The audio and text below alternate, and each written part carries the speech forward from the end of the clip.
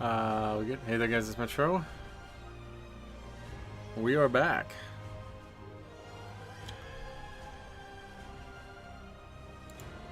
That's all I got. Sorry, I just had something happen on eBay that I need to take a look at real quick, but that's nice. Anyway, the I don't know. I'll wait till you guys speak. Hey, Paul, welcome. Long time no see. How you been? What else? There's something that we should talk about, probably. I don't know. Doesn't seem like it.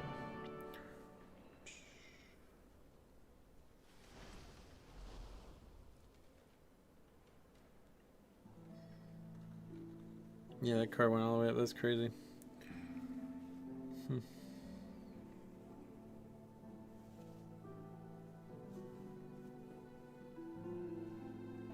Well, good. Anyway, Showtax, what's up? Welcome. How the hell are you?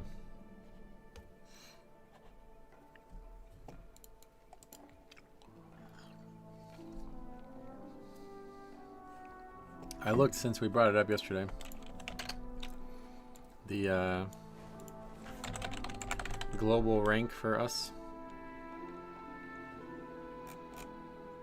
Oh, we went back down. I was gonna say we're on the first page for the first time, and I don't know that I've ever been on the first page on week 3.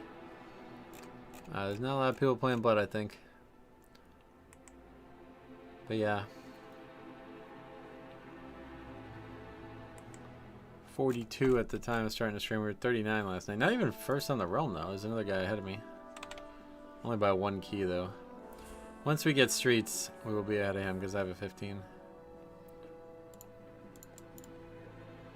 Kamara, welcome. Morning to you. Wait, are we using the wrong mic settings again? Hold on.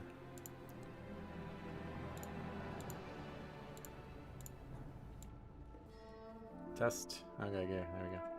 Alright, very good. Alright. Let's look for keys. Today we're going to do keys.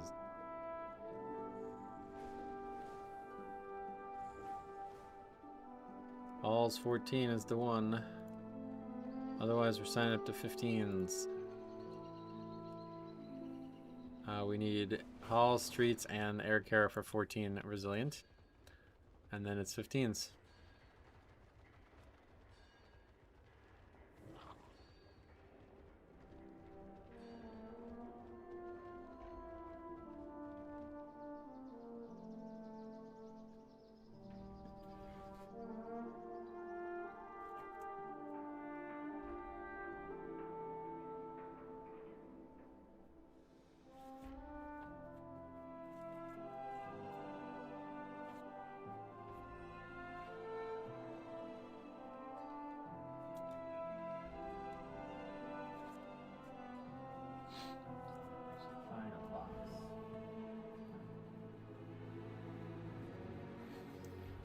All right.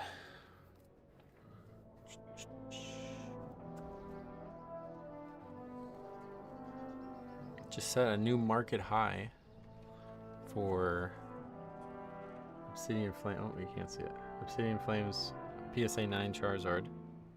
99.99. That's pretty crazy. I didn't realize that had gone up that much. So that's good. That helps too financially. Morning Metro, how's the new season? Haven't got a chance to play yet. Oh, it's really good, yeah. So much crazy shit going on this season, man, too. If people are doing keys this high on week 3, what do you think the highest key will be this season? I don't really think about it, but I would definitely say 20, right? Because obviously we still have the... I mean, I don't know how fully geared people are yet. I imagine even the best players in the world still have gear to get. But I would imagine the turbo boost is going to take everybody past 20. If the highest key right now in the world is 18, then definitely past 20, right? But I don't really think about it, so I don't know.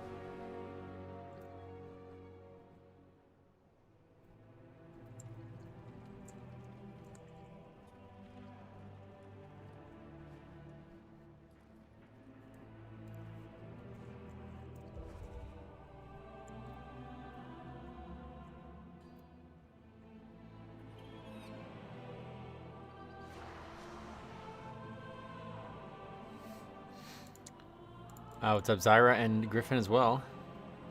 It's not too late to start the season, of course not. People start like the last day of the season. I remember last, yeah, like the last week, somebody was like, "Hey, I'm just starting. I want to get 3K." I was like, "Oh, you'll have some work to do, but you can do it." All right, this is Eric Kara. Eric Kara.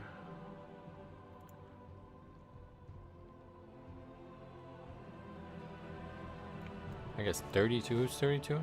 A Warlock, 32, 33, so that'd be interesting. I think we need to take the first poll a little bit further, though, one way or the other.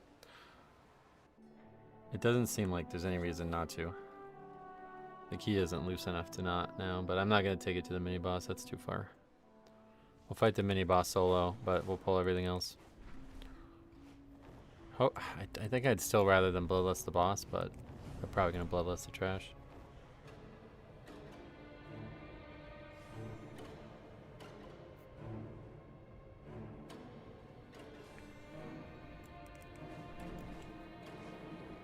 For sure, more possible now that it's not rotating weeks for IO. Yeah, I mean, obviously it's definitely still possible. I don't remember who that was, but it was a viewer. I assume they might still be. I don't know if they accomplished their goal or not. I've had bad luck pulling it to the mini boss. I definitely won't be doing the mini boss with it under any circumstances.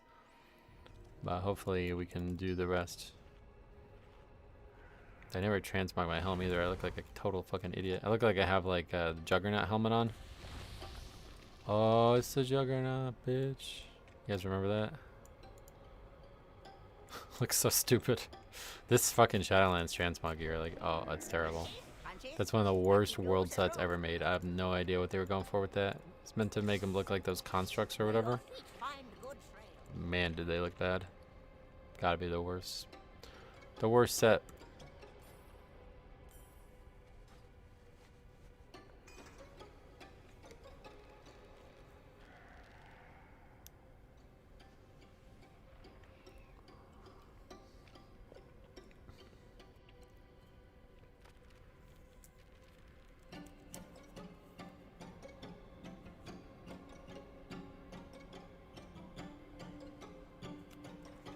Zakuza, welcome. How's it going?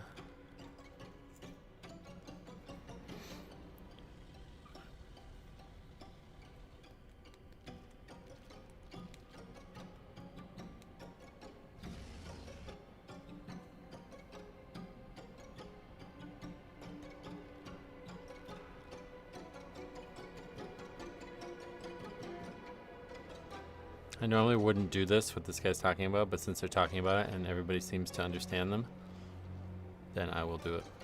This is definitely the better way to do the fight.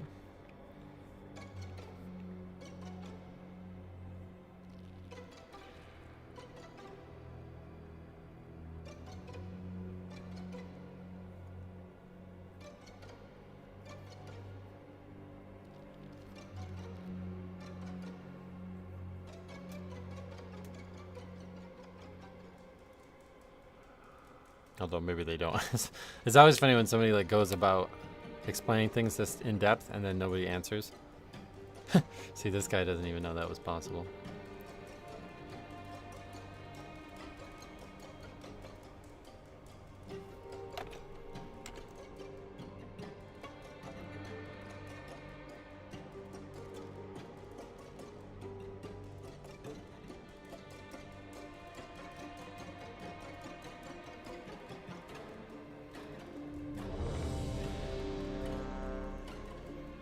I got the Gambit mount yesterday. Oh yeah, there's a Gambit mount. I didn't even know there was one.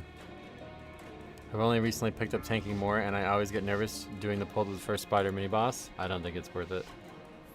The mini boss is too dangerous. There's too many mechanics that you can whip to on that.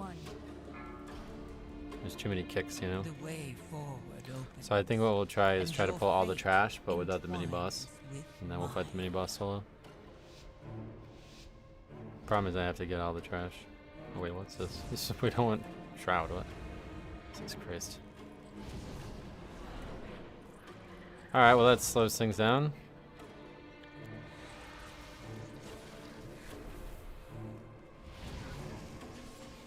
Oh, how much just fell off.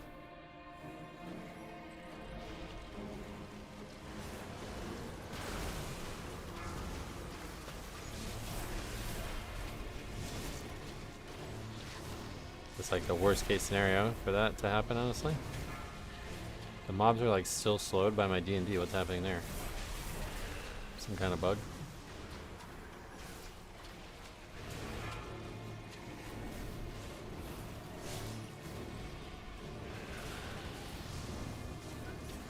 Yeah, that seems pretty good, to be honest. No real danger here. This is just the same packs that we normally fight, just all together.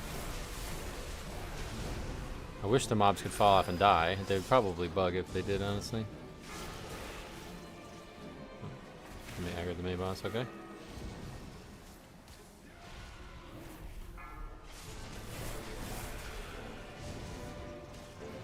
Yeah, that works out pretty well. Beware. This trash all feels nerfed, I feel like. Don't you guys think this trash is easier than it was in Season 1? The rest of the dungeon after the first boss is way harder, but this beginning seems easier. Those poison dots don't seem to do much at all. That plus the actual second mini-boss used to be insanely deadly, and now I've never seen anybody die to it. Beware. The only thing I would fear wiping to is not kicking. Beware.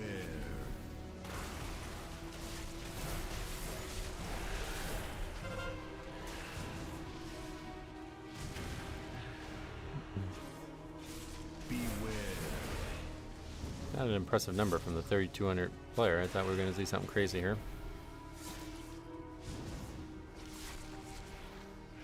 Got plenty of time.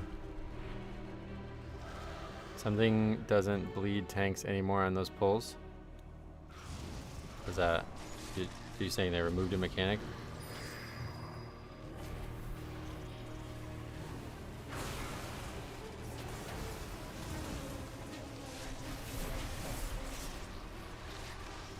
Not kicking is the issue I have pulling all the trash? Yeah, that's what I mean. You have 3 kicks that you need to tend, really. Be very easy to miss the fear, which would be a huge issue. It's easier for tanks, but the poison is still pretty brutal, is it? I'm just looking at the dot damage. It doesn't look like it. And this is a 15. It's barely doing like... I'm not sure it's even doing 5% each tick. And of course it's dispellable, but you never have anybody dispel it. One of those mobs used to put a nasty bleed on the tank. Oh, really? I didn't know that. Or I did probably and forgot. So even with one on every single player, nobody's in any danger whatsoever here.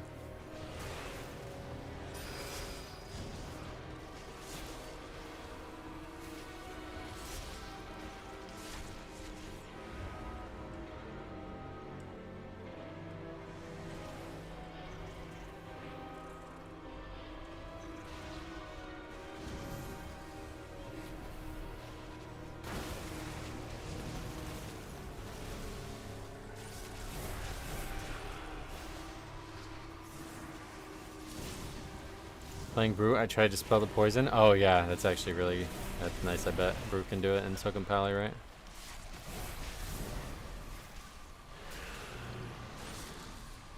If kick isn't in my 1-button rotation, that means it's not important. Good call. Alright, if I remember reading about it, I think they lessened the bleed on the beginning mobs. Oh yeah. Yeah, I'm not really sure what actually was and wasn't there before, but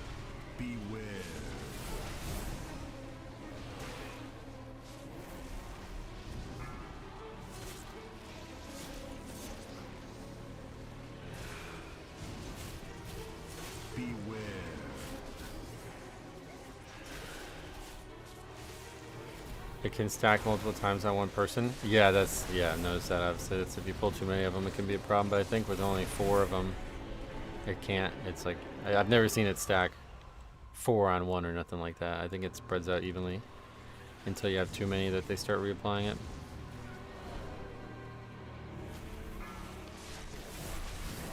But definitely could be wrong about that.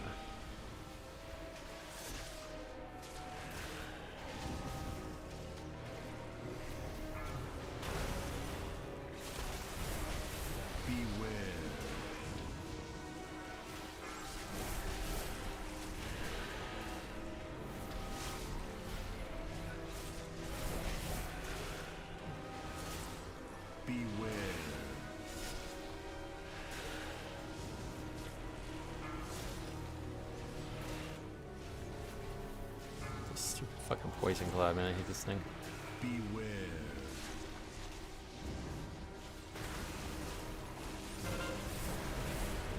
Okay, so we will less on boss. That's good. I prefer that. Beware. First boss doesn't feel as rough and tank anymore. Oh yeah, that's probably true. I never really had trouble with it as blood, but it's definitely a lot easier, I think. Beware. Shocked at this damage though. I figured this. If you're doing 16s, I figured you'd be doing some crazy shit. We'll see maybe on bosses. Beware.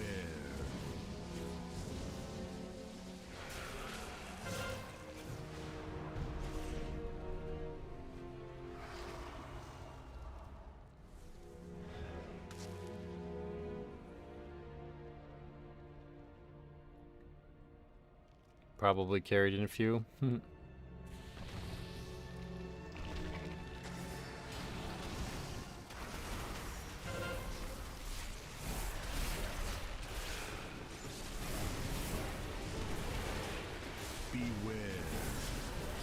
Alright, where are we at?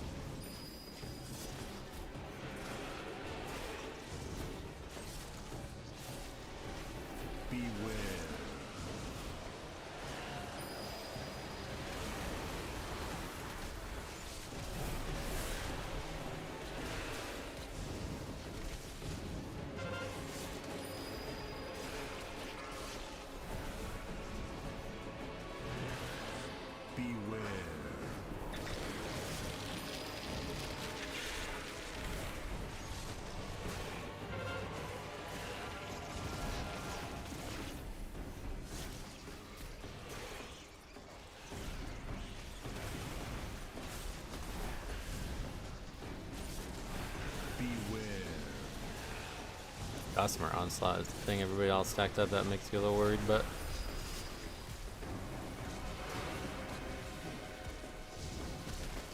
so I went to that pizza place that we looked at on stream, and I don't know. I think I'm gonna have to have it again because I feel like, first of all, I had an antipasta and there was like really spicy peppers on it, and it kind of ruined the taste of the pizza for a little bit.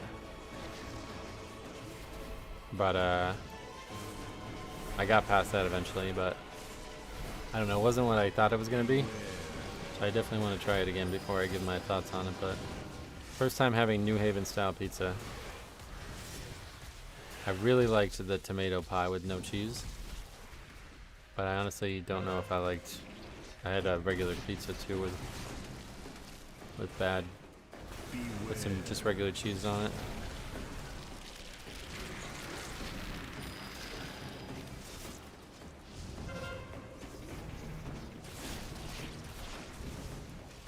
Am I supposed to be taking this boss right next to the ads? No. I would never do this unless everybody knows what they're doing. This warlock come in here like shouting commands about how to do it, so I figured we'll do it. But typically I would never consider it. All it takes is one person to do it wrong. Yeah, it doesn't really feel like we gain much DPS on it either, honestly. Beware.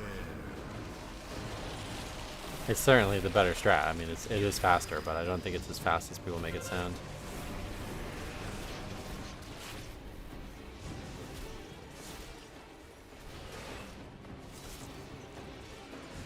This fight's still going to be over 3 minutes with Bloodlust, so I don't know. Beware. Did you miss a single mob? I don't think so. I think we're slightly overcount anyway, so I think it's fine no matter what.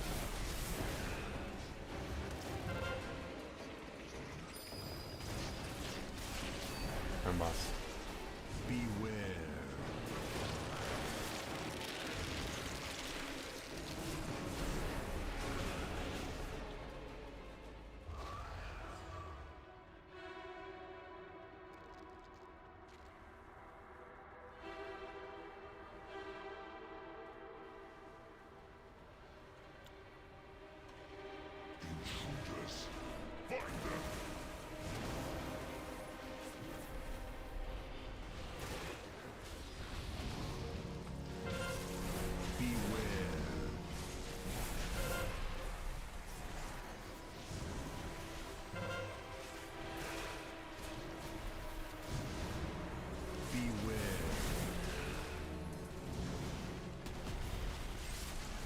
Grid's trap, I don't think the lock is pulling enough DPS to make it worthwhile. Yeah, it's really weird. I don't understand. I thought this guy would be like destroying this key. I guess not.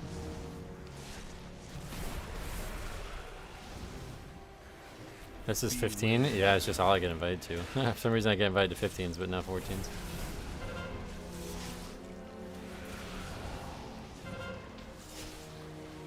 Beware.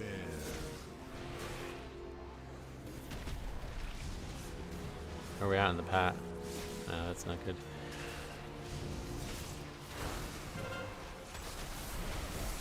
We pretty much have to get moving here.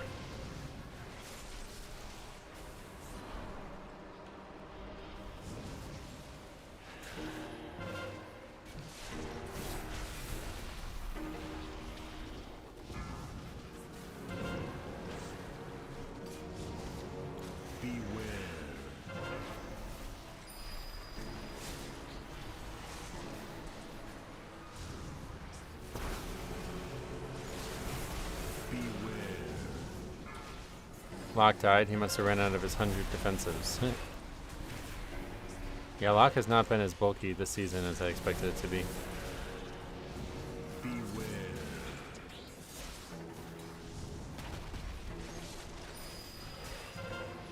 Beware. I did 12 prior, didn't realize until the gather of the first pull I was sand landing because I was testing it. Oh jeez. Is that a lot different? Beware. Wasn't as scary as I thought it is.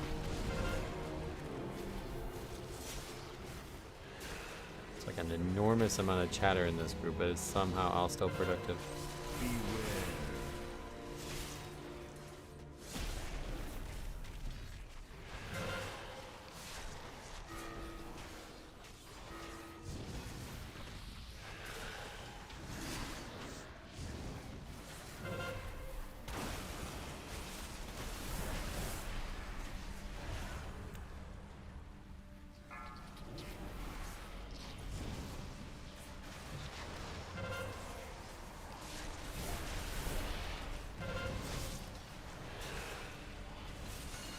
Have to have the hard pull.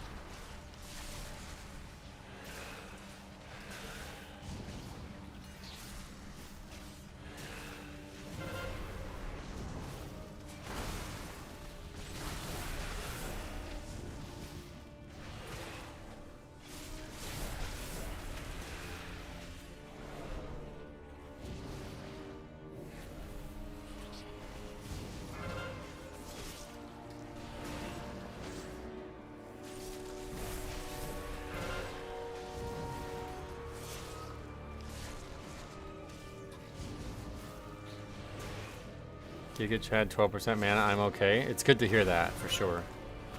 That's respectful. Fucking, the guy's back to half mana, so obviously he was right anyway.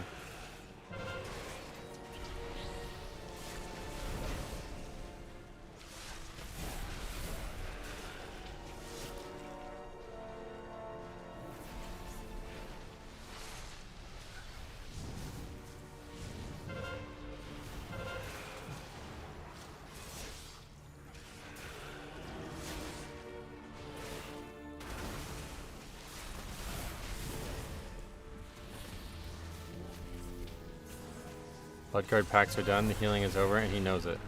Yeah, it's good, you're right.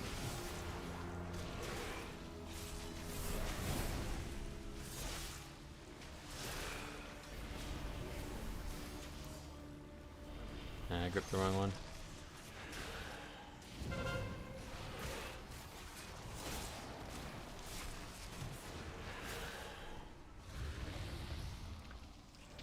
Had mana tide, yeah. Did I bring that much mana back?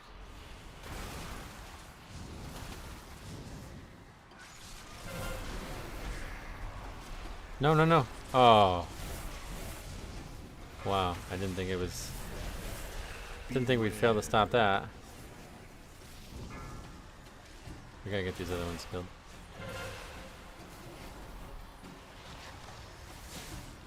Beware. I don't grip, I can't grip it. Oh, Jesus Christ.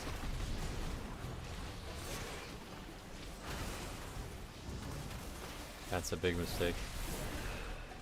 It's not gonna wipe us or anything, but it's a lot of wasted time. Beware. Beware. Yeah, I thought we had one. But that's my bad, I guess I should have did it.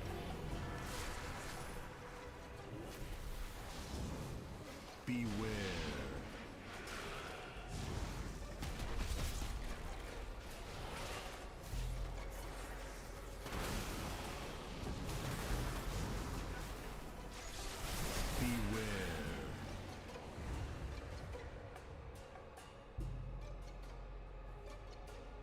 Incompetent drones. I will end you myself. Beware.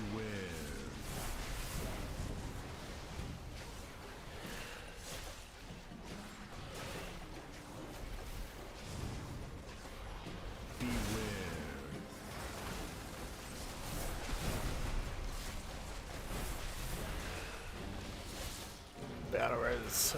I guess that one might be needed, to be honest. Really far from where we would spawn.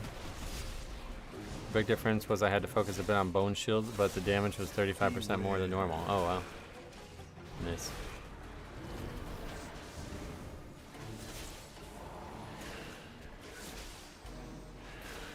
Beware. I had the rogue shroud pass this yesterday. I was like, now you gotta finish the route because I only know the Unga Bunga one. Yeah. We probably should skip this if we have a warlock, but I really don't know where we would get count. This count's already squirrely. We'd basically be doing the whole ending, I guess.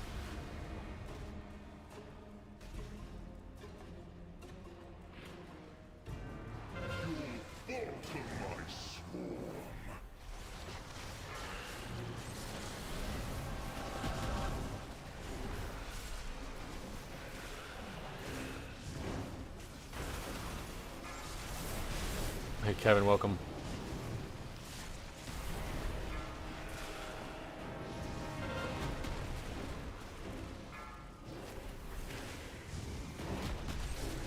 Extra grip's really, it's really nice on some of these keys.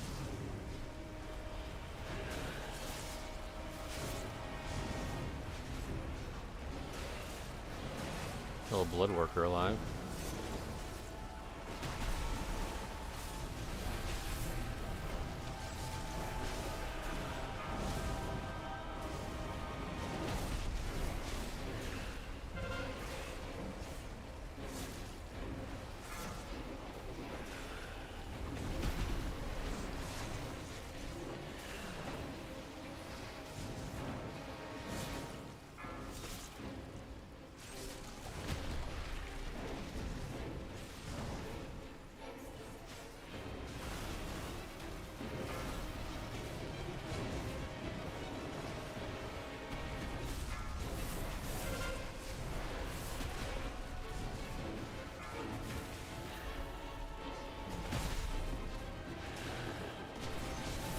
Feels like things are just dying too slow though.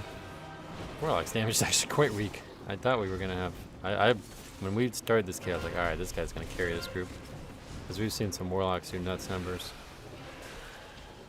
Hey Oscar, what's up? Welcome. Spent a little bit too much time typing and not enough time DPSing, I guess.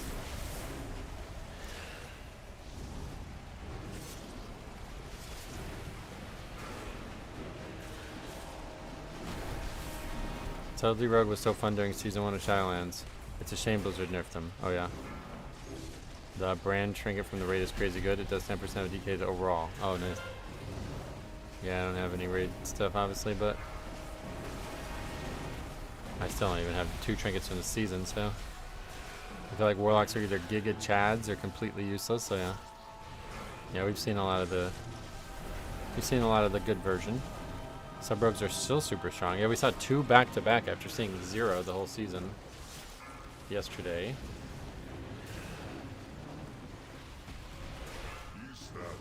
Dead again. What's that? All deaths are him.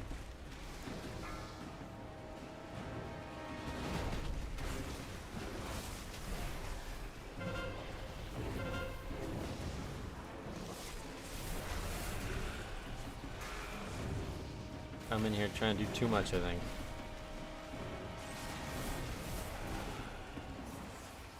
Gather my prey to me.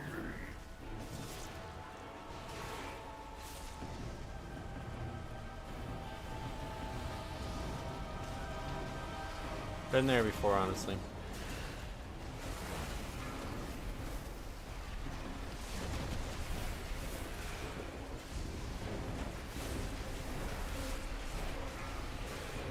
I haven't been here most of the key. What killed this timer?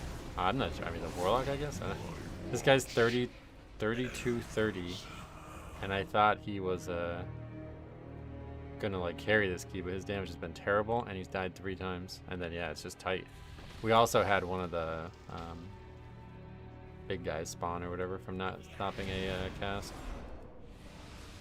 Once, my people thrived under the guidance of the Black Empire. Queen Nephris refused to reclaim that Beware.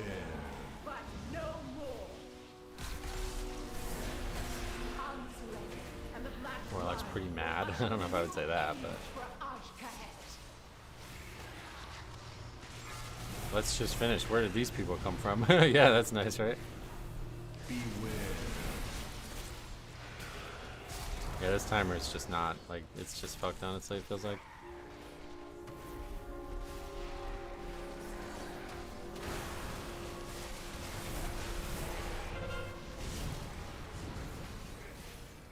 Where the fuck are the bat?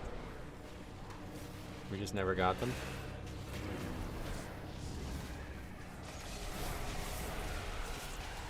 If he doesn't need the key, I bet he's trying a new Spectre build. No, he does need it. His highest Eric Bear is 14, but he's got 16s otherwise. So it's probably one of those things where he's just sitting here doing this key over and over again, and this is... I guess we did get them, and I just never saw them? I'm so confused.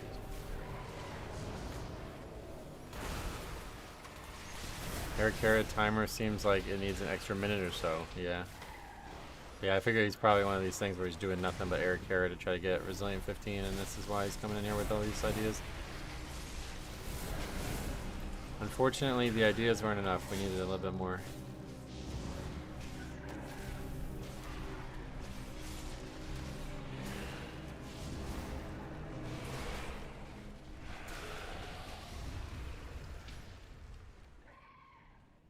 I guess we got that. I didn't even see that set of bat, to be honest.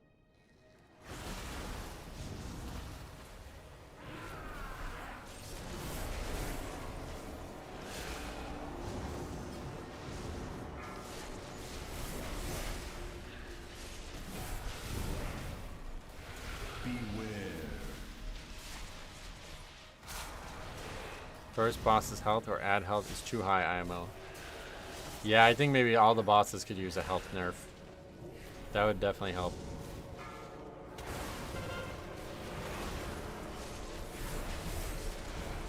Beware.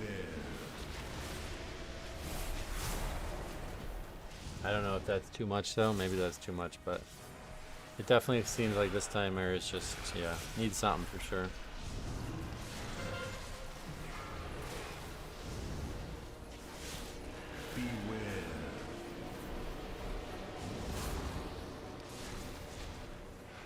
Just a gear thing at this point? No, it's not.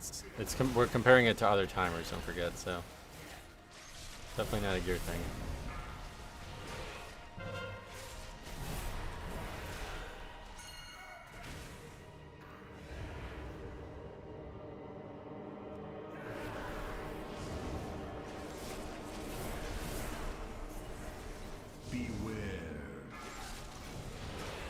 mean, he didn't make the jump.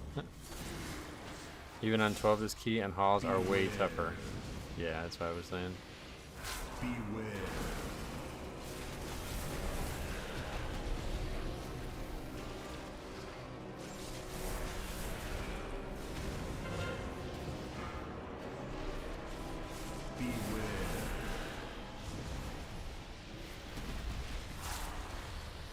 Beware.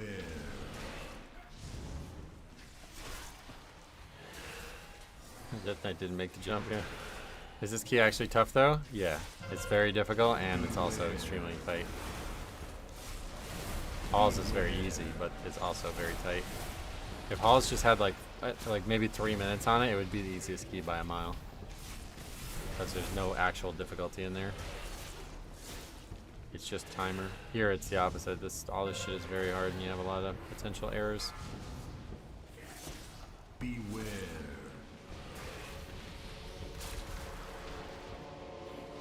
My 4 team was bricked yesterday by the healer in Floodgate. They died 3 times out of combat. Oh my god.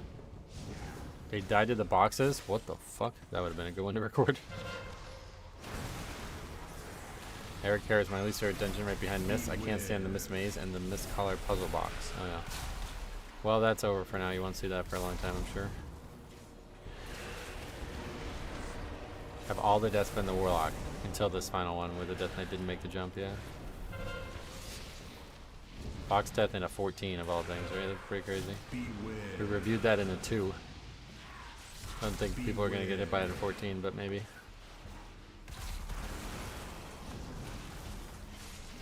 We got 2 videos made for Saturday and Sunday, and they are going to be good ones, so stay tuned.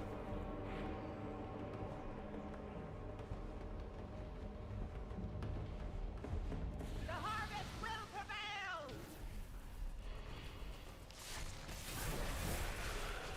Beware.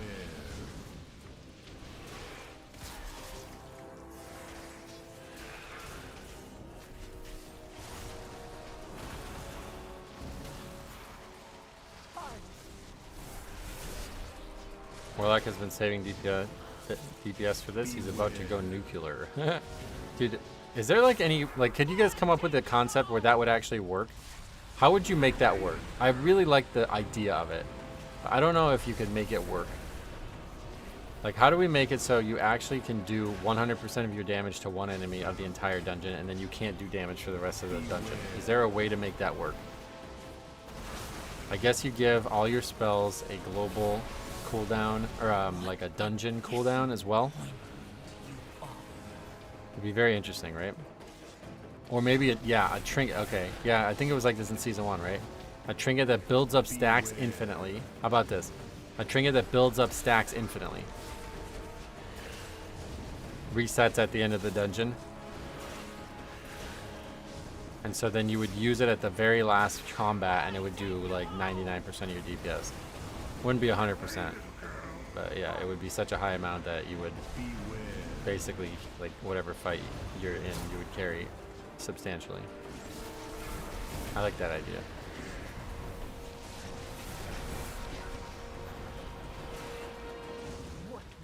What's going on with this guy? Beware.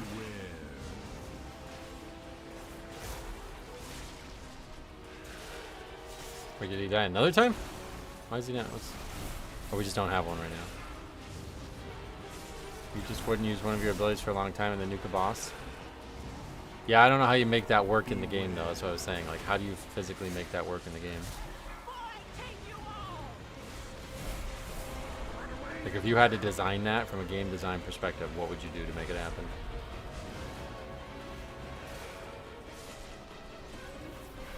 Sounds like Vengeance stacks on Ret and Vanilla. Something, yeah, it has to stack infinitely for sure. And it has to be like insanely powerful. But I don't know, because I would not want it to only be usable at the last fight. I would think it would be really cool if it could be used, like you can choose where to use it and that's it. Beware. I'm so intrigued by people that try to give pointers at the start of a dungeon then end up being the ones that brick it. I wouldn't go that far, but yeah, this guy really sucked. NASA style stacking mechanic. Yeah, stacking mechanics is probably the solution. It's a clear solution. But I'm not sure it's the only solution. I think there could be a better solution.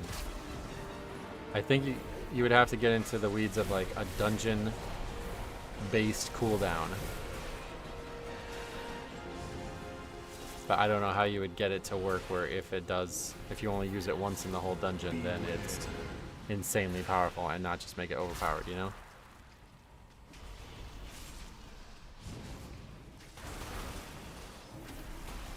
Could be a part of a dungeon fix. That could be it, yeah. Yeah, that could be it. You have to kill a mob. Okay, that could be it. You have to kill a mob, and then when you kill that mob, you get some extra action button that does an enormous amount of damage, and you're only going to be able to use it once in the whole dungeon. That's an interesting idea.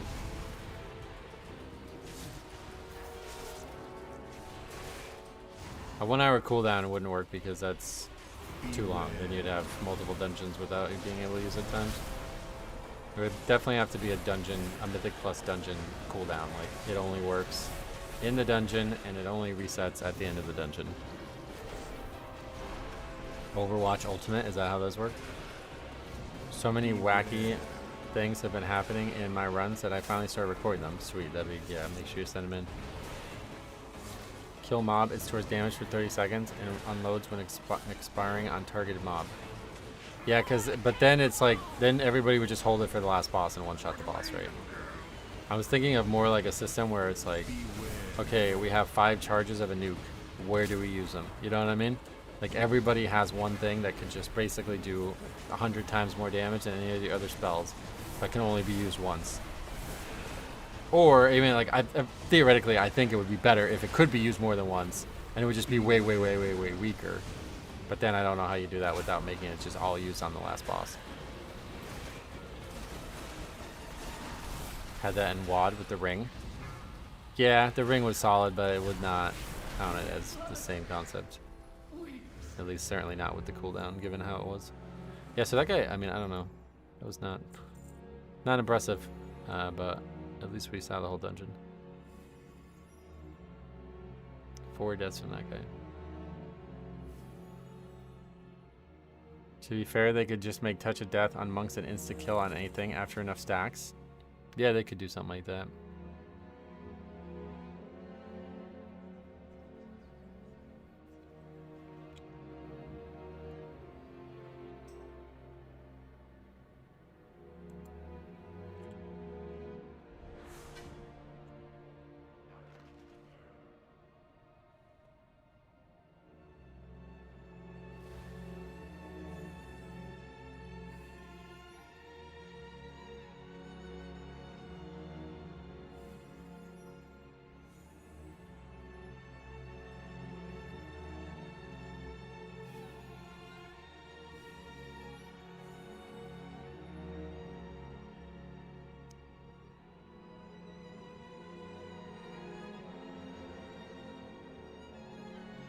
People are always ruthless when we don't time.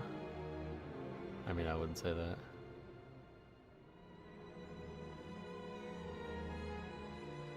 I guess we're not going to get an answer.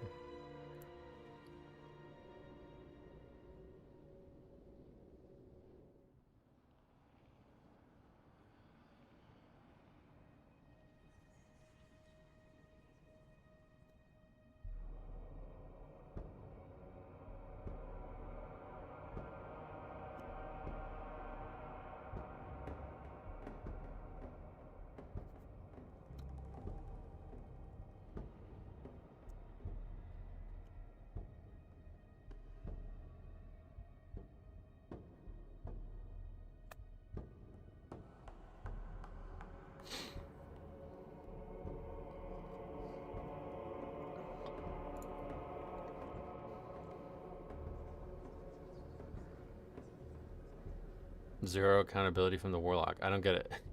I'm really confused. It's like, you plan on doing over 1 million less than the other guy? Maybe work on that first.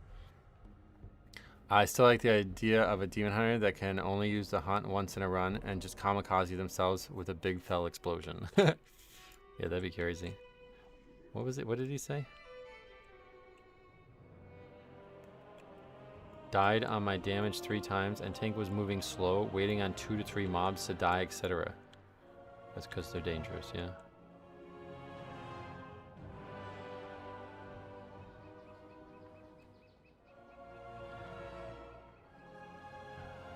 Blaming tank for pulling slow when your deaths cause the key to fail. I don't really get it, yeah. What killed them? We can take a look at the VOD if you want. I missed the air care route. There's nothing to it really. First death was on the trash, right? Just kind of not surviving it? I don't know. Kind of comes in low, I guess.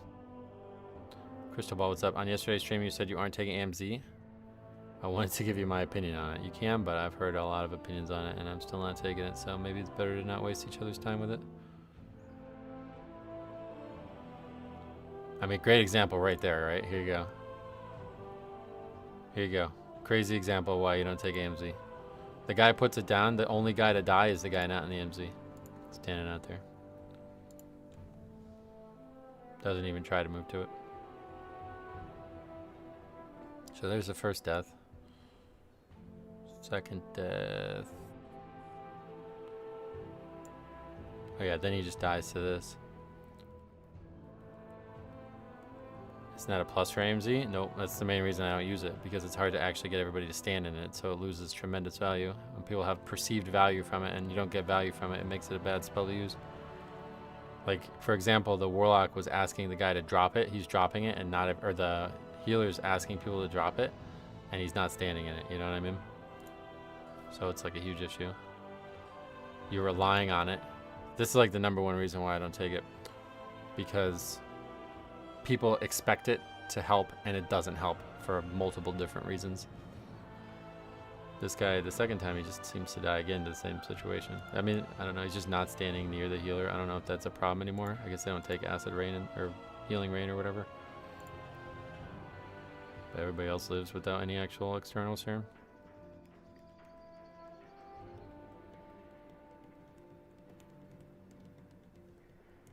And then the final death was just to the third boss here, or the second boss. I think he just dies to like basic mechanics. I'm not sure what kills him here. The shaman did have healing rain. Yeah, I see it now. Good call. He just doesn't move out of the frontal.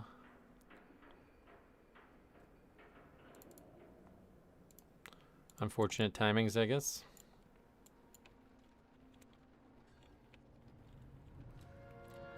I guess if people don't get under it, there's no point. Yeah, and in a pug setting, it's like, yeah. So here's my thoughts on it since you're bringing it up again. I used it all through Shadowlands when it was actually not a talent and you just had to have it.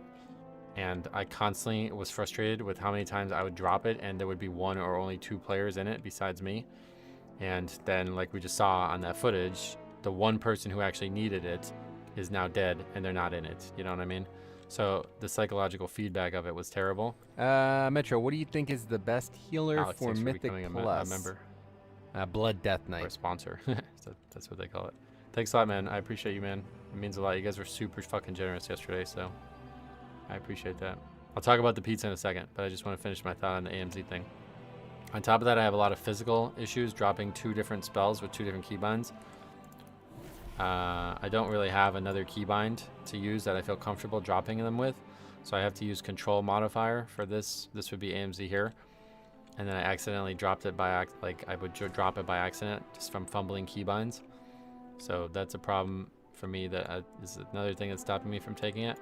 And then the most important thing that's stopping me from taking it is we did an analysis of it in, I think it was season 3 of BFA, and the actual value of it seemed to be 0 even when people used it well.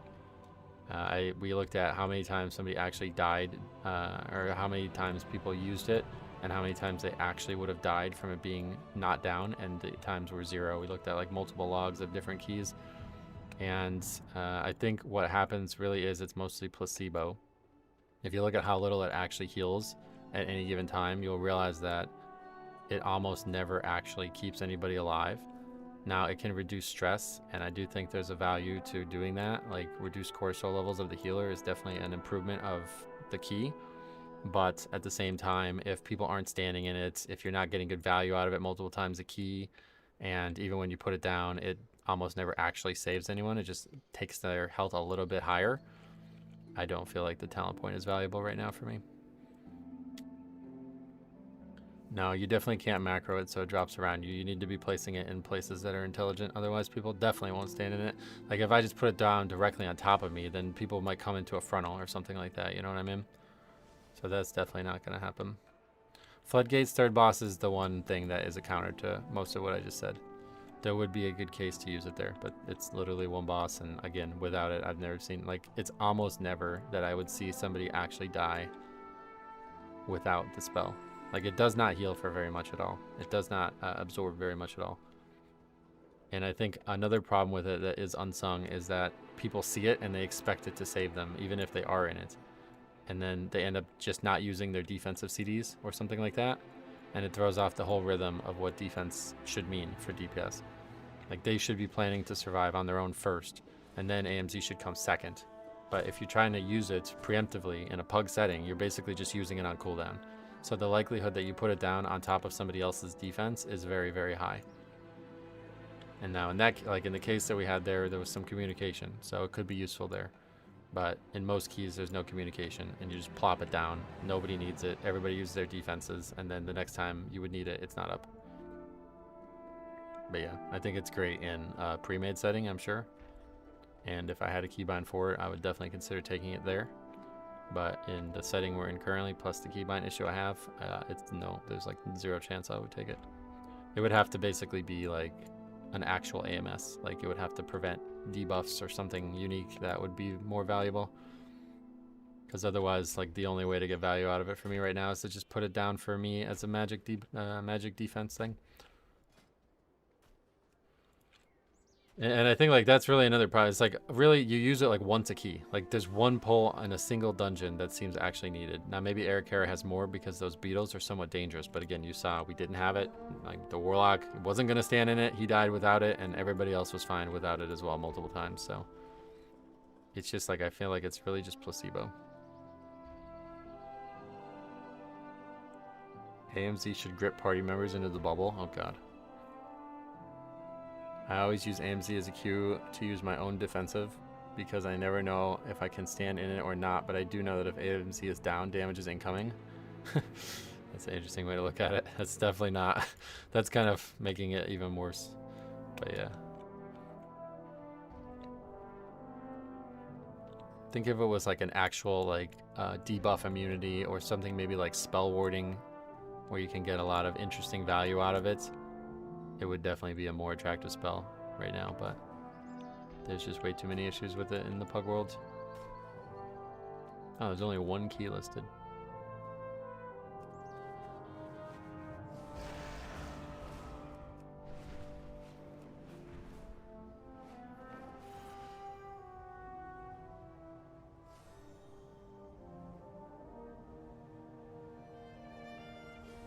Yeah, see, I think most of those situations you're listing is just pad. That's what I'm saying. Like, Big Mother is the example, and that's the one that is definitely, I'm wrong about Big Mother.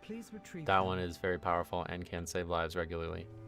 But Swamp Face is not the case, and especially after the changes to Swamp Face, not the case. And none of those other mobs are dangerous enough that the spell would be needed for people to survive it. It's just pad, and it might look good on paper, like I said. It might sound like it should be something to do. But there's too many other factors that make me not want to use it.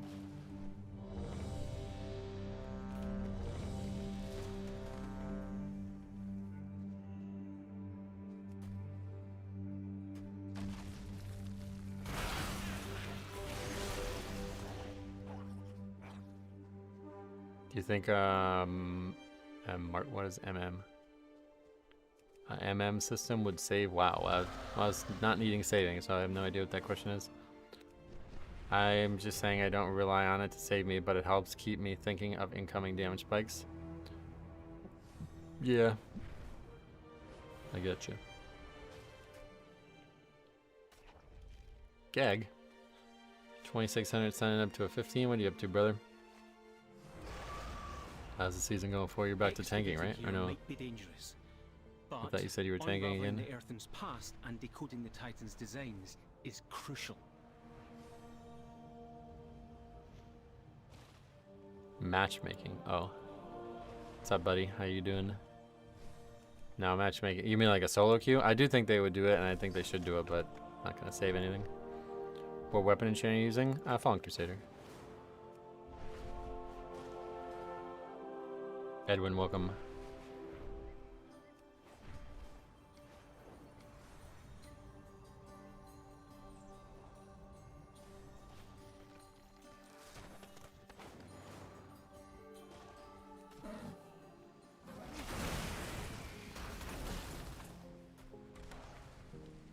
I started tanking, but have been doing both. Sweet. You playing Frost or Unholy or what? Because Frost is looking really good right now. Looking quite good.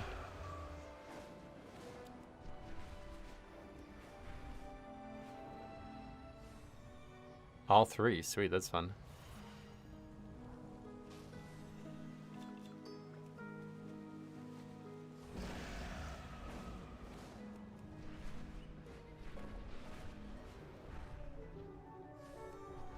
Solo queue Mythic Plus sounds nice. Oh yeah. I'm more comfortable on Unholy. Frost is so easy, it's crazy though. Oh yeah. So I had a weird thought, but I'm sure I'll get kicked back. Could you see a world where Mythic 0 becomes queuable like Heroic? The eye level will be 8 of 8 veteran and Mythic 2 will be 2 of 8 champ. I don't really know much about the gearing thing, what would change, but no, I wouldn't want to see Mythic 0 be queuable because then people will expect that for Mythic Plus as well. Honestly, I wouldn't even want to see Heroic be queuable, but there's too much like laziness bred about getting to dungeons as it is, so I would want to see all those removed. I think at one point it made sense before everything was cross-realm, because that system was originally enabling cross-realm grouping when they didn't have the tech for servers to be like that too. But now that everything is cross-realmable, it's kind of pointless to have any queues for just convenience sake. Fellowship has solo queue, and I really like how it worked, but their key system is a bit different. Oh yeah, what's the big difference between their key system, would you say? Because I don't know how you do a solo queue with key going down. I think you have to make a new key system for solo queue to work.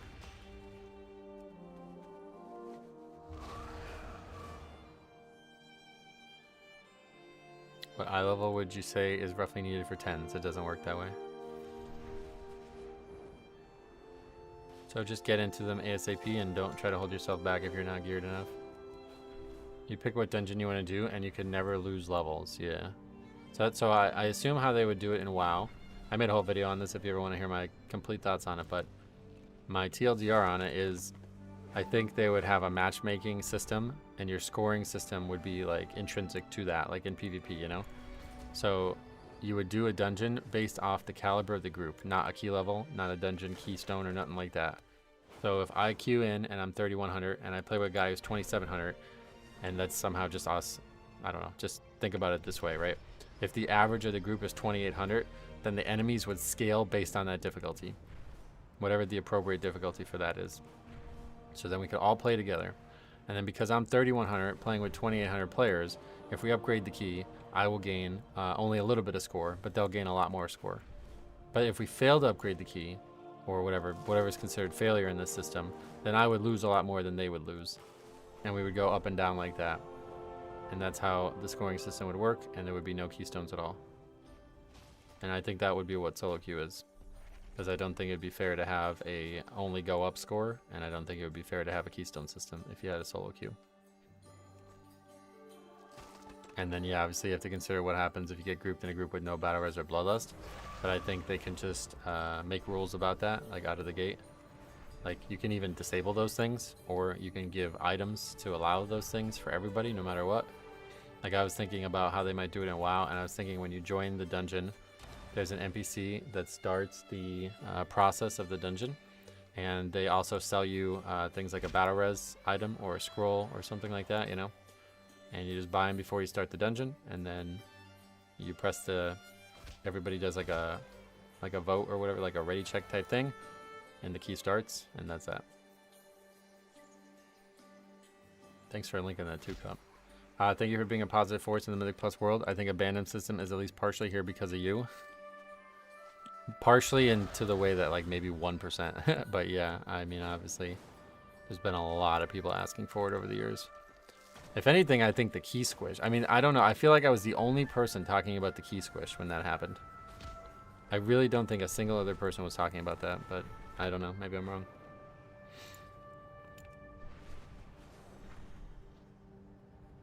It's not an RNG key system in Fellowship. You have to progress up still, though. Fellowship system is not possible for WoW. The entire game is the gearing, dungeon, and progression loop. Yeah, that's what I'm saying.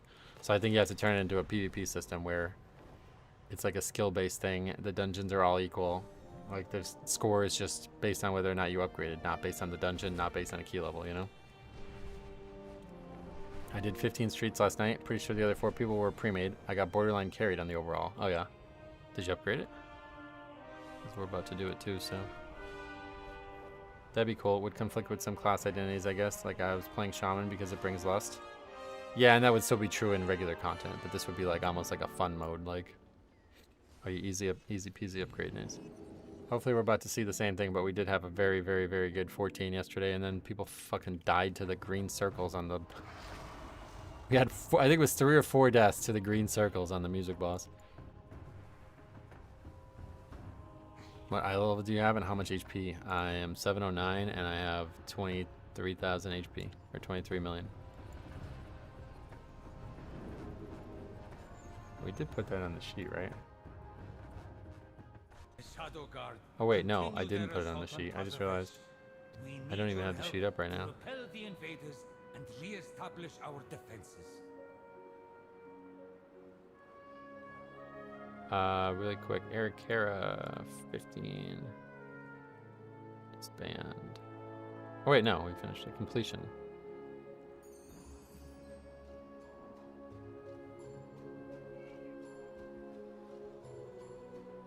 Frost. Assassin Rogue. Oh wait, I put it in the wrong slot. And Demo Lock. Okay.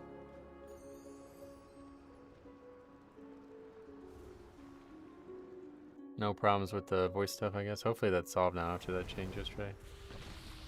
I can admit that I still have trouble seeing those green circles from time to time. Oh yeah. That's like, yeah. That's a bad one. You died to that one. That's real bad. I wish they changed the color of the notes on the boss mechanics so you can see the notes better on the floor when he's doing some mechanics. Yeah, that's a hard one. I agree with that.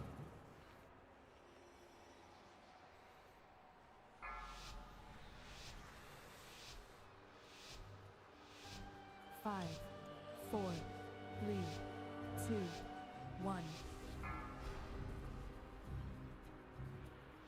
DCs have been the #1 Mythic Plus killer for me so far. In good runs, people just go poof. Oh, really? That's just bad luck. 90% of the time, it feels like note spawns while he's doing the dragon. It's always that way. Yeah, that's how it is. That is how it works. It's meant to be like, you know, you're kind of in a stressful situation. You have to balance both. They've come a long way from Shadowlands. Red dungeon, red swirl, red boss. I guess so. I mean, just the defining of the edges is really probably the biggest thing they did. They can only welcome.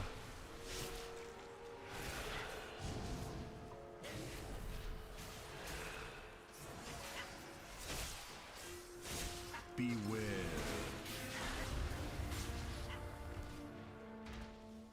Dying to swirls. There we go again. We're back to swirl deaths.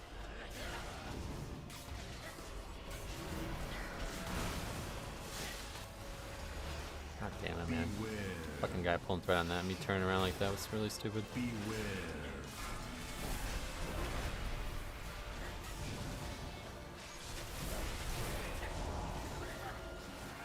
First pull swirl death is wild. Yeah, that's not a good one.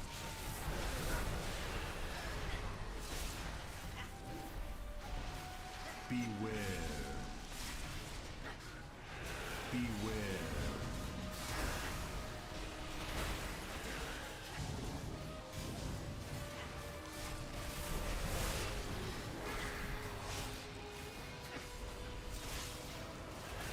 Beware.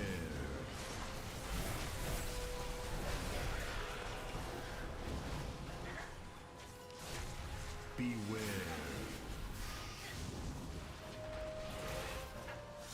Pug 14 eco last night. I felt amped still this morning. Oh, you upgraded and it's. Beware.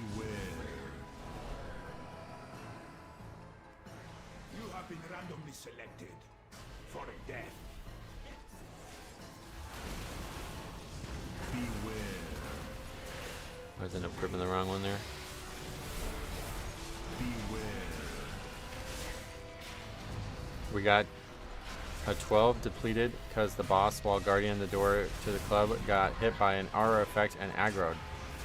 Wait, what the fuck? It's a severe bug. You should definitely record that and send that. Well, I guess it's over now, but that would have been a very interesting key to see.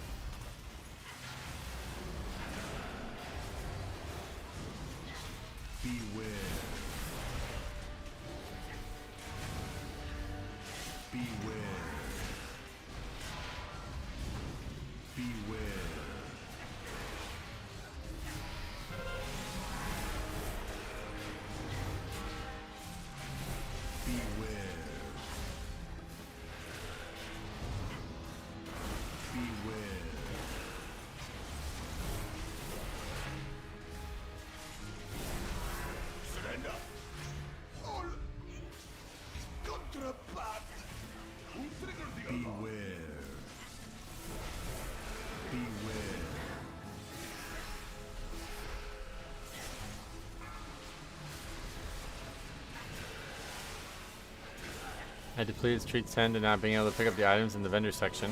That part is buggy for some reason. Oh, really? I haven't ran into that yet, but I think that did happen to us in Shadowlands. Few bugs in Street I found, like picking up items to take to the vendor, and a DPS picked it up at the same time, and he got it, but it's still slow. But I still got the slow debuff. Oh wow, that's a strange one. I don't think I've seen any issues there, but I don't always pay attention to everything about that. Jesus Christ. Almost killed us there. No purgatory available. Beware.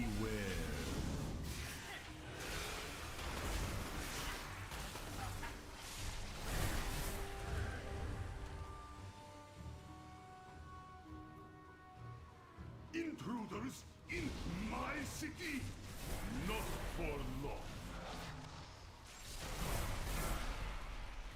You should never have come to Tazavesh, stranger.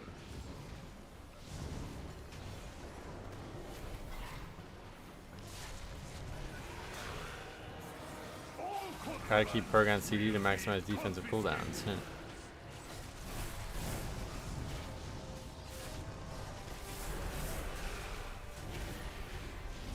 I've tanked a few streets. I still don't know how the trading counter works, and I'm too embarrassed to ask. You just asked, I think, right?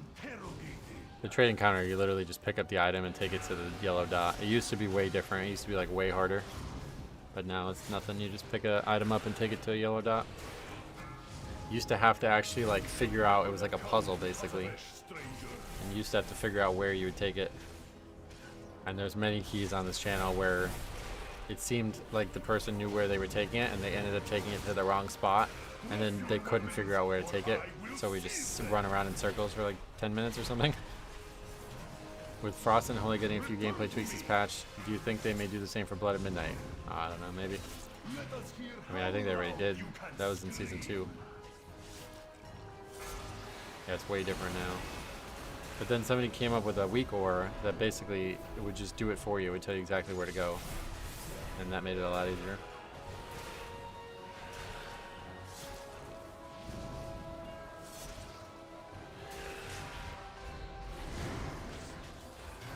What are the boss mechanic changes between Keystone and Mythic Zero hard mode? I'm not sure. I've never done the hard mode, sorry. That would be a good thing to look up on Wowhead though, I'm sure there's a list. Yeah, they now showed up on the map. In the past they used to not be like that. This boss you fight, this boss and the mini boss at the same time, oh yeah. I'm gonna be sitting here all day listing stuff, so that's one that I say. Definitely a good place to look up Wowhead. And there should be all the answers there. There's a party encounter in Legion where you had to find the demon. Oh, that was in Quarter Stars, yeah.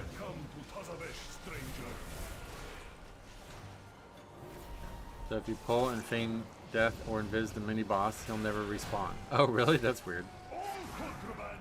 Quarter Stars was annoying? Oh yeah? I loved it. Gonna go down as one of my favorite ever. to be interrogated. Prepare to be interrogated.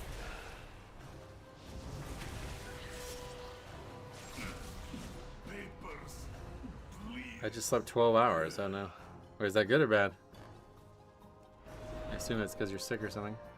Had some guildies do hard mode, and 2 of them got belts at the end, which annoyed them, and their classes still use the devil belt. Oh, you mean like they did the deathless hard mode and they didn't get a mythic upgrade? That's hard to believe.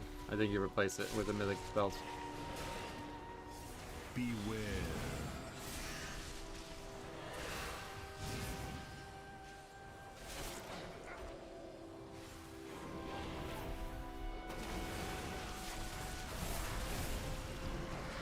Hunters don't replace it until it's a mythic socketed belt, really? Isn't there a lot of stamina loss there? Beware.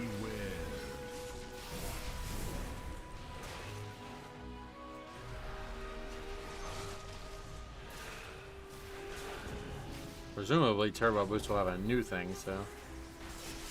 Sun Specs actually use a Delve belt. What, for pure DPS? Doesn't seem like a good idea to be trading that much stamina in the Mythic Plus setting.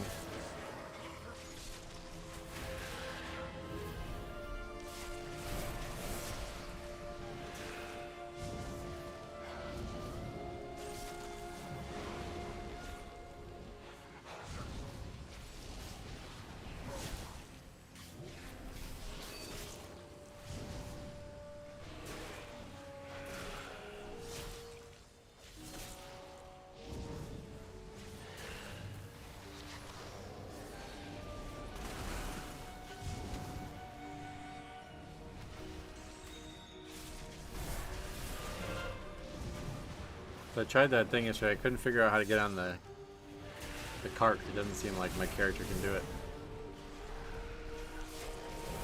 How you doing today, Casmi? Welcome.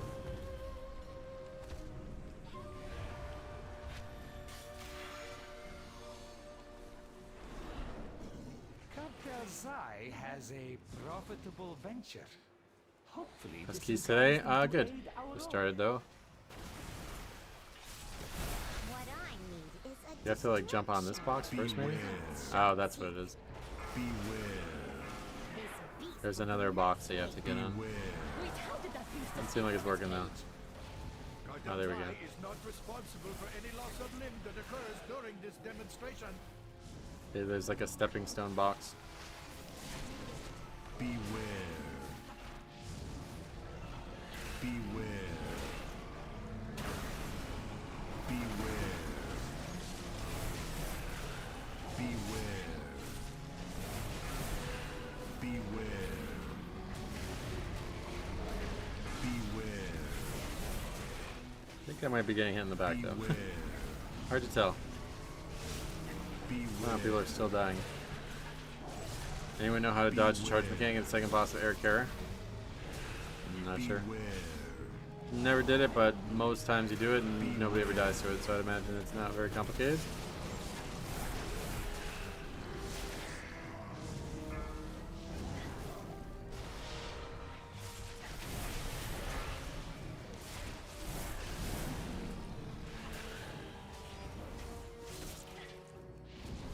Stand far enough away and you'll have more time to move. Yeah, there you go.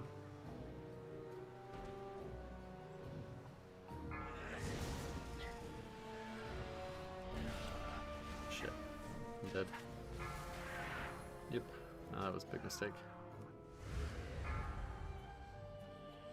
Whoops.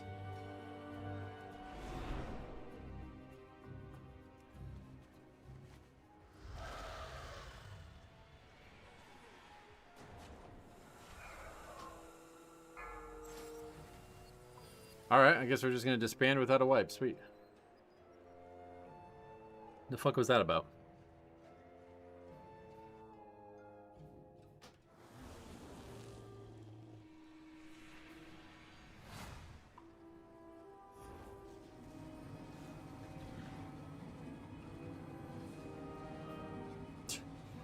Everybody's like, yep, we don't even care to try anymore. Game's too hard. Should have never come to Tazavesh.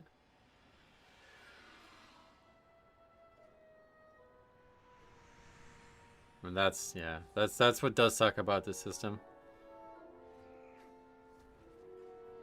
People think that they are voting so their time isn't wasted, but by disbanding they literally just wasted their time. Yeah, I mean, if all you care about is upgrading the key, then you need to stick that one out. There's definitely a shot we upgrade that for sure.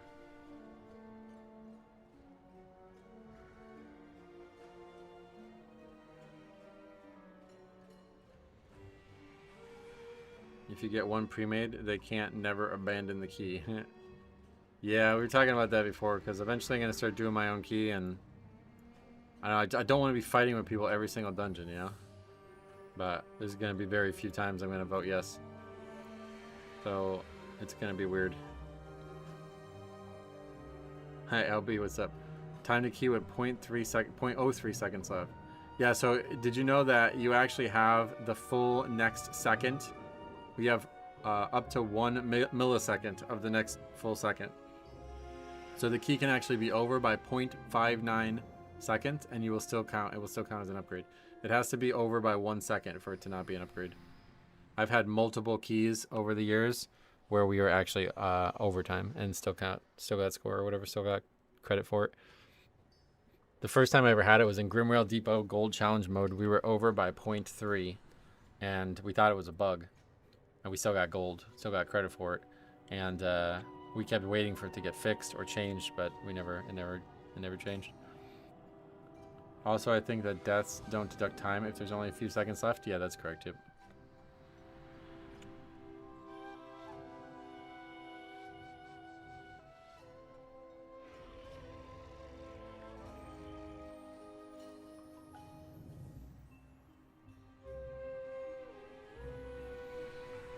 They should have a break-even 30-second buffer. What's that mean? Like the key doesn't go backwards or something?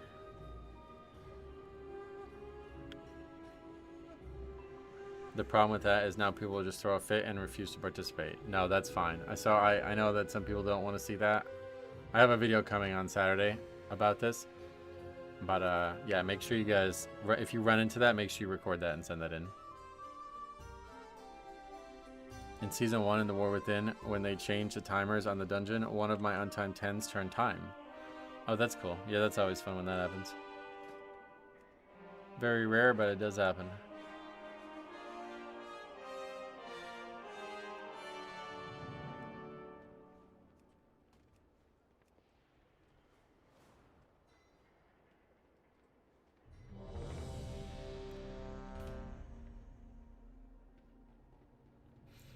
Okay, back to streets. Do you think Dornegal is a lame main city? God, no. It's probably one of my favorite main cities ever. Zuldazar is really hard to beat. The music and the vibe, like kind of the tropical feel to it is really nice. But this one's just awesome. That's why I always say if a key is only a minute or so over, stay and finish. You never know when they might add time. Yep, especially to something like Eric Kara, right? That last attempt was not gonna ever get. We're not gonna get score from that no matter what. They're not gonna add 5 minutes, but sticking around for potentially 1 or 2 minutes over time, like, yeah, it seems like a good idea. That one very, very easily could be conceived that they would add minutes to that. Dorne is a great major hub. It looks amazing. I agree. If you can fly, you are not in the running for worst city to me. Oh yeah. What do you mean, like Orbos? Does it make sense to ask people at the start if they will complete it? If you're really, really, really worried about it, yeah, but I'm not going to do that in every single fucking key, you know? We do hundreds of keys. It's like, that's just too much. So I think what I'll probably do is I will try my best to, you know, just do a regular key and a regular upgrade, and if it comes down to it, I will vote no if I want to, and vote yes if I don't want to. But for keys that I'm sick of doing the same key, I will put it up as completion and then talk about it beforehand. And I will just say, hey, listen, I've done this 6 times in a row now. I want to change the key. I will be voting no. And as such, you may want to leave right now. But I'm not going to do that in like every single key. Don't you have resilient? What do you mean? Well, that's what I'm talking about. Like, if you do resilient and you're just trying to get a 15 so you can push, but you're on resilient 14, and you say have priory, and you keep failing to upgrade priory because it's a hard dungeon to upgrade, and you do it 6 or 7 times, it starts to become really, really fucking annoying. So then at that point, it's like, listen, I want to finish this dungeon. I don't care about upgrading it. Obviously, I never needed it. It was a resilient key in the first place. That's no way I could ever need it. So that's when I would be like, hey, listen, I'm happy to try to help you guys get score with a key I don't need for score, but you will also have to help me finish it if it's not going to be a burden, you know? And if you don't want that, then leave now. And that's a conversation I would like to have, but not often, because it's going to be really, there's going to be arguments, there's going to be people leaving, it's going to be a huge time waster. And it's just a pain in the ass to type all that every time. 5. I would say my biggest thing about Dorne is it's so big no one really uses the whole thing. Yeah, that's kind of why I like it. It feels like a proper city, not just a hub. Are all the Mythic Plus additions they added in the War Within overall being positive? No, the only bad one I would say is the death timer. But everything else that I think has been a net. Well, actually, I would say the new affixes for 12s or for 11s and lower as well are not positive.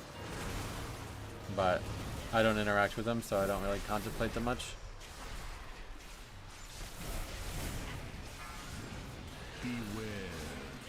I think people need to have their agenda set from the start.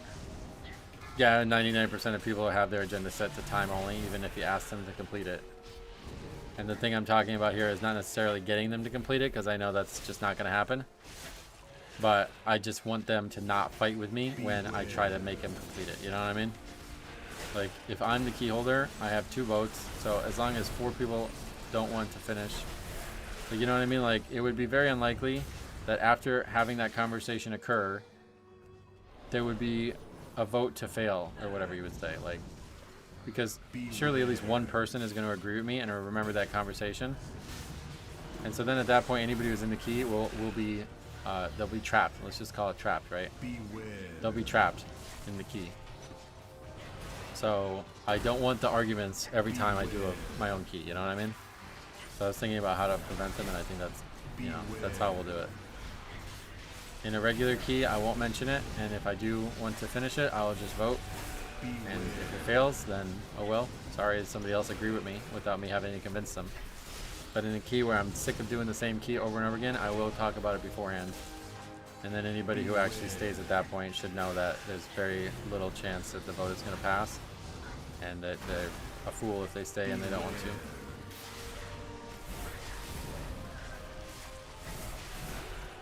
Was that your 15? No, I haven't done my own key yet at all, really. I think we might have done it once, but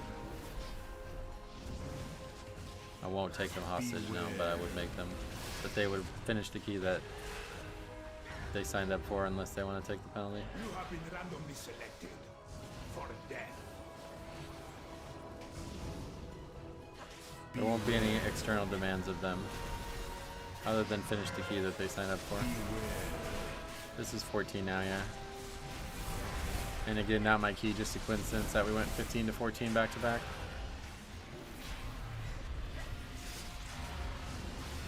Oh yeah, anyway, so yeah, I was asked about the pizza. So you guys donated almost $300 yesterday. Insane generosity, thank you guys so much. And as expected of me, I went and got pizza. So we're talking about going to Pizza Hut right now. I went to a place that we looked up on stream. I don't even remember the name of it, but it was a New Haven style pizza place in my area, which is unheard of. Never heard of that before. And I have some mixed thoughts on it. I want to give it a second try before I really say my thoughts on it. I will say I did not, I don't know that I say I will like the crust. I'm not really sure. Because I had this thought in my head about what it was supposed to be, and it was not like that. So I looked at some reviews from this place. It's only like 3 months old, this place, maybe less. And it seems like most people agree that it is not the right oven for the New Haven style crisp and char. But it's still good, and it's like, it's just different. It was like very thick and chewy almost. Like it kind of was hard to chew through, and I didn't enjoy that part as much, but it did taste good. But the main issue I had was that I kind of chickened out on getting, I knew that I wanted to try the tomato pie, but I also wanted to try the pies with cheese on it. And so I got one of each, and I should have probably only gotten the tomato pie because that's just authentic and way better. The one with cheese on it was basically just a mediocre regular pizza. But the tomato pie was excellent, and I wish I could have tasted more of that. But so the other problem I had was I also got an antipasto, and it came with like insanely spicy peppers, those pepperoncini, those yellow chili peppers, and I ate it. The last thing I did was eat the pepper when I finished the antipasto, and then the pizza came. So I basically tasted nothing but the pepper for the first 2 or 3 slices of the pizza I ate. So yeah, I just need like a redo. I need a redo on it before I say if I liked it or not, but it was certainly interesting. Things were quite expensive there, frankly, for the size. Like, the pizza is very small, but it's quite filling. It's a lot more filling than I thought it was going to be. I thought it was going to be very unfilling. I thought it was going to be like Emo's Pizza from St. Louis, if you guys ever know about that. It's like a cracker crust pizza. I thought that's how it was going to be. Like, you can eat the whole pie and still be hungry. But it wasn't like that. It was quite filling. But I'm not sure if it was the pizza or the antipasto that was so filling, you know? So we'll see. I'm going to give it another try. But in terms of my first impression, I think I really like that tomato pie, and I think the crust was not my favorite, but it was definitely passable. It tasted good, which is rare. I don't think crust usually tastes that good. Needed some vinegar to clear the palate. Oh yeah. Well, either way, I just kind of went right into it, and that was a big mistake for me testing it out. I haven't thought of emo pizzas in years. Yeah, I don't know if there's other places that do pizza that style, but kind of another famous type of pizza. Not a fan of cracker crust. I don't like it that much either. It's interesting, but I don't like the crust. I think what's the cheese that they use? It's like a very, it starts with a P, I think, right? It's a very unique type of cheese as well. The cheese part is good of that type of pizza, but I don't really like the crust. But yeah, it was $15 for the tomato pie, which is not that bad. It's kind of bad given the size of it, but if it's actually filling, I would be pretty satisfied with that. The thing is, I can easily get pizza that I really think is like A tier, if not S tier pizza, for $12 to $14 a pie. That will definitely fill me up. So it's going to be hard to quantify it. I have to eat it only that and see what happens. Prepare to be interrogated. The best pizza I ever had was Tony's in Valparaiso, Indiana. Indiana, really? What's their score on the one by app? But I was shocked to see on the ranking of the app that this is actually one of the best pizza places in our area now, which is known for pizza, like multiple types of pizza. So I'm really shocked, but it's also kind of new, so I think that could be part of it. I will say the service there was ridiculously good. Like, I've never seen at a pizza place, never seen that before. If she escapes to your world, the artifact I honestly think a lot of the people who are voting so highly for it are voting highly for it because of that, because it was like a proper sit-down restaurant, and they were very attentive, and there was like multiple people working. And in fact, it was actually kind of crazy because there was a accident outside the place. A guy on a motorized bicycle hit like a hole in the sidewalk, and he crashed and got injured pretty severely. Well, not like he's fine, but he was bleeding and he hit his head. So a lot of the employees were outside helping, but there was still plenty of employees to like take care of our needs. Like, it was really weird. It's like, where do these people they just keep multiplying? It's kind of nuts. Service can be great, but food quality is the most important factor for me. Yeah, and I think a lot of people are rating it like in the 9s, which is pretty dramatic. There's very few places around here that would get a 9, I think. And I think a lot of them might be either rating it unfairly or they're rating it based on how good the service was, because it was really something. I've never seen something like that before. Why are we always stuck in combat after this?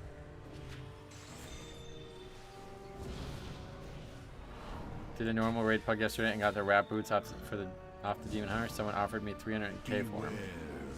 Oh yeah, they're really good, right? Kapkazai has a profitable venture. Hopefully, this inclines them to aid our own. Oh, I just fell. What I need is a distraction. The kind with sharp teeth. Again, Purgatory. Why are these mobs so dangerous? Beast will be nice. It's almost like if we're Wait, how did the beast escape from its cage? it's almost like if we're making them harder somehow by doing this. Responsible for any loss of limb that occurs during this demonstration. The boots are BS even for LFR. Oh yeah.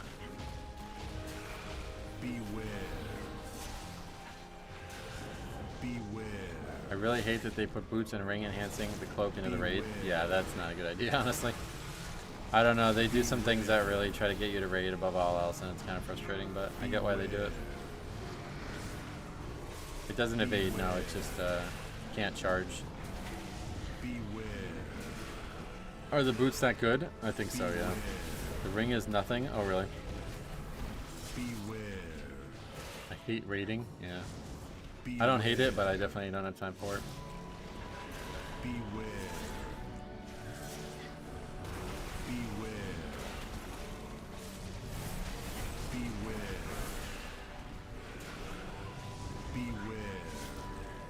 Blizzard has to accept that the majority does not want to raid anymore. I wouldn't say majority, but yeah. They should definitely make it a lot cleaner to get these types of things. Okay, well we are way faster than the last attempt.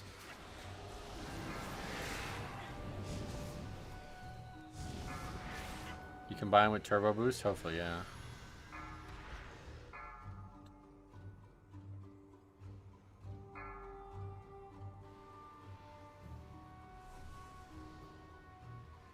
Rating sucks. I have to be in a group with 15 more WoW players than usual. Funny.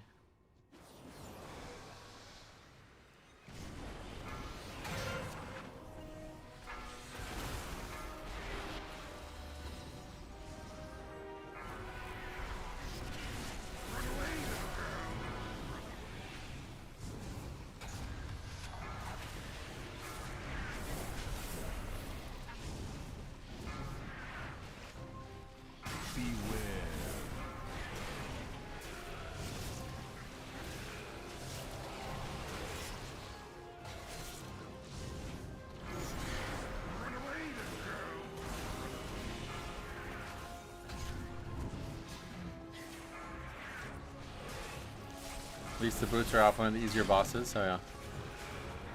I think my pug raid experience was a lot worse than Mythic Plus. Pugging raid is like terrible, it's really weird. Ruining your day. We have the solution. Watch as my assistant activates this.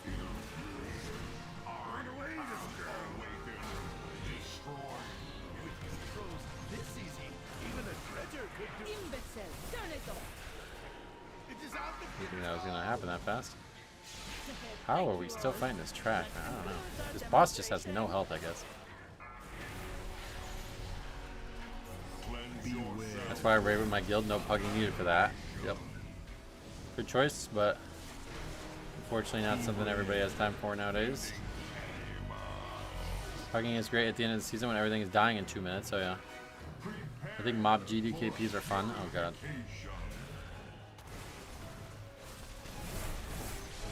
Okay, so apparently people were saying if we take them right here, it works as well. We're gonna find out. Now's my chance. That axe is mine. Not gonna lie, I missed BFA rating with 1. Yeah, me too. If all the people who said they missed it stuck around, we'd still be doing it.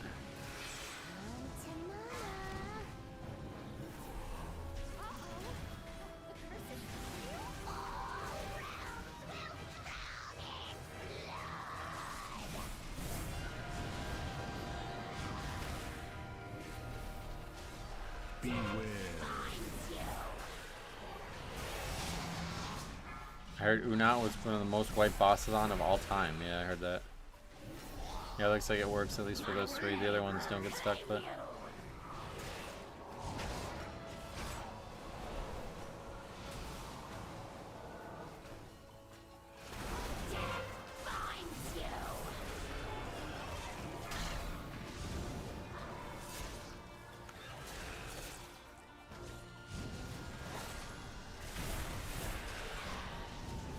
I didn't realize they're all stuck there. For BFA, I was in the military. All I did was Mythic plus keys. Nice. I'll get it, don't worry. Death binds you.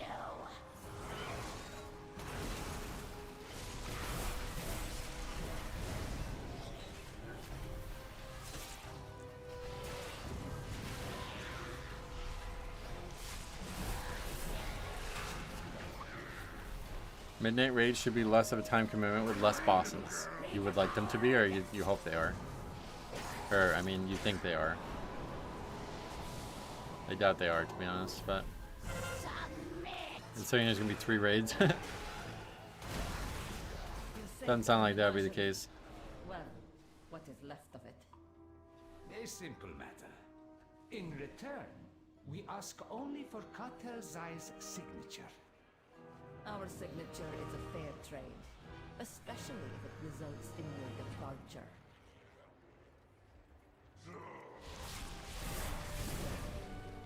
Beware.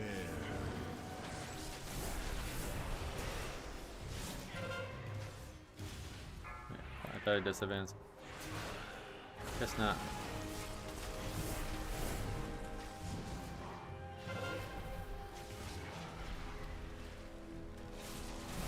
I look forward to the updated Quell Boss. I know. I can't wait to go there again. I was just hanging out in Silver Moon last night, and the music, or this morning actually, and the music is so nice there. Can't wait to hear the updated music.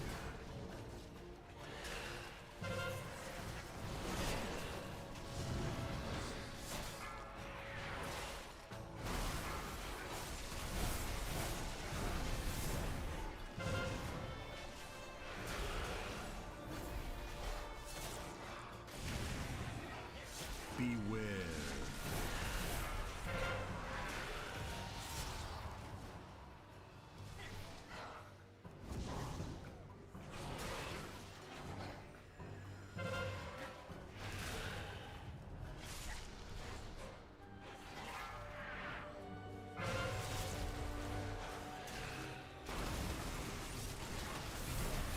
I'm just saying, if you only want to do the 2 boss raid, for example, it shouldn't take too long. Oh, I see what you mean. Yeah, I don't think many people would do that, but hopefully it won't take too long. We'll see. A friend here may be of help in acquiring Zoe's signature. Somebody help! This place is a disaster!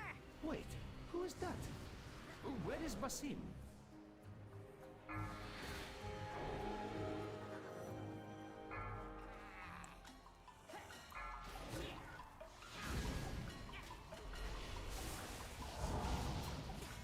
Did we get them all? Whatever we don't have, we'll go with the boss, I guess.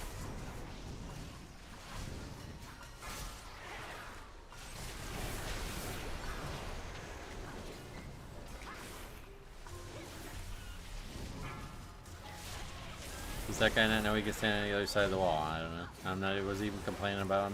No idea. He died twice to the mob. I don't think that's anybody else's fault, but it is.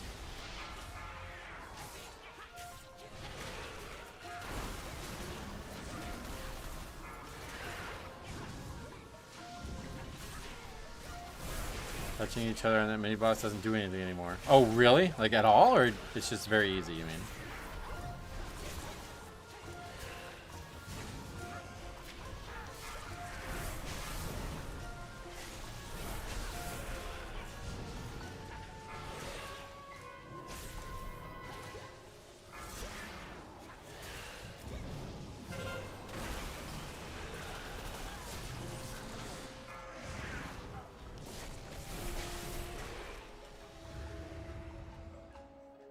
What was your least favorite Mythic Plus in BFA? Toldagor, of course. Toldagor is my least favorite ever. Gaining the owner's favor will secure Cartel Au's signature. Where's the... Invitation. Zolkran, surely our friendship has ascended. I did the key last night, did the same thing running around with it, and died to a mine, and the whole group was like, my guy, it doesn't do anything anymore, just run to the person. That's crazy. What's your least favorite dungeon this season? I don't think I have one. Someone in this market We're all fine. what we seek.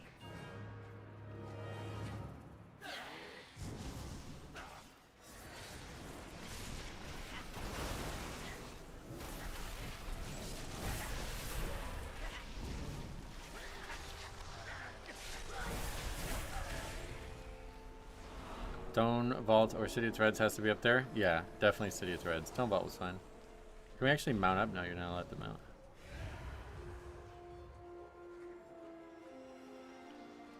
Floating mounts? Did you see that? That's weird. May I tempt you with remember, everything has value.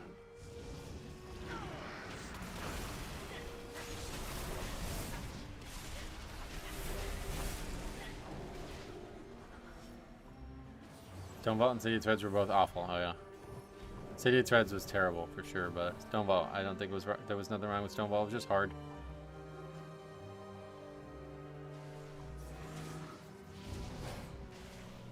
For you, I offer only the finest.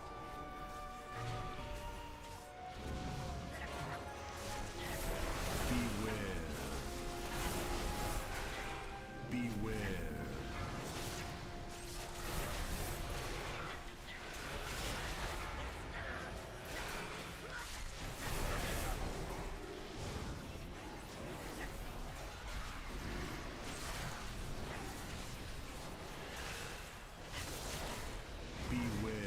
I hate City of Threads. The mechanic was finding all the eyes. It's super annoying. Oh yeah.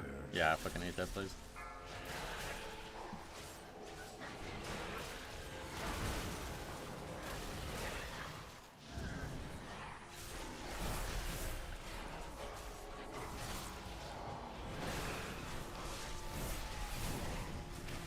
Beware.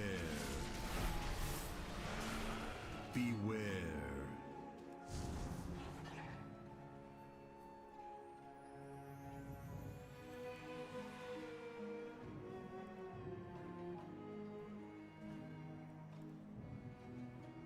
Taking a while.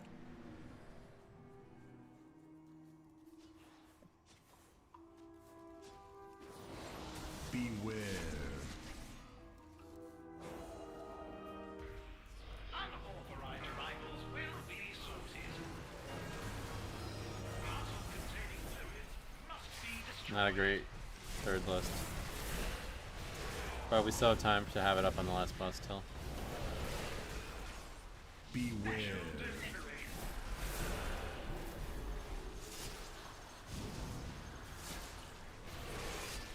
My orders require verification by photo, signature, and blood.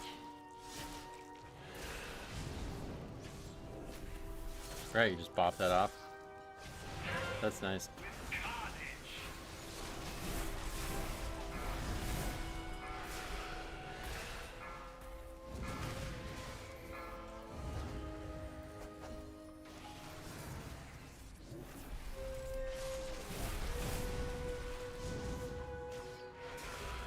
Parcels containing fluids must be destroyed.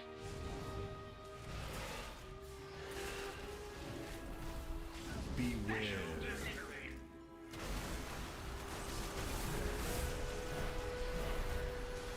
My orders require verification by photo, signature, and blood.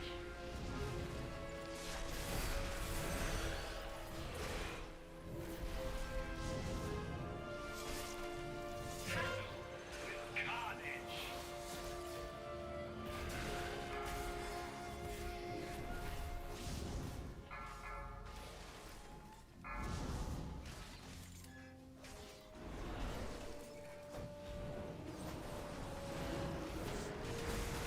Parcels containing fluids must be destroyed.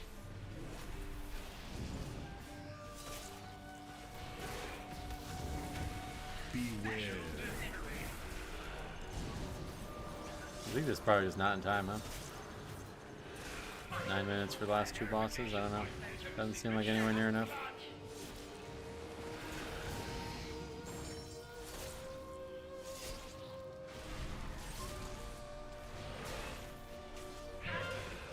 Carnage. Could be way wrong though.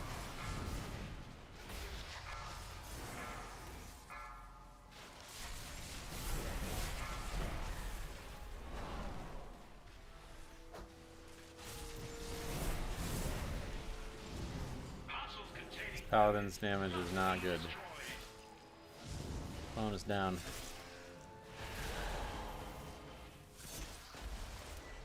Beware.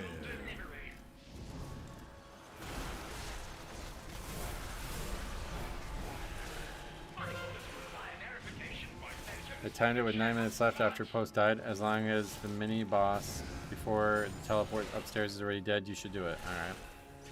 Well, we don't have 9 minutes left, but yeah, hopefully. We'll see.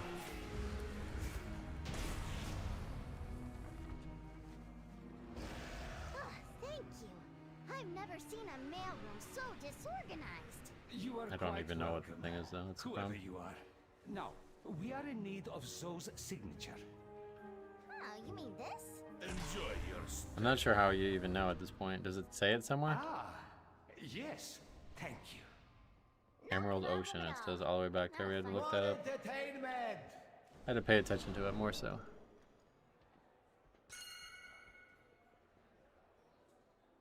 Come on.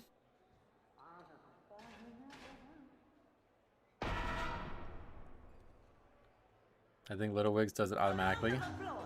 Maybe. This is not That seems like that'd be overpowered.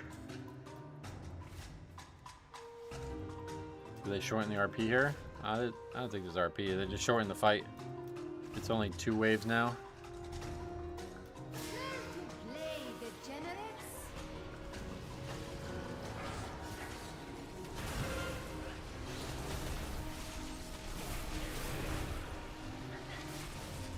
Get out of our club!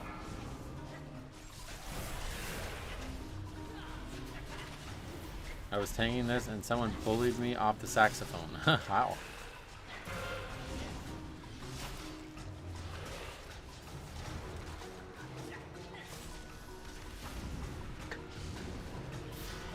Get out of What happened? I tried to grip it.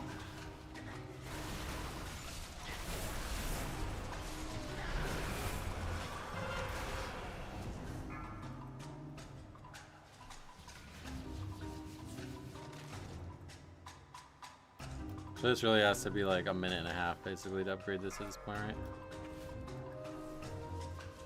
Green circle time, yep. If not, if they can't be avoided, then we're definitely done.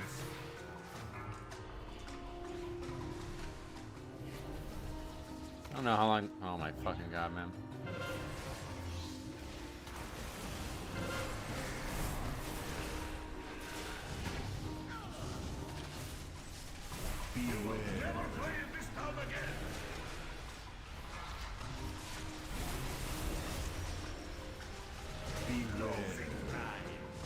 Yeah, like auto combat basically died to it, right? Not even doing anything.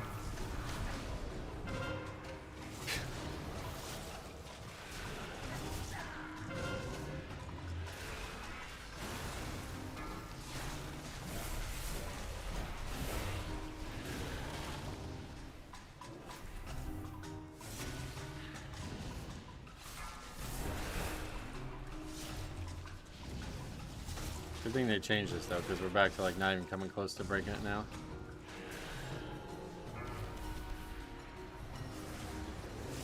Doesn't really do that much, I don't think.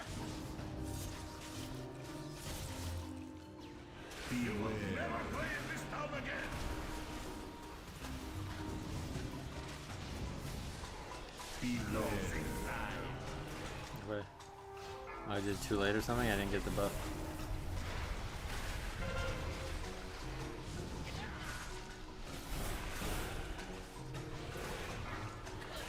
Yeah, there's just no way. Too much RP to too much time lost here.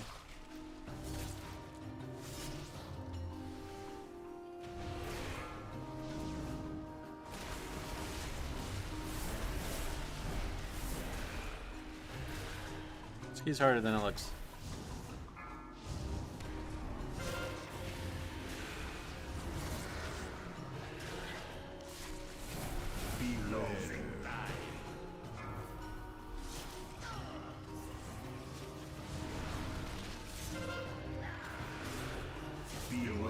The women dress symbols would sound awful. Oh yeah.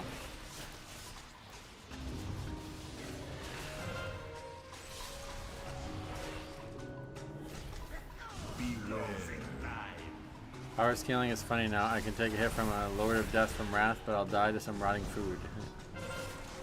Yeah, that's just how it works.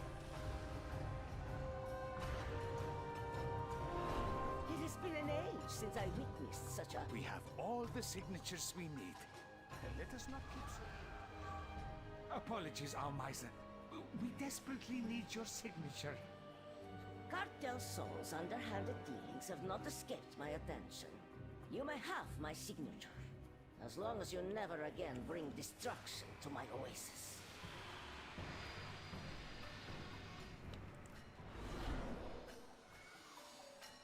Hey Caliban, Excuse welcome. our intrusion, Solia. How's it going? I hope we They caught should honestly you cut at more of the an RP or give 1 minute for this inconvenient key. They already gave a lot. I Galil, don't think they could do any more, man. sanctuary This from group the is old actually self. just shit, I think. It's really just a Hear healer. me, Solia. This guy's getting carried The hardcore. artifact you seek brings The only tech suffering. visited and everything's fine so far. Oh good, hopefully Suffering that's problem solved for and you. power. I must now travel beyond Tazavesh.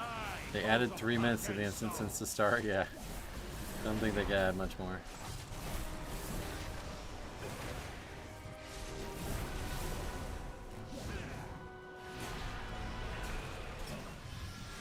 Yeah, lots of deaths. 5 deaths for the healer. That's crazy, man.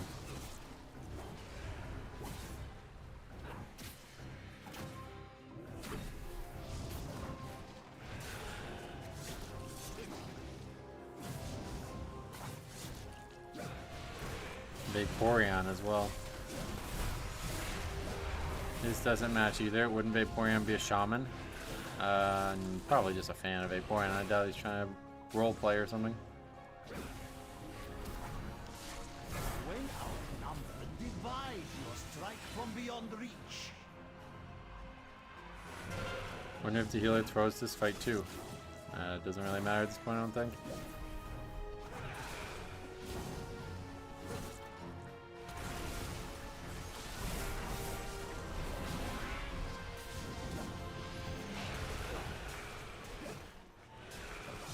Jolteon makes more sense for Holy Pally. Oh yeah, because of yellow lights. I think it would be Espeon, right? There's no green circles on this fight, so we should be good, yeah.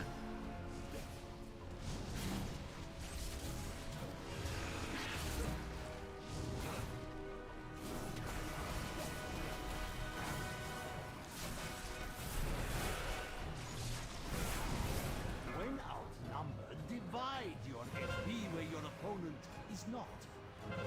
Even got really lucky with these ports.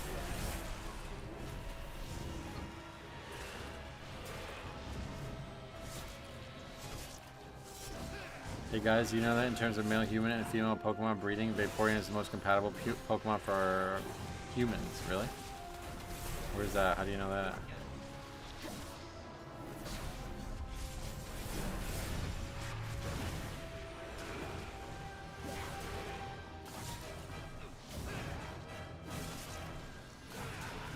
It's a meme? Oh.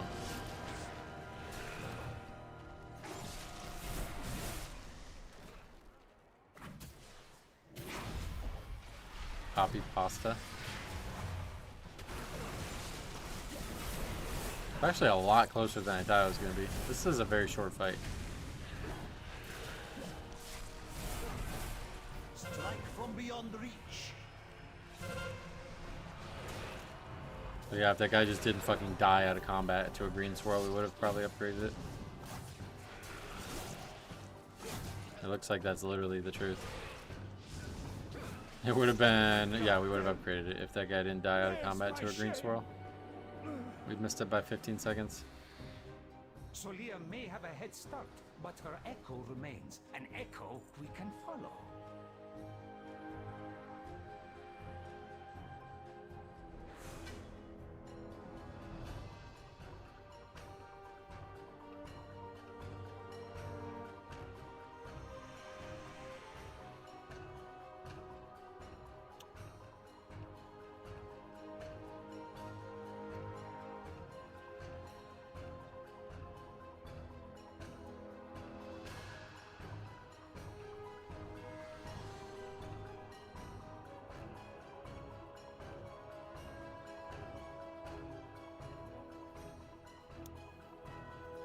Alright, at least he admits it.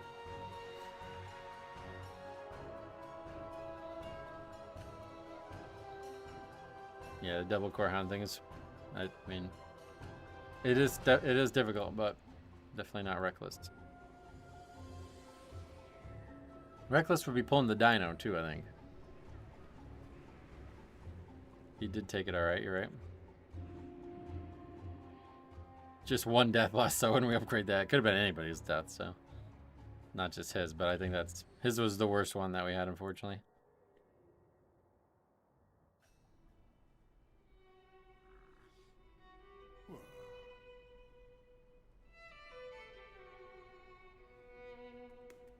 We love someone who could admit they fucked up. Yeah, it's certainly nice to see that, at least.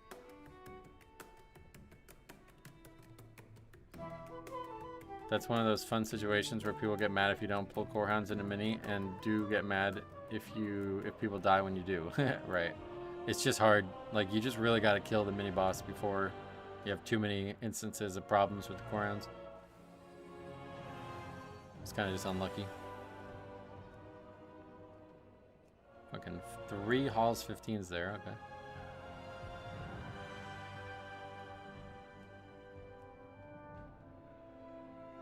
And if you don't do that, then they'd say you pull too conservatively, yep. It's so funny when people get mad at pulls that are big. I think that rogue's just never seen that before. I can't imagine anybody's not doing that, to be honest. WoW players not getting mad challenge level, impossible. I guess there must be some people who have not done it because he's not seen it, but it seems very likely that people would do that.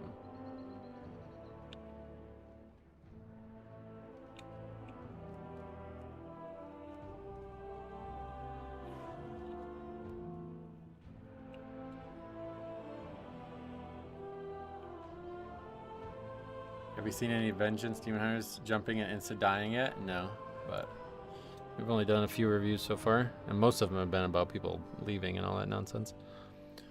There's no wrath quite like a WoW player who is mildly inconvenienced.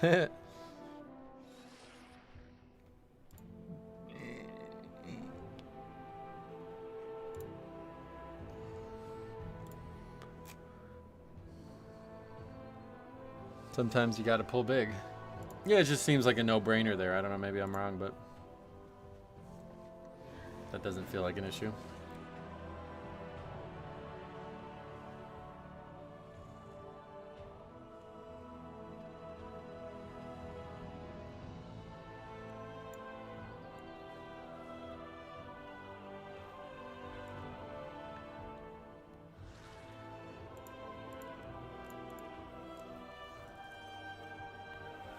That pull is normal, otherwise it's a minute time loss, yeah.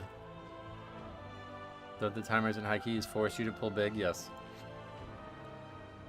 He was just saying that, and he's right to bring it up. Like, it's a problem because you get rooted, and then if everybody's rooted on top of each other, then it's always going to fire breath you. But you just got to spread out and make sure if you have a root break, you use it. And it's only going to happen once if you kill the mob quickly. And it's not, I don't know, we just got unlucky, I guess, I don't know. Or you can just try to survive it.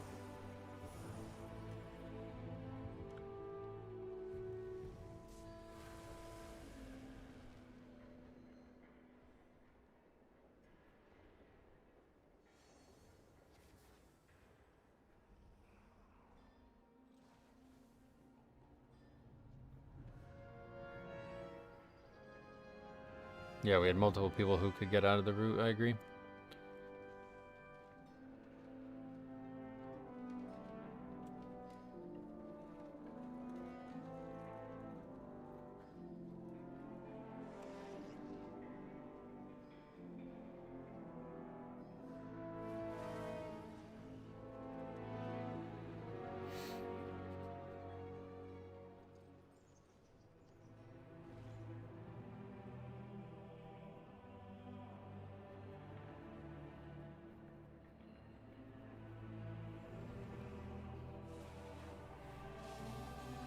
Yeah, like the rogue should have been able to just survive it too, I don't know who actually died to it, but all good.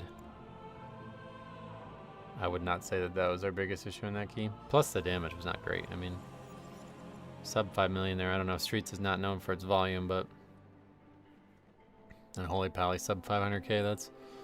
That's weak. I assume they can do better than that. We haven't seen a ton of Holy Pally, but that's pretty weak.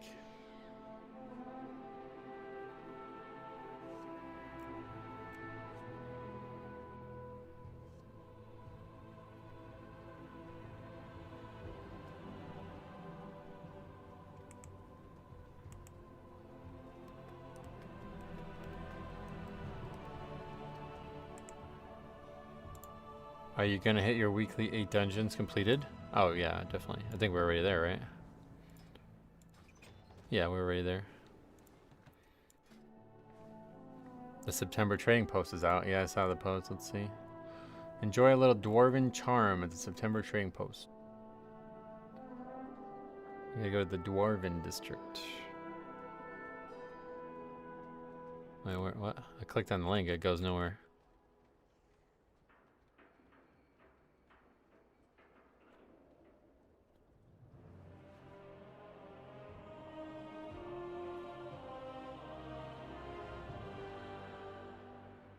Look at it on Wowhead, I guess.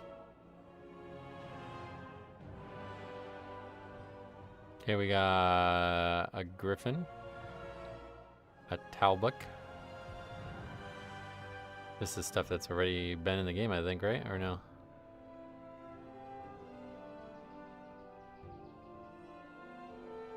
That's it, huh? We'll wait till September to figure out. The griffin's nice, so yeah.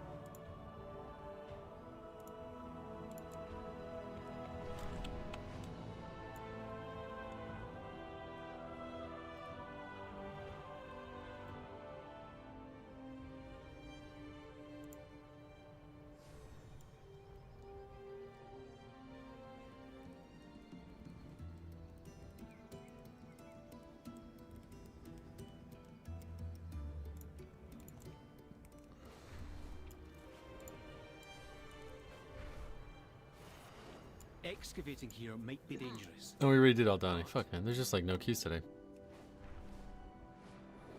Not great. What was our key? One that we don't need, definitely, I think, right? Priory.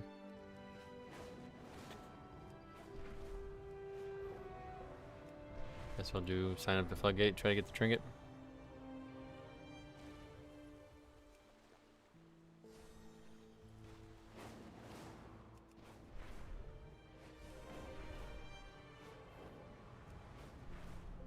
September trading post is meh, but I'm sure the October one will have some cool stuff. Nice. Were those dwarven transmogs in the game already? I feel like they were, right? I don't know that we even saw anything there. I'll wait till it's actually on the trading post to look at the stuff. Or is that? I think maybe I just saw it on Wowhead. Maybe they were on Wowhead and that's where I saw them.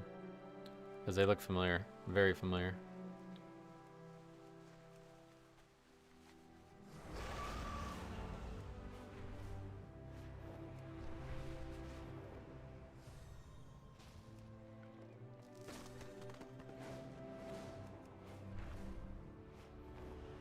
I probably saw people with them like theory crafting transmogs.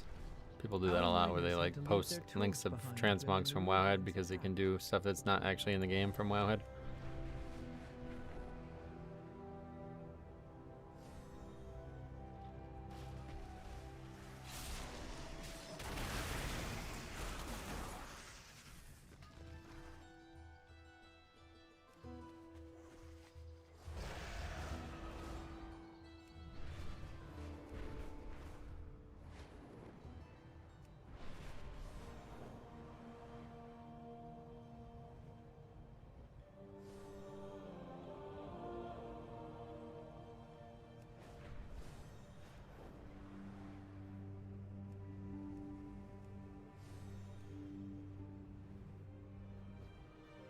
Do you only do Mythic Plus for Vault? No Delves? Why would I do Delves? Yeah, no, I'm only interested in Mythic track gear from the Vault, of course.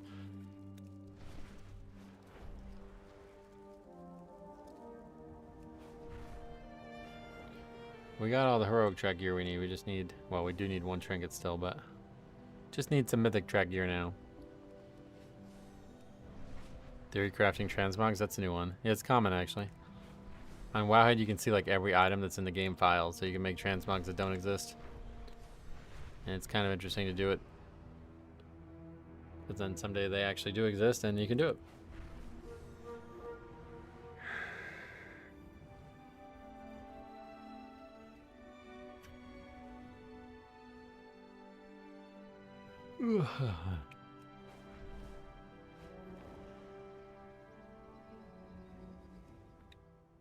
Uh-oh.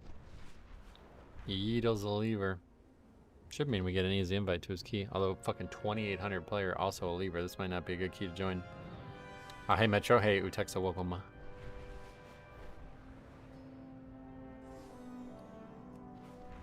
Let's buy some more consumables while we're here, I guess. I bought the bounty maps. I thought the bounty maps yield 1 mythic track gear per week. Oh yeah, no. You can't get mythic track from Delves, thankfully. That would be ridiculous. My directive is to send Guys, can you remind me? Where do I get the 701 belt? I don't even know how you get it now. I guess it's still in the game, but... there was some quest line that you have to do.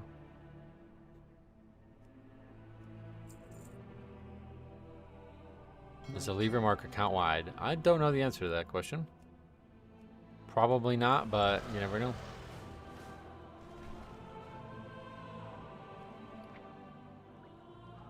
It is? Oh, really? So that probably means acquiring it is account wide too then. So if you leave a bunch of keys on different characters, it all adds up. I'm kind of surprised they did that, frankly. No, bro, it's the I was held hostage mark, don't you know? You know, the funniest thing about that stupid ass fucking buzzword is that it seems like nobody seems to even know how to use it properly. Like, everybody uses it slightly differently. Like, for example, there's a run coming tomorrow, right? And that was how it was described to me. And the reason I asked them to send it to me was because I believed that they thought that they were being unfair. That it was unfair to them, right? But it's the other way around. Like, there's one person who wants to stop and 4 who want to stay. And they say that that guy's holding them hostage because he won't continue the dungeon. It's like, what the fuck? So who's the hostage here? Everybody? You can't both be hostages. Because I'm sure that guy would say that about them. You know what I mean? It's like, okay, there's too many hostages in this situation. You're all hostage to each other, I guess. Lever system saved my 12 gambit yesterday. We wiped to Murlocs. 3 people voted to quit. Mage, Buddy, and me declined and told group we could still time it if we beat timer by almost 1.5 minutes. Yeah, and then you ended up being right. Is that what you mean by that? Yeah. Well, that's good. I'm glad that it's having a positive impact, but yeah, we've seen the complete opposite with its use. Unfortunately, most people just give up way too easy now and they get the validation they need when people agree with them.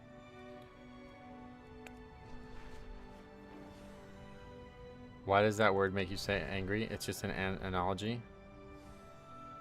Well, they do mean it literally, though. What do you mean? Why would they not mean it literally? People have like literally argued with me about it.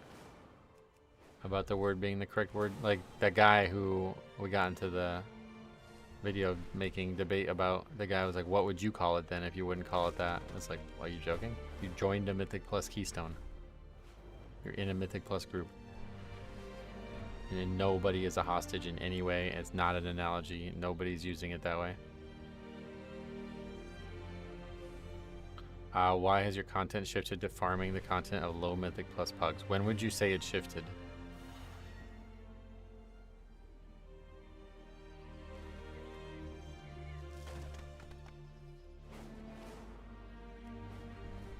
I mean, everybody I've talked to is using it literally, so I've not heard anybody use it as an analogy. I don't even know how you could say it's an analogy.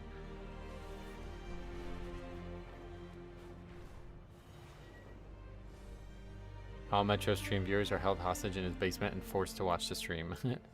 I think the thing that's most offensive about it is it's actually just not true. It's factually incorrect. Our miners had to leave You their can leave whenever tools you want, behind when and the Nerubians penalty does not attacked. fucking matter. Like, Please retrieve you know what I them. mean? It's that. I think that's ultimately the crux of why it's so offensive. And I think, you know, I don't know anybody who's ever been in this situation, but I'm telling you right now, if I was fucking held against my will, potentially at gunpoint or at threat of great bodily harm, and I heard somebody, I imagine how traumatizing that would be, and I heard somebody talk about that in a fucking video game, a game that they are choosing to play in a group that they chose to join, and that 3 out of the 5 people agreed to continue and they didn't, and now they're saying that about the key. I mean, that's like, yeah, I said what I said in that video. Like, these people are actually retarded. Like, there's just no ifs, ands, or buts about it. Anybody who says that about a Mythic Plus dungeon they willingly chose has something seriously wrong with them.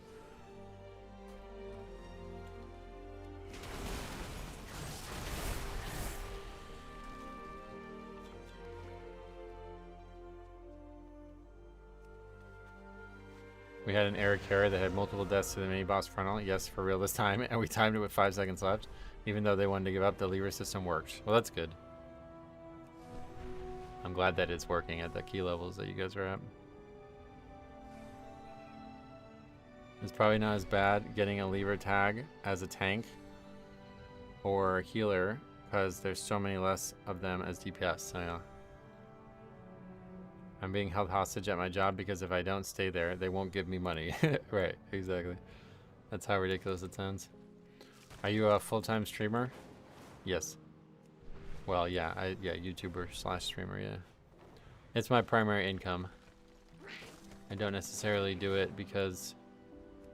I don't necessarily do it 40 hours a week. Although at this point I probably do. Between all the videos we make now. I don't even know how many hours a week I spend on YouTube, but... I used to say I don't actually do it 40 hours a week, but I think I definitely do now.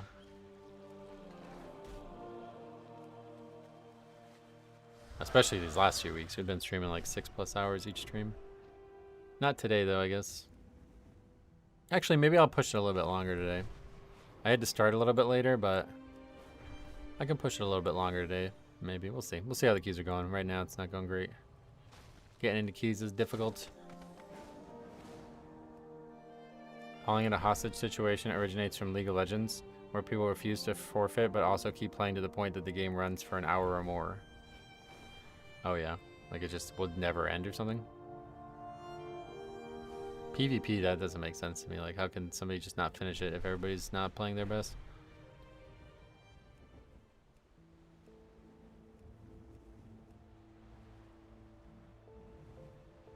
I think 15 is near the top for Death Knights currently. I mean, it is statistically, but there's nothing stopping me from doing 15s. They're not even remotely dangerous. Like, every 15 we've tried so far has not been remotely dangerous. Did you ever watch the Yeonmi Park JRE podcast? I think so. Actually, I don't know. Probably not, actually. I think I saw her elsewhere. Yeah, and you can't get in another match while the old one is still going, even if you leave. Oh, that's interesting. An hour-long match like classic Altered Valley.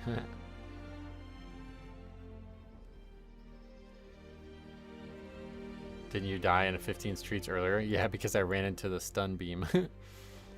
That's what it takes to kill you. I remember the days of vanilla AV running for +2 days. Could leave, go to school, come back home, and get the same BG. Yeah, I like that shit a lot.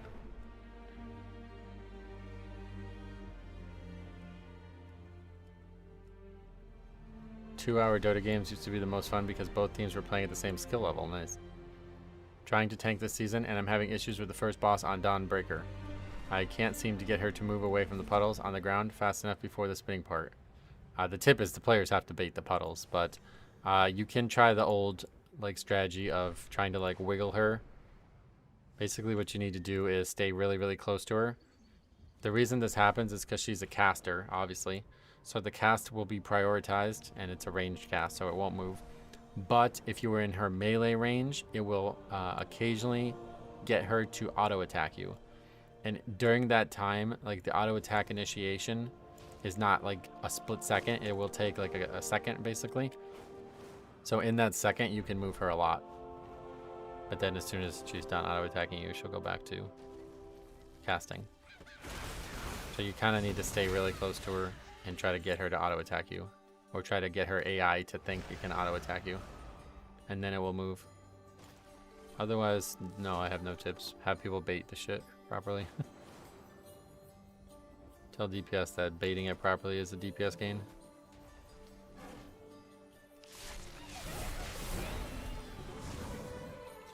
At the end of the day, though, you can just turn the screen off and go do something else. Nobody's forcing you to play a damn video game. Right. And even if you got the lever debuff after one key, you can just remove it. You know what I mean? Like, there's no... This is so overblown, it's embarrassing. Dota is more complicated on a different axis than League, but League has far more individual optimization metrics. Yeah, I played a lot of both when I was... Probably during, like, MOP, I guess I say. I played a lot of both, and I definitely prefer League. Finished off getting my 3K last night with 15 streets. Just one more vault key for the week and then playing MGS3 Remake, I see. Only time range decide to stand in melee is on the first boss. Well, it's also on melee now. They changed it, I think. So it's unfortunate, but that fight's a pain in the ass now. Excavating here might be dangerous, but... I accidentally reset the filters, I guess. 16s? Fucking sign up, I guess. Not get invited to anything else. You just have to do another key or two without leaving and then it goes away. Yeah, I don't know that that's true. I think it's a little bit more than that. But it's definitely something that you should be doing anyway, you know what I mean? Getting rehabilitated in the system is the goal. So if you're trying to circumvent the goal, then expect there to be pushback on that. I prefer Dota because I hit a physical skill cap very early, but could increase on strategic axis more due to slower pacing. Nice.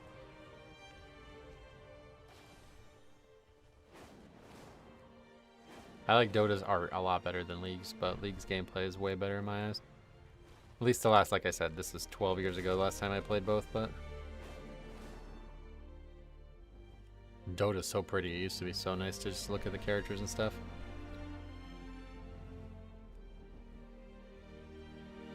Kind of addicted to League. It's a very addictive game, but for me, I only enjoyed playing it with Harry and maybe other friends. It seems like it's also way over backseated. Like, people always have some kind of bullshit opinion. I was just trying to play it for fun, and there was this person that was like, I guess friends with Harry or something. I don't even know who this person is, but they were just in his stream, like literally the whole 4-hour stream we'd stream together. They'd just be in there telling him what he did wrong over and over and over again. And I finally got sick of it. I was like, brother, shut the fuck up. You're making him play worse. Like, we're literally losing games because you keep telling him to do something new. He's not learning anything. You just keep telling him to do something different every game. It was so annoying. I never enjoyed League, but the TV show was good. Oh, yeah. You mean by telling him it's wrong to think the Earth is flat? No, that's different. That didn't get brought up. Hey Metro, I know you don't give two shits about Twitch, but have you seen the story about Twitch botting? No, I haven't seen anything about it. Why? What is it? Han had the worst community? Oh, I never got to play that. Me and Siler always wanted to try to play it.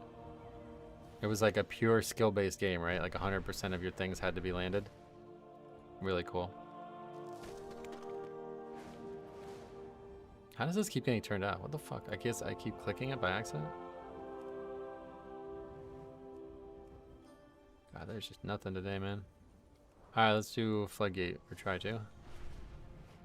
They cut down on bots and some streamers' view count went down by 90%. What the fuck? What, like absolute top streamers, you mean? I think you're thinking of Bloodline Champions. Oh, maybe, yeah. Could be. I just remember there was a game that me and Siler wanted to try playing and we just never got to, and then they just like went off servers basically.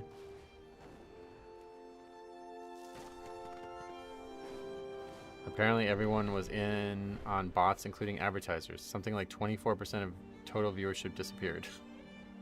Oh, that's weird. Mostly people who are hovering around 1K. Gotcha. Damn. Does it impact finances, or is it actually irrelevant because they were bots anyway?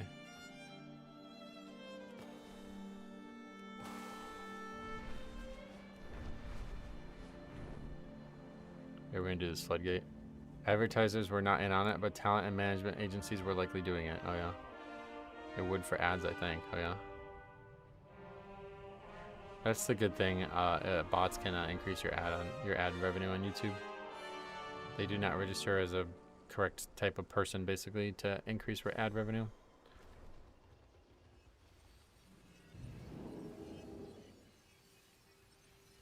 Do you get paid for number of views on Twitch?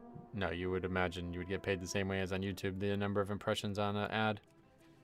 But then obviously, I think most people get paid through like memberships or whatever they're called there, subscription.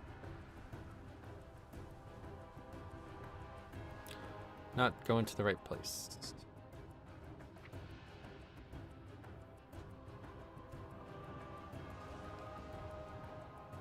You can ask for more money based on your viewership though. Oh, really?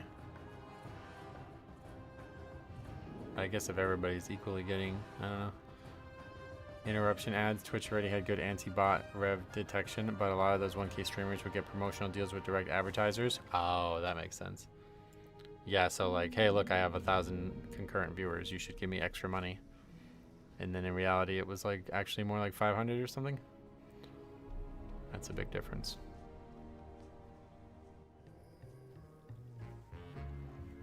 Some streamers had so many ads, they were so long, it wasn't worth watching them. That's another thing I can't stand about Twitch. You can't control the ad stuff.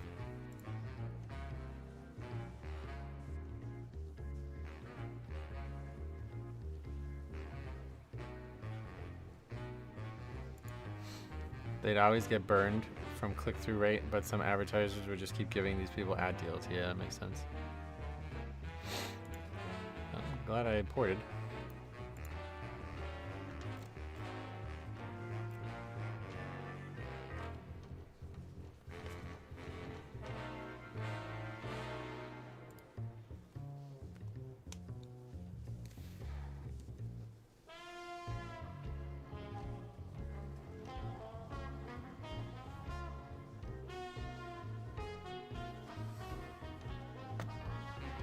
I got Keystone Master last night. Oh yeah, nice. Keep pushing, brother. Got a lot to grow.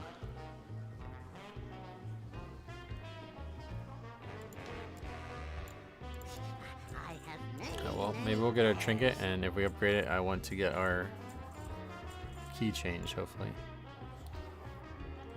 I couldn't stream and be entertaining for 8 hours. I don't know how people do it. 8 hours is different. That's tough. I have trouble 5-6 hours sometimes. The biggest thing though is if you don't actually have content that's interesting. I feel like a lot of people are just funny and they're interesting and they're able to do it without any content, but I don't feel like I could ever do that. Like if we had a lot to talk about on the stream chat, it could be maybe possible, but there's too many times, even with like, you know, the normal action going on in the stream where there's just nothing being said in the chat and nothing that would be said by me either. So if it wasn't for the gameplay re-establishing that eventually, I don't know what the fuck we would do in those moments.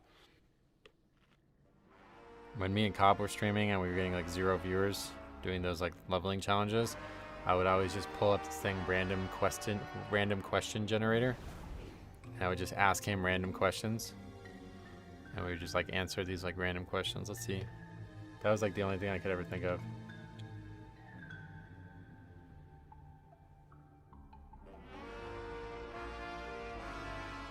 When was the last time you changed your opinion about something major? I guess never. Yeah, I don't change my opinion ever. What I like about your stream is that you talk to your viewers, Metro. Yeah, well, that's definitely the main feature, I think, of it. I was just saying that if there was nobody was commenting back or there wasn't anything happening and people weren't talking, I don't know what I would be doing. When people come to you for help, what do they usually want help with? Okay, this is a terrible random question generator. It's supposed to be like interesting questions. Yeah, here we go. If you were to be famous for something, what would it be? 5, 4, 3, 2. I guess like you'd want to be famous for something that's like distinct, right? Yeah, why would you change your opinion if you're always right? Exactly, yeah. If you need more chat, then we can throw a bit of how do you feel about Sandland in? No, thank you.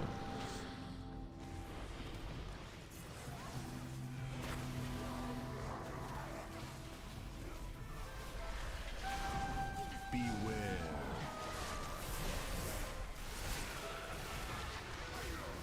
Beware. Metro said we can't troll him, so the question poll is severely limited. Yeah, no trolling's allowed here, guys. Beware.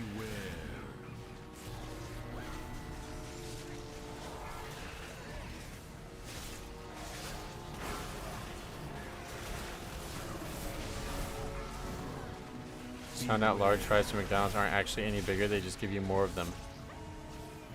Oh, you didn't know that? What the fuck? You thought the fries were actually larger? What the fuck? Beware. Fries from Burger King are way nicer. Oh yeah. Well, like they don't have attitudes. I guess Purgatory. This pack's going really bad. Why is this guy? I guess he died, right? Beware. 3 million DPS. Is this a joke? Even if you die, I don't think you should do that little. Metro's already famous. He's the guy that likes to go into the trenches and wants to smite levers off of Azeroth. You want to be famous for like, I hold the record for killing the most human beings or something like that. Something crazy, right? Beware. Well, that would probably not be the right one, but like being a badass in some way, I think you'd want to be famous for. Not just be like, I made a fool out of myself on live television once, you know?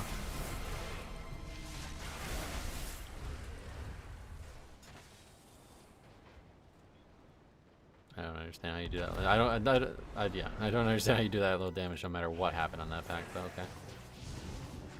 Fine.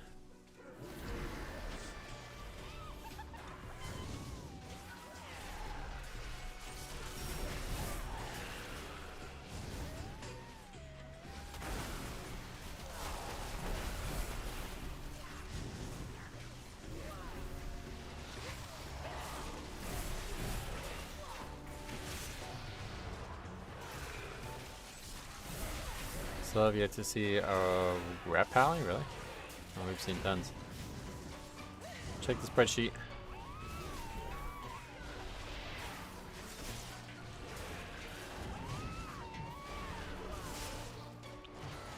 As the spreadsheet does disbands encompass both abandons and levers. Yep.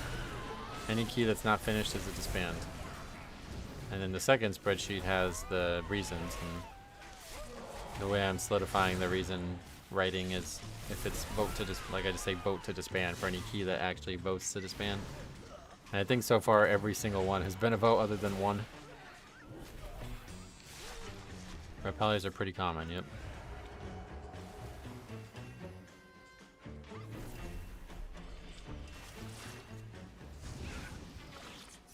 Wasn't there a repellie and a key yesterday? There's one today, I think. I don't know. Not uncommon at all to see rat. Even when they were looked at as bad, we still saw a lot of them. Did you recognize anyone? Did anyone recognize you in public from your YouTube channel? One guy did, actually. He didn't come up to me, but he left a comment afterwards saying he saw me at a place in my near my town.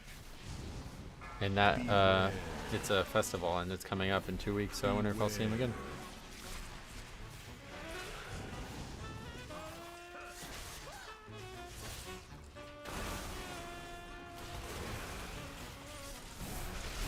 He said he wasn't sure it was me, so he didn't want to go up to me, but then he asked me if I was at the thing, and I was like, yeah, I was at the thing. Reason for disband. Freedom! Remember that fucking idiot? Oh my god. Beware. Beware. I met Nev and Max while I was traveling for work once. Nev? Is that the name I'm supposed to know? Oh, that's cool though, either way. Huh? What did the healer just die to? Did he just die to clicking the box?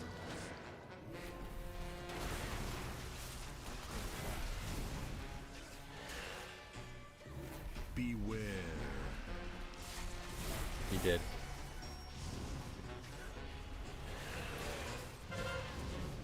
What's going on right now? It's a long run back, I guess.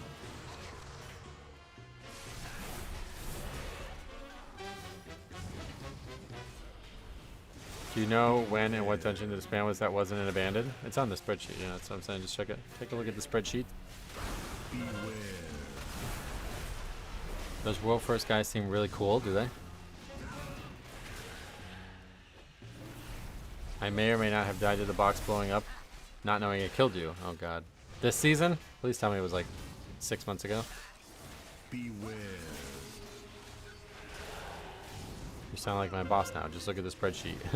It's just the easiest way to answer the question. Like, that's why I keep it, you know? Beware. Everything's there. No guesswork needed. It was season 2. Okay, thankfully.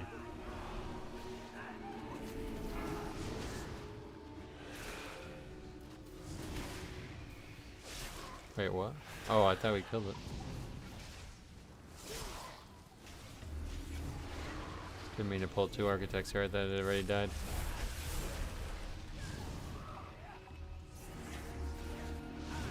This skull is confusing me. I thought the skull was marked.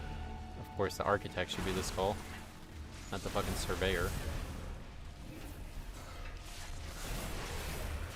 I was lagging behind it and went to run past the first box and died when it went off. Yeah, I don't think we're timing this with these guys, honestly. But as long as we finish it, I'll be happy because I'm just here for the trinket.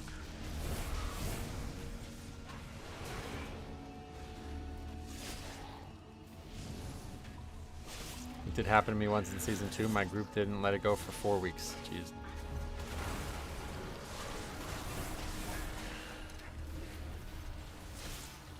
What do you think about the next expansion, Midnight?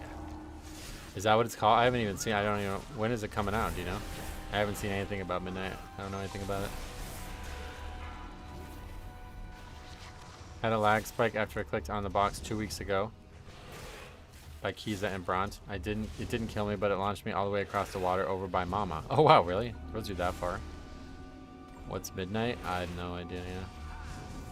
I keep thinking people are talking about like nighttime, but Beware. What have Beware. Beware. is it not Twilight? No, that's the film. Yeah, whatever happened with that? Did something happen with that? Beware.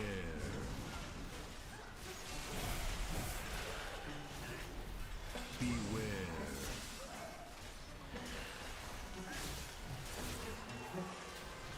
Should be cool to see since Metzen is now back writing and seeing where it goes. So yeah. He's gonna write Twilight, the new Twilight film or whatever. I heard they're doing a remake or something. We brought that up yesterday. Beware. Fun fact, Twilight made 3.3 billion. Deserved. It was good. The cinematic was okay, but they kind of fucked up with Liadrin. Yeah, she just doesn't look like Liadrin. I don't know what the hell that is. Beware. Beware.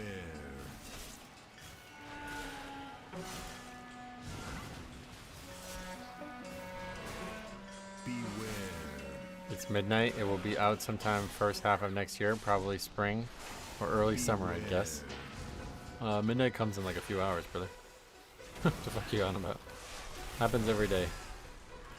It's actually the start of every day, technically, right? That was supposed to be Liadrin? Oh, you didn't realize that? Yeah. I still remember TBC Cinematic and how Blood Elves looked there. Yeah, they didn't look very good there either, to be honest, but that was before we had good technology for all this shit.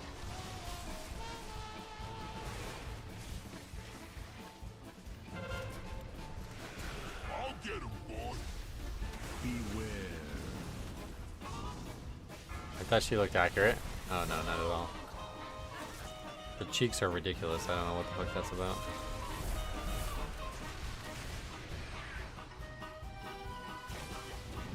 No way they missed the mark that much. They gave a reason for it. They said they wanted to make her look that way. So it wasn't like an accident. Which I thought was really strange. But Zalatath too. She looked like she had Botox, like straight up.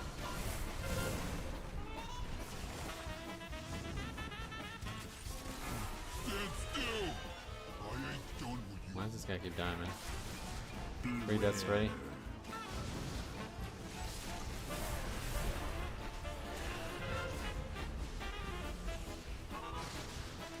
In your hour of great despair, Leandrin sought the aid of testosterone, and then sought the light after that. Beware.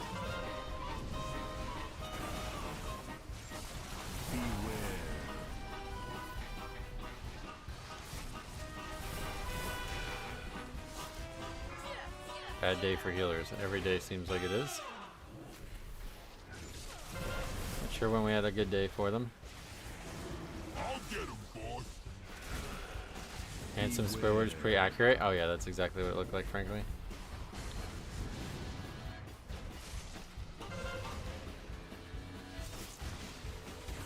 People just love getting mad at Blizzard for any reason they can find. I agree with you in general, but that one's pretty bad. Beware.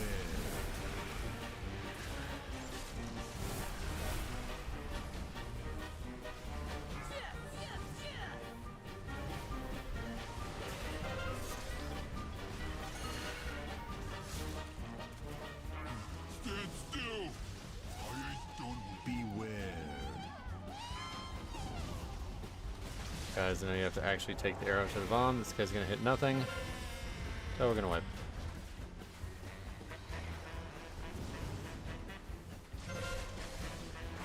That was pathetic. Beware. He just dies to the dot before it even gets dispelled. That's funny. Yo Metro, my bad, I'm late. I was held hostage for 5 hours. Oh shit. What were the demands? You're no fun.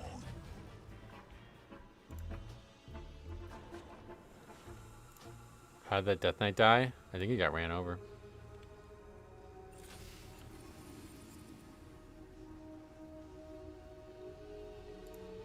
I'm sticking with my guess of I'll be watching March Madness while leveling. Interesting guess. That's very specific though, don't you think? You still plan on being leveling? You're going to be leveling on Thursday? Or I guess you're talking about maybe Tuesday night games on the first week. Because March Madness is mostly Thursday through Saturday. There are 4 games on Tuesday and Wednesday. But I definitely would be done leveling by Thursday, one way or the other. Noob question. Oh, the early release would be on Monday, though. So I know that wouldn't be. Not unless it was the championship game. Right? Is the early release on Monday, right? That's what it was last year. Or was it Saturday? How many days did we have it early? Yeah, no, I guess you're right. I think it was Friday even. Yeah, I think it was Friday even. Yeah, you're right. I don't know what I was thinking. No, you're right. Yeah, I think it was Friday. Noob question. How do you see if a debuff is dispellable by you? I don't know. Seems to be default for me, so there must be a setting somewhere. Was there a vote for this key? Yep.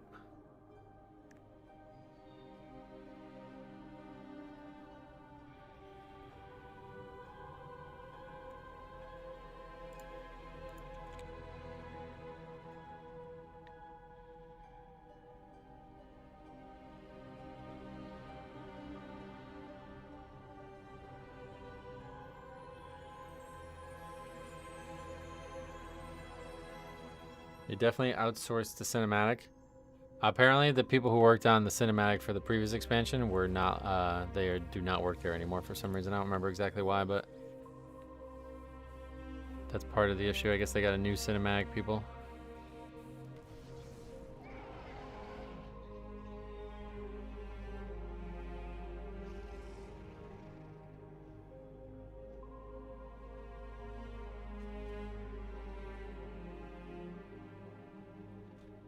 I've had quite the experience with putting "say cheese" in the description. I have no idea why you would. All right. Well, good luck. I'm glad that it's working for you.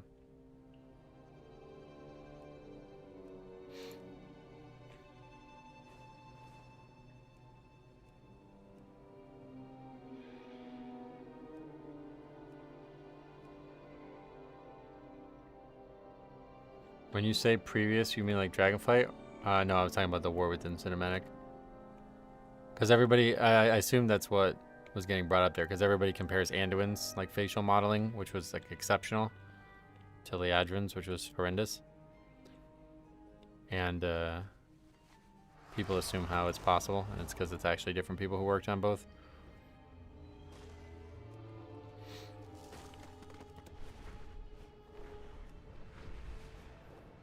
Some guy on Twitter fixed your face in about an hour, and it's looking pretty good. We've got Yeah, no, it was intentional. It wasn't. Yeah, that's why I said it wasn't an accident. I know you're good at this. They did it on purpose. The Adrian looks like a dude. Yep. Someone didn't get the message. These are I liked it myself, but I also didn't mind Game of Thrones Season 8 too much either. No, I loved Game of Thrones Season 8. It just rushed. If it was the proper length, if those last 2 seasons were 10 episodes, it would have been a whole different ending. It's unfortunate. I don't know why they did that, but...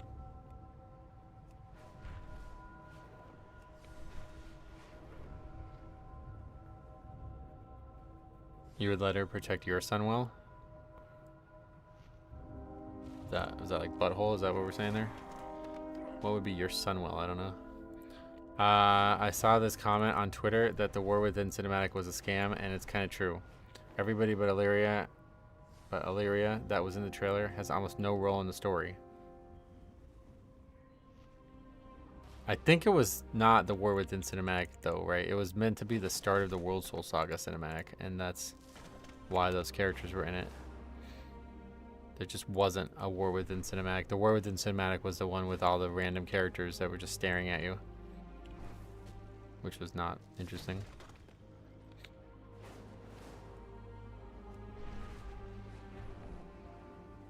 What else? It's been 6 years since Game of Thrones ended. Yep.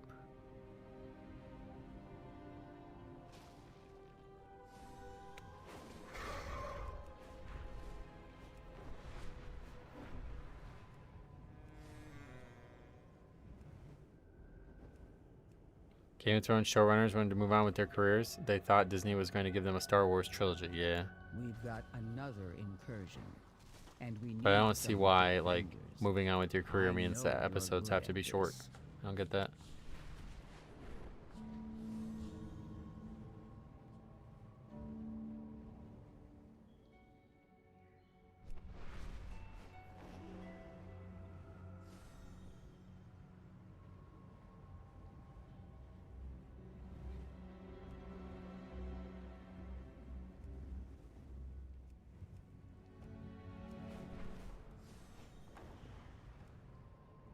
Was it me, or was Zalatad's voice different too in the new cinematic? I don't remember thinking that, but maybe.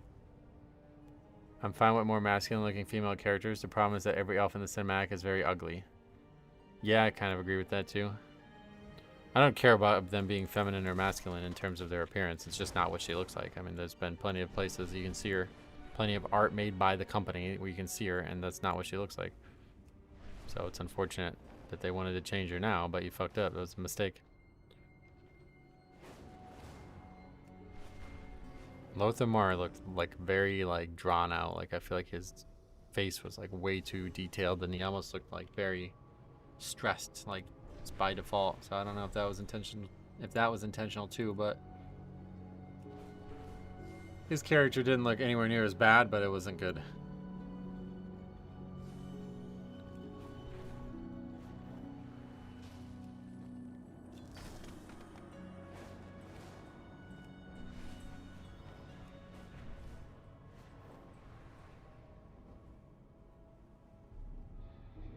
I feel like they got lazy with the last season of Game of Thrones. I think Pierce is right in the fact that they basically didn't want to continue.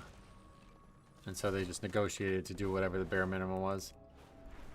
But it was still fine. Like, I think the people who say it's bad writing are being very disingenuous there. The only thing that's bad about the writing, quote unquote, is that it's not complete.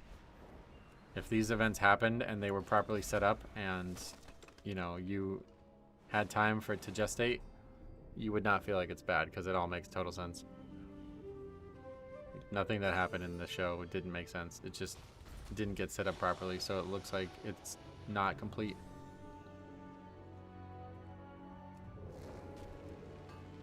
And I firmly believe that's why George Martin stopped writing the books, because he knows that that was going to be his ending. People hated it, and he has no, like, why would you bother? Why would you put yourself through that at that age? Keep writing a story that you know people aren't going to like. Oh, House of the Dragon's been outstanding. I can't wait for season 3, but I guess we got a while still. I'm really looking forward to the Dunk and Egg story. That's my actual favorite in-universe story. So I'm excited for that one more than anything. But it looks like it's also going to be unfortunately bad because they're already shortening it. Like, I don't know. I don't get this idea of shortening these shows. If you're going to shorten it that much, just make it a movie. I don't want to wait.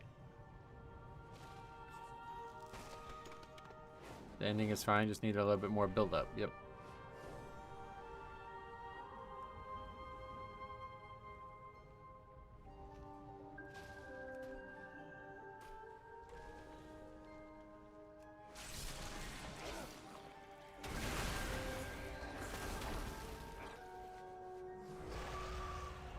I just watched the Hollis Disband from Tuesday. That was quite bizarre. Yeah, that's the one we were talking about, right? Yeah.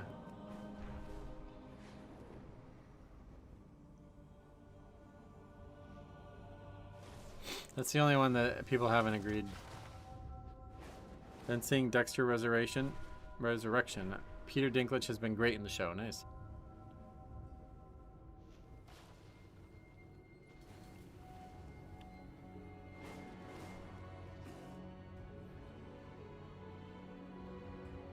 I'm old enough to remember when major primetime shows were 20 episodes. Yeah, The Sopranos was like forever, right? Like really long seasons.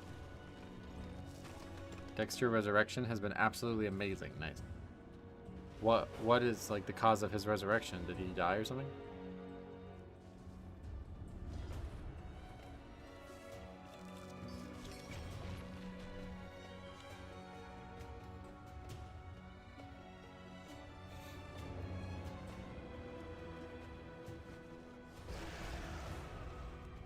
That is exactly the point. I don't mind having a new character that looks like that. Could even be cool, but changing existing characters to something that fits less the beauty standard, meh, yeah. Not in favor.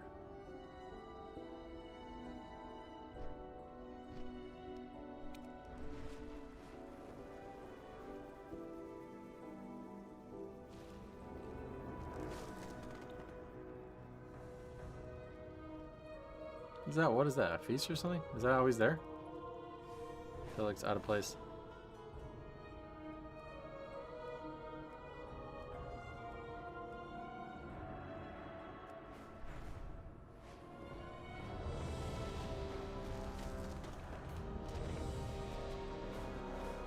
Hey, we got an invite.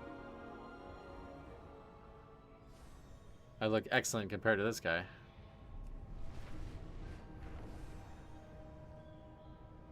Now you split who the Bay Harbor Butcher is, damn. Spoiled, probably.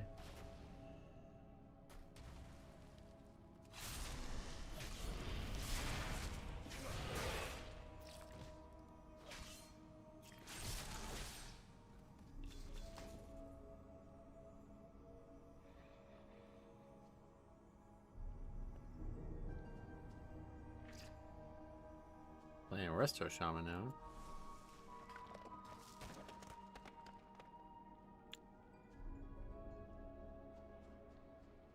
The milk is spoiled. Yeah. It says spoiled. It just looks way wrong, doesn't it? It does not look like that's how that word's supposed to be spelled at all. Okay, so that's why my YouTube feed got spammed with Dexter videos. That's why, yeah. It's a weird word, yep. Looks very weird, honestly.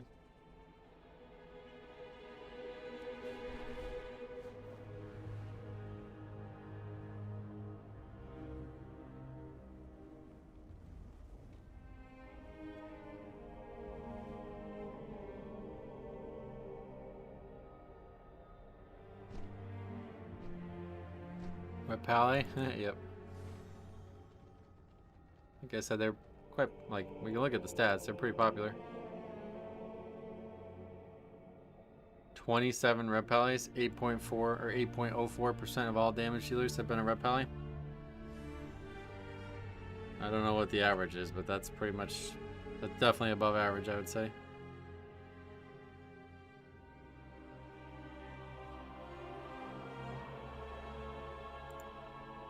We got a Warlock, yeah.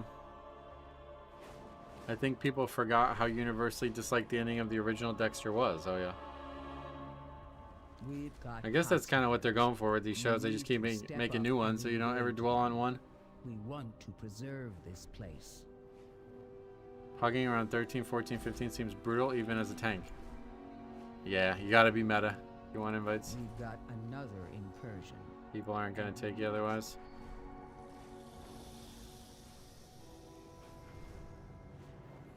Is there anything you want them to add as far as dragon flying? No. Dragon riding, you mean? No. How did you create such a sophisticated Excel spreadsheet? It's not really that sophisticated, frankly, but just gradually improved on it over time. I had a lot of help from different people in the community over the years. You don't need as much advertising to convince people to watch your show if you just leech off an existing IP. Yep. I wonder if someone from Blizzard uses your spreadsheet as data. No, they have their own spreadsheet, basically. All that data they have access to without me having to do it for them. If they want to see anything that I'm doing, they can see it easily. Dexter isn't even in Miami anymore. No longer a crime lab tech, and everyone knows who he is now. Jesus Christ. So they fucking butchered that show then, huh? I remember classic Dexter, it was way better.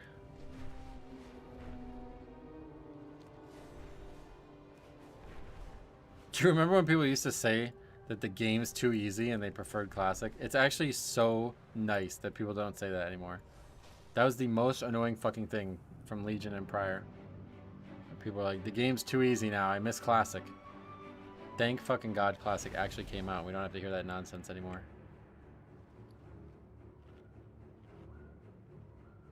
Was Classic Metro also better? Oh, no, definitely not. Classic, you guys would fucking hate Classic Metro.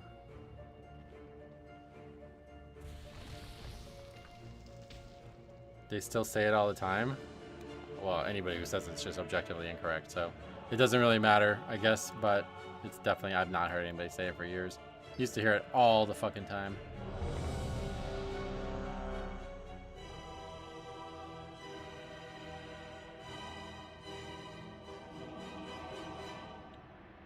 Officer James Dokes is still a meme to this day. Meme. Nice. Fuck him, honestly. Legion Metro was less well emotionally balanced. Oh, wait. And then that's like, I was already better version of myself than like Mop and shit, right? So, yeah.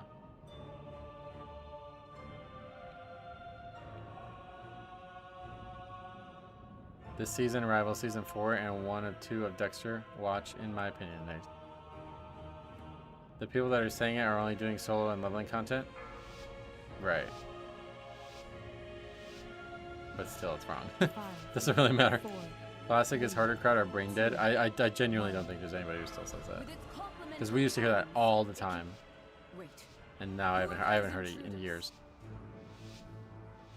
I always said about the difficulty, this is way before this even came out, but I always said about the difficulty of classic versus the difficulty of retail. It's like building, retail is like building a house with every tool available known to man. But difficulty of classic is like cutting a plank of wood with a wrench. They're both very difficult to do. But in classic, you simply have the wrong tool for the job. And if you had the right tool for the job, it would be trivially easy. And then as soon as classic came out, you saw the truth of that. I was saying that during private server days and all that still. The people said it seriously. The people that said it seriously always just made me laugh. Right, yeah, literally this trash pack has more interactive mechanics than any, like a full dungeon or even a full raid, really. And I started doing Molten Core on the second channel for that leveling challenge, and it was even compared to ZG, Molten Core is embarrassing. The main mechanics in ZG are like 30-minute debuffs that you just need to dispel. That's it.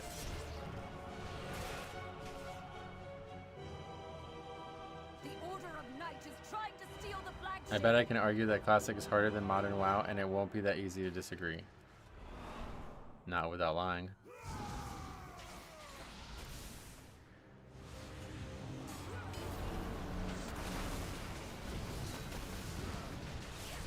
Secure the deck. We need to gain control of the ship. Classic is more about prep than actual gameplay. Yep, seems like it. I was in a forum thread shortly before Classic came out, and I said Molten Core would be cleared in a week, and people were shitting on me. Really? Because even on private servers, it was cleared in a few days. There's no prep for retail. People just don't do it. No, there is prep for retail. People just don't do it. That's true, actually. If for a player their whole focus on the game is leveling and they don't care about in-game content, then that player Classic is harder. Yeah, but that's just not fair to say that, though. You got to talk about the full game. Or those, that's just like that's just not. You know what I mean? This is not the correct way to talk about it.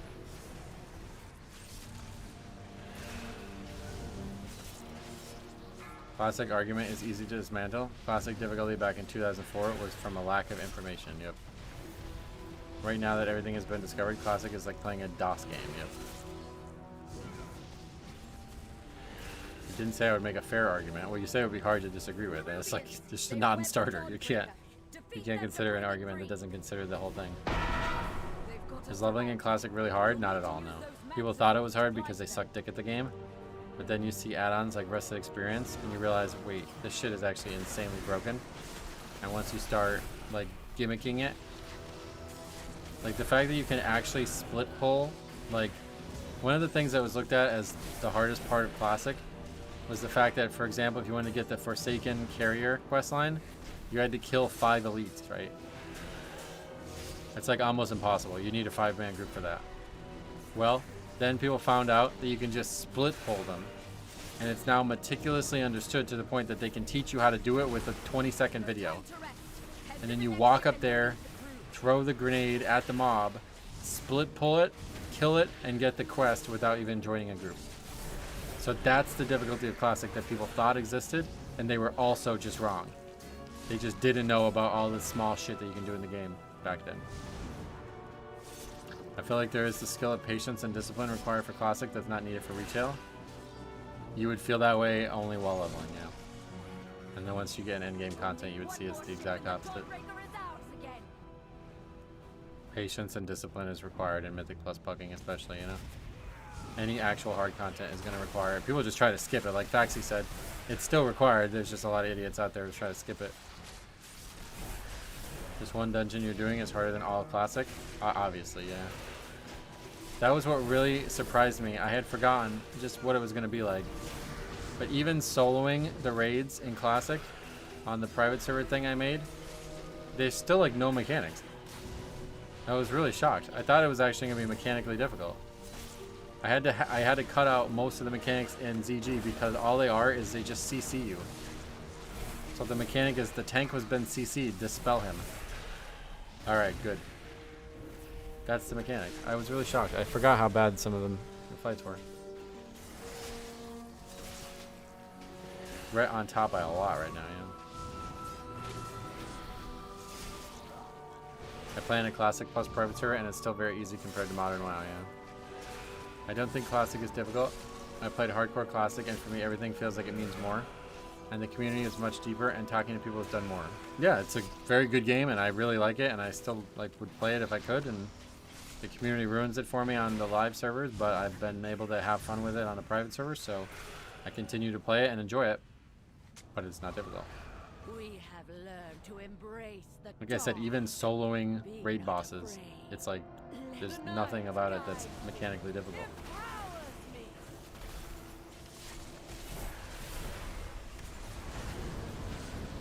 90% of the mechanics in Classic are this boss hits really hard, make sure you have good enough gear. Yep.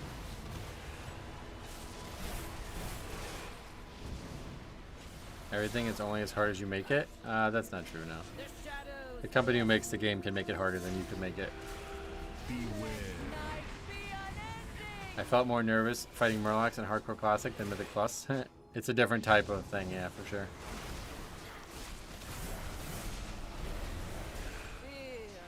The difficulty in Classic was player power being so much lower than you were running around with no helm and no shoulders for half the game.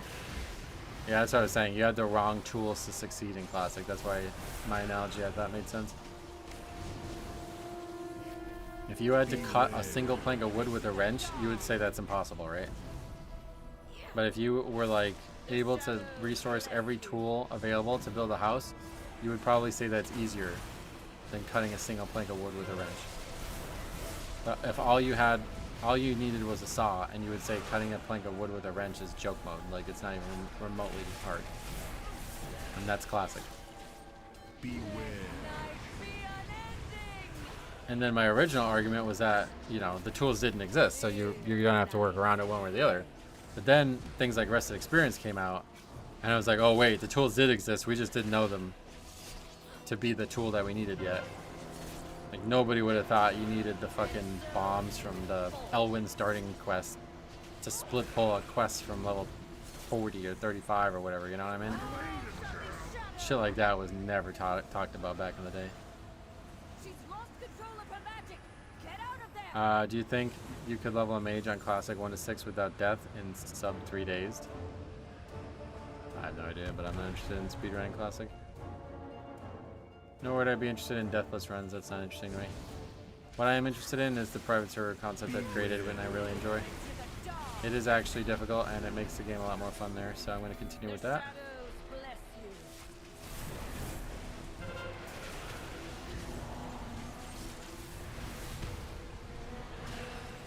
If all WoW players were on retail, WoW could still be the most popular MMO. It is because it's all one game now from Blizzard's metrics, though. That's nice. That's why I said Classic difficulty was hardware and lack of information. People have bad computers and the game did not teach you much. Yeah, definitely. Why do you have the extra party frames by your picture? Those are the ones I actually use. But before the webcam changes, they were not visible, so I made a second set so people could actually see it on stream. The shadows bless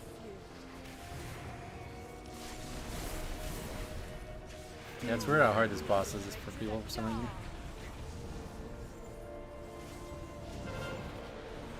My point is the reason it's easy is because you haven't created any challenge. No.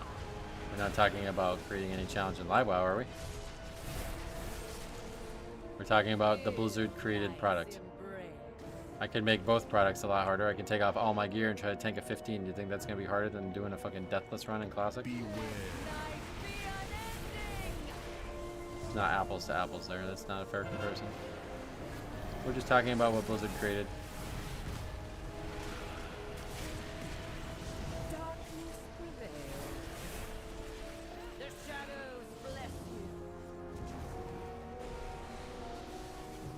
Warlock struggling.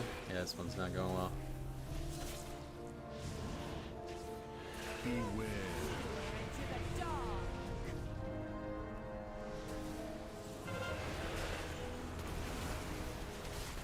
Pushing back key. Alright, are you just trolling now? Did you even read what you just typed out? I'm just going to read it out. You guys react to this, please. He says, in counterpoint to what I just said, pushing keys past 10 is not really a Blizzard product either.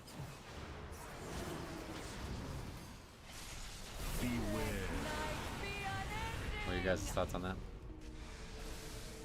The shadows bless you.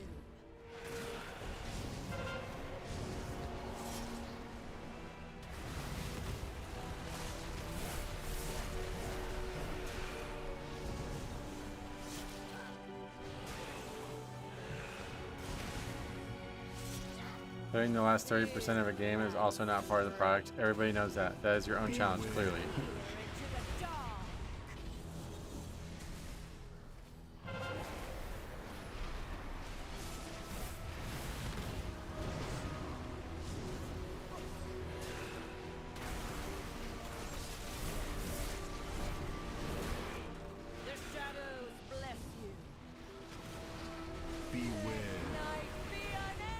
Getting a server first level 90 and Mob Classic count as a Blizzard product. Sure.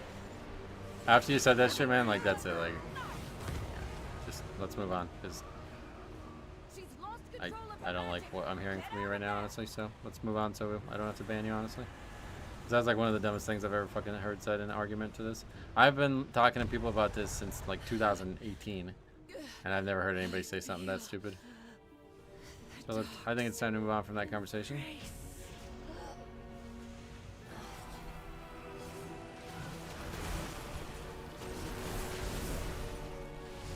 Beware. There's no luck involved here now. This is not a luck situation.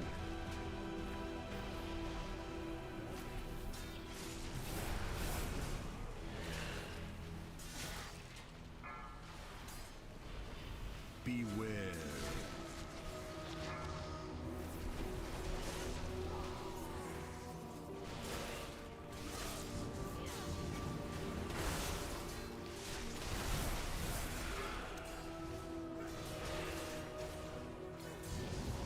Beware.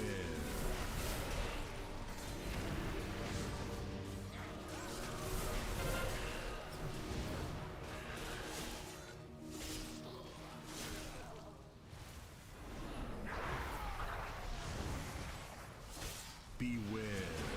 What is part of the game is actually not an opinion topic. If you need help on that, then I can objectively define that for you.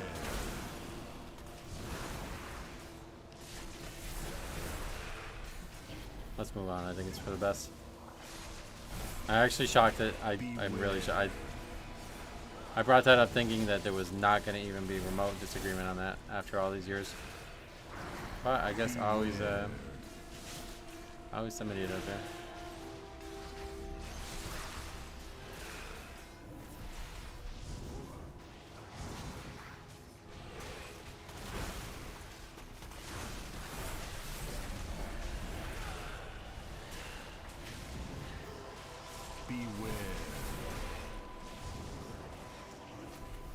Hey Metro, is there any key you don't like to tank so much? No, not really. I try to. You gotta do them all. You know what I mean? You can't really progress without doing them all. So you gotta stop that mentality.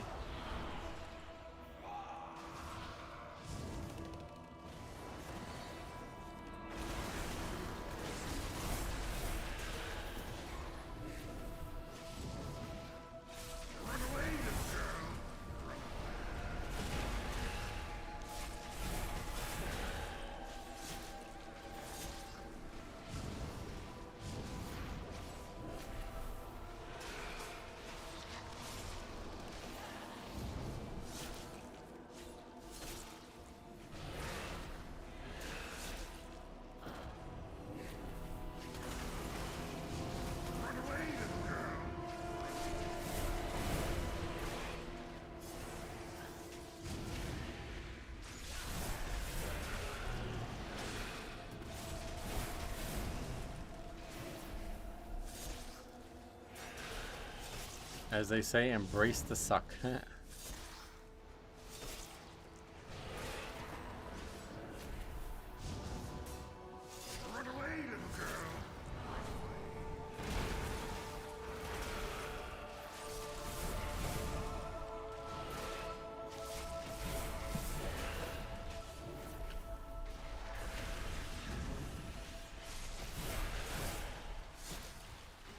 IO is part of the video game, brother. I'm gonna have to ban you, man. Please just stop, okay? I don't want to ban you, please. If you don't have any idea what you're talking about, let's just move on. Instead, you have weakened their command.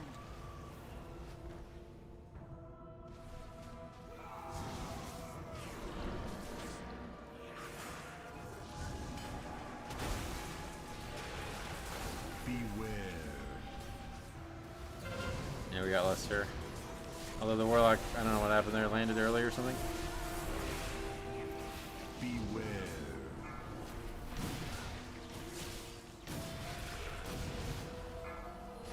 Beware. Beware.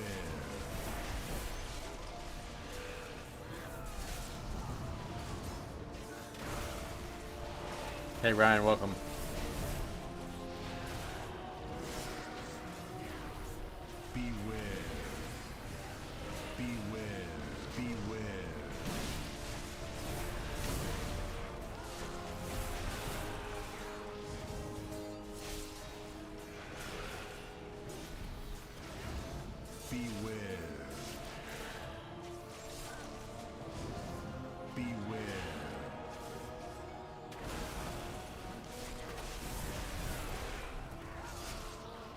Well, this is usually the hardest pack in the game for us, and kind of living up to that, but actually not as bad as I thought it was going to be. Didn't even need the pot there, or lose Purgatory, although it's not over, but pretty much over. Please, can we just move on, guys? I really don't want to. This is just, I don't even know if this is serious or trolling or what, but whatever it is, it's not going to continue. If you like it here, maybe give it a rest and let's move on. Yeah, let's move on.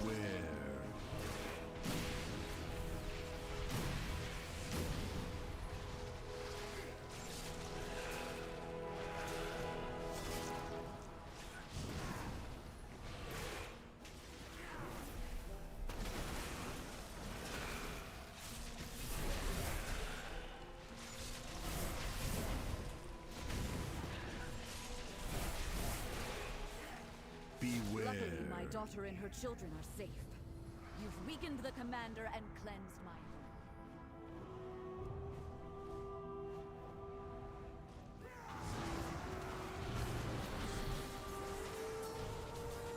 I guess we're done. Popcorn is a great snack. I like it, yeah.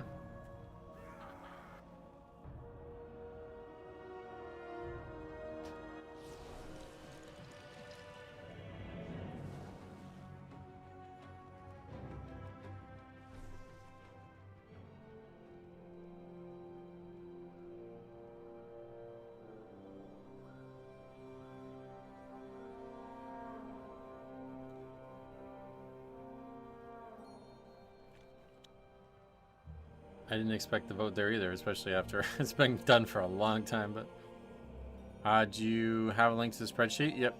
That you can copy? Yeah, this is it. You just delete my data.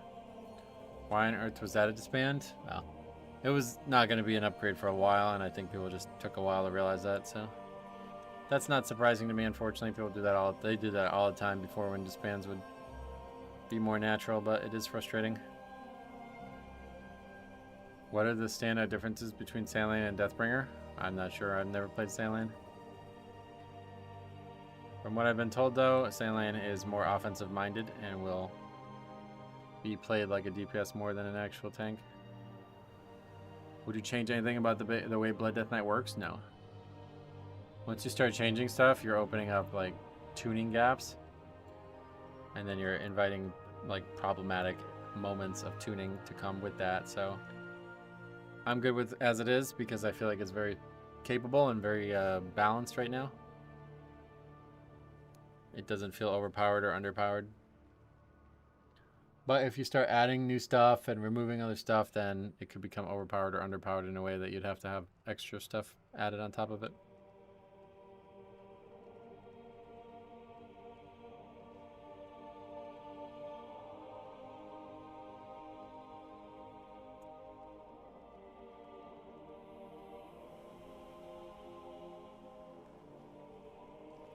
Sandland tends to do more damage overall and much more on single target. However, Deathbringer gives better initial aggro and has more survivability. Have you ever considered copying the fixed, your spec, and the tank after week 1 for the next 50 rows? Like before I enter stuff in it? No, because then the spreadsheet stats are going to be wrong. The spreadsheet stats are collected based off the entries, so if there's nothing in it, it's going to populate 0. But if there's something in it, it's going to populate something and it's not going to have all the data. So, it would, for example, it would say like the week 4 one. You know, we're on week 4 or whatever. Well, yeah, regardless of how it works, like it's all based on the stuff that's there. So these would be wrong.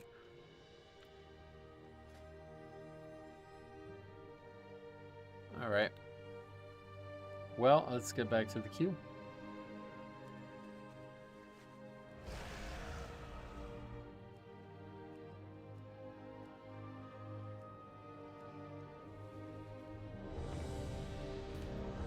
In Dem Street.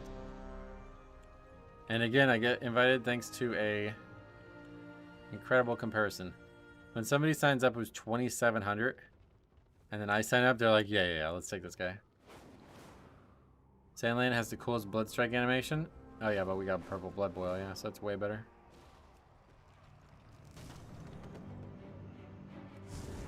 That's like non-competitive, like this is the best thing in the game. There are some top Korean DB blood that do similar damage to Sandland. If you go like full crit and have like full offensive shit on, I mean, I do pretty good damage. There's like a lot of packs where I'm top damage at the beginning of stuff. And I'm full defensive focus, you know?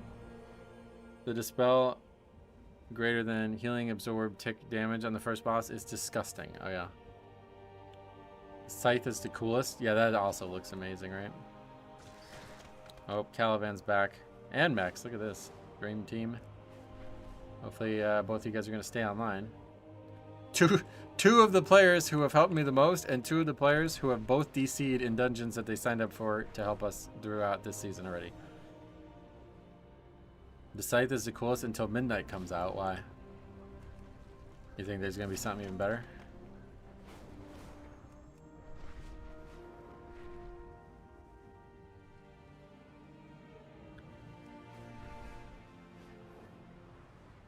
You hear the bad news? We're not going to be allowed versatility? I didn't hear that now. Where'd that come from?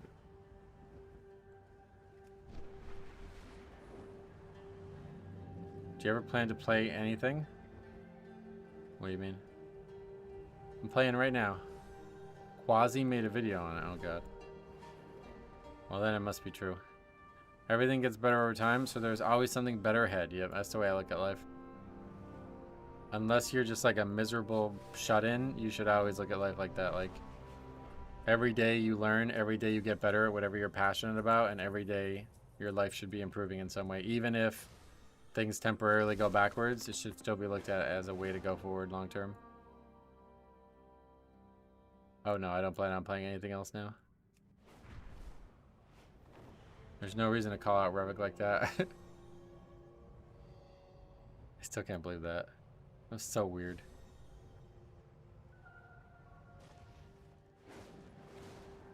Not a single comment on my kind of question about this or a statement about it.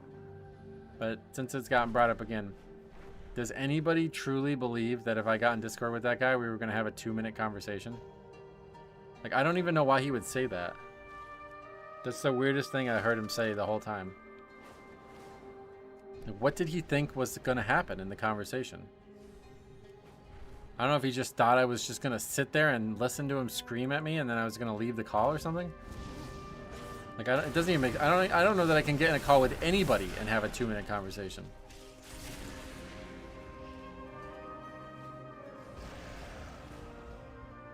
Yeah, the Wet Tomato guy contacted me and he said he's going to be free tomorrow, but who knows. I made a second video on Monday night if you didn't see that one. Because he actually added me on Discord and then was like, get in the call, son. And I was like, I'm busy, son. And he's like, no, you're not. It's going to be short, basically, TLDR. He's basically telling me that whatever my IRL priorities were at that moment don't matter. I need to get in the call with him right now. And there's no reason I can't get in the call with him right now because it's only going to be a 2-minute conversation. And no matter what I think the conversation is going to be about, it's not going to be about that, and he's going to get me to apologize to him. Those are really like the TLDR story beats from that. I mean, it sounds like insanity to me. Like, I actually don't even know what the fuck he was thinking was going to happen. But I actually legitimately was not home. And I really wish I was, because if I was, we might have one of the coolest videos ever. I don't know what the fuck that call would have been like, but I think it would have been one of the weirdest things that's ever happened to me. I once got on a call with a guy like that after losing a league game. He proceeded to ask if I was stupid repeatedly for about 2 minutes before I left. Right, like that's what I think it would have been, yeah. I don't know what it would have been, but it probably would have been something really weird.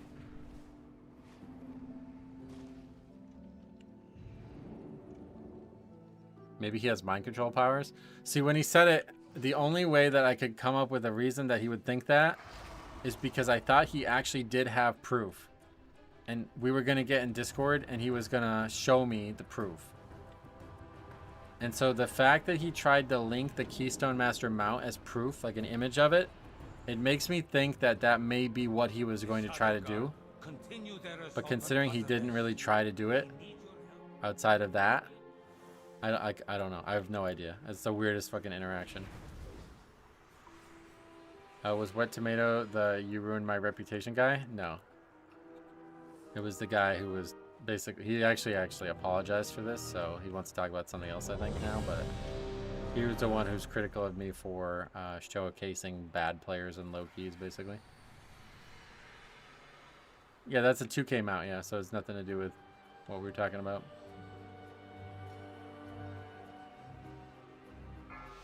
The polite VOD review version is how it's always gone for me. I call it the Painbow method because I got in an argument with Painbow, a pretty famous WoW player at the time, and he insisted that I get in Discord with him, and as soon as we got in Discord, it was like night and day. The conversation stopped being hostile, we started understanding each other, we started listening to what each other were saying, and we actually came out as friends. So it's like fail-proof, I would say, in my eyes, because that was like one of the most like belligerent conversations I ever had with anybody, and then we ended up as friends, so.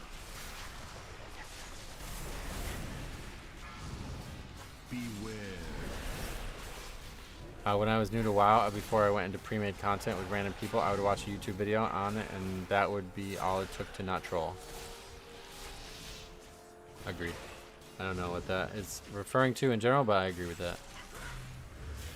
Did he call you son in Discord? No, but he probably did in text. I don't remember exactly what was said, but I remember it was like very hostile. In fact, I think he actually did insult me. I don't remember what the insult was, but I think it was something, he said you sound like somebody who was like something that had like severe mental retardation. I don't remember what the actual argument was, but he said, I think he said like I sounded like somebody with like a severe lisp or something. I don't remember. It was a pretty bad argument, to be honest. I don't remember who he compared me to, but it was somebody that it was definitely an insult. Beware.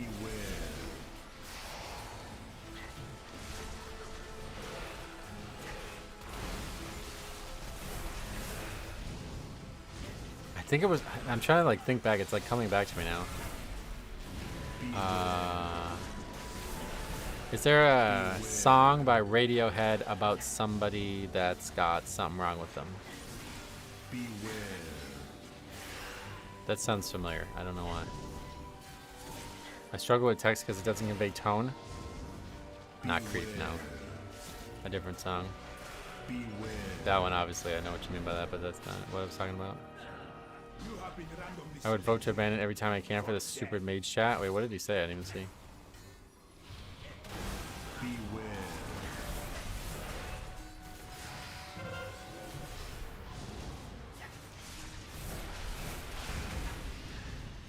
Climbing up the walls. No. Videotape? Is that the name of it? What is that song about? Oh, the evocation thing. I did see that. What is that? Beware.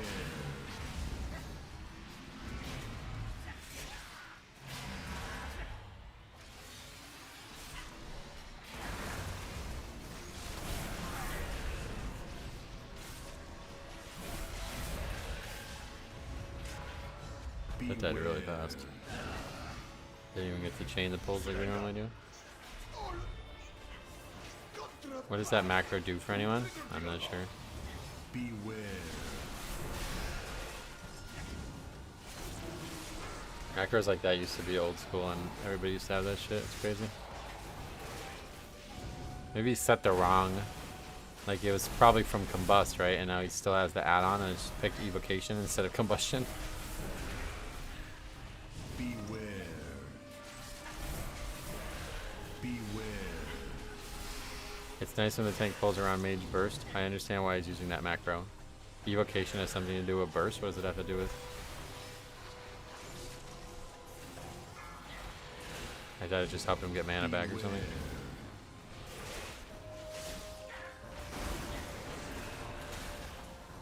The Combust macro gave Mage's main character syndrome? Well, it sounds like it's the same thing then, if that's the case. Means his main CDs are up? Why? Intruders in my city. Not for long. You get a buff for channeling it, so you have more damage after it for some time. Oh, really? You should never have come to Tazavesh. I guess I don't know how it works now. It used to just be how they regenerated mana, but the way it used to work was like you had a finite mana pool, but you would be able to get your full mana pool back every time you use Evocate. So you'd have to play within like a 2-minute window, and that was it. Return to me. Arcane mages don't really do much damage outside their 1.3 minute CD. Or 1.5 minute CD, I guess. But what does that have to do with Evocate? Prepare to be interrogated.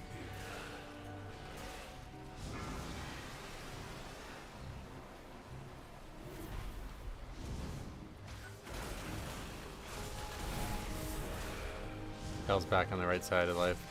He says pulling around CDs is imaginary in Pugs. Whether you can bust 3 mobs or 8 mobs, it doesn't matter because no pulls are done that require killing it within a short window. Yep, totally agree. You need to be using your CDs on CD. The only thing that you do otherwise is maximize your own personal DPS. It does not make the key go faster. All contraband will be confiscated.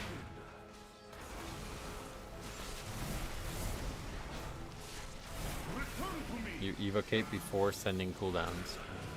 Oh, so like it was like he would never even consider using the spell unless his cooldowns were up. Is that what it's meant to mean?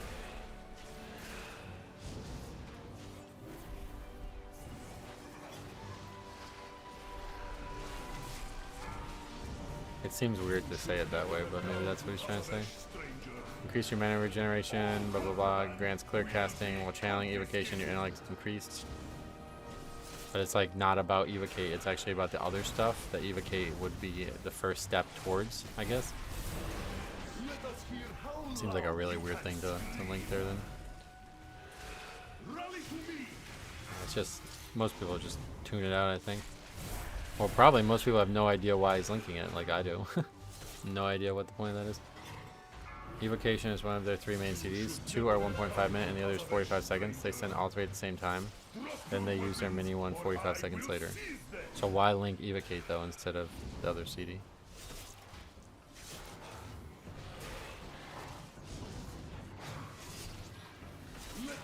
The point of the CD, the point of the weak core is basically I just use my preparatory cooldown. If you don't pull mobs soon, I'm going to be really mad. A necessary tragedy. Unfortunately, we have now drawn the ire of cartels.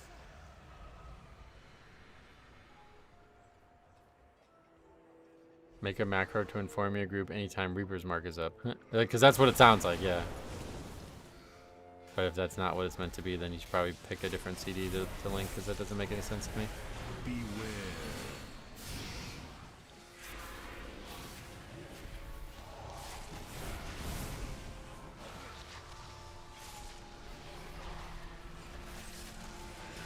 The only place where pulling around CDs exists is Tazavesh Deathless, right? That's true. Strange behavior to have that weak core in a pug. Pointless, I would say, yeah.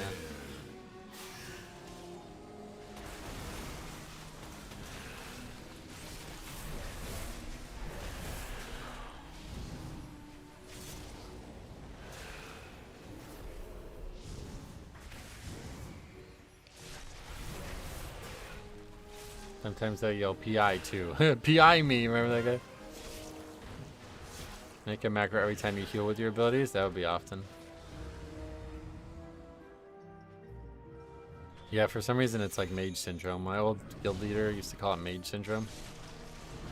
They all think that like they're somehow important enough to be bothering the tank with shit. Beware. Beware.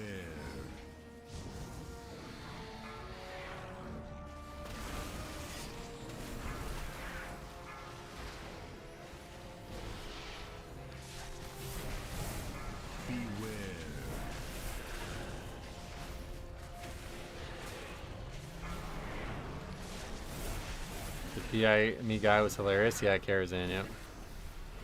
Good old days. Beware. Half-Lock are great for PI this season. Oh, good. Beware. They just need to send their cooldowns, otherwise they don't do any damage. The problem is when they are forced to send their cooldowns on a small pack, it's kind of a waste. And they should probably play another spec. Because in Pugs, you're not going to be able to guarantee that every time you use them, they're valuable. Beware. And if you sit on them for too long, then they're definitely not valuable. Yeah, I think that is literally every class anyway at this point.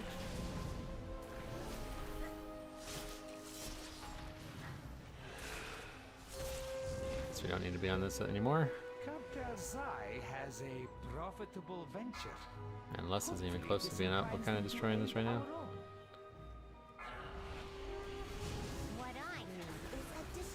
Cross Death Knight has the same setup on the same CD timers. Yep.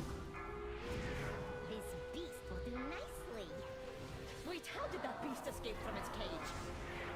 Cartel's Eye is not responsible for any loss of limb that occurs during this demonstration. If it's a choice between two pulls, one small, one big, and he has cooldowns, sure. But when is that the case? Yeah, I don't think that ever happens. It's not like I was going to just pull the dino there if the guy didn't have cooldowns. That's the thing that's so arrogant about it. Like, you know there's 2 other people in the group, right? So what happens if they have cooldowns? What do you want me to do? Ignore them and just focus on you?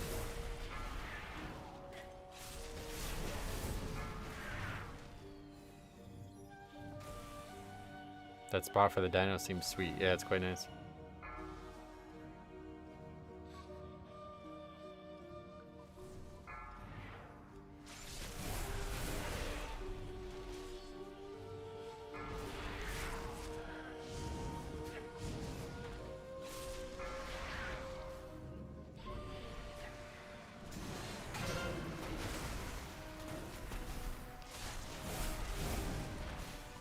Maybe so people don't rage at him for poor damage. Yeah, that, I mean, you didn't say exactly what I thought was going to be said there, but the answer is the same at the end of the day. He's only worried about his own damage.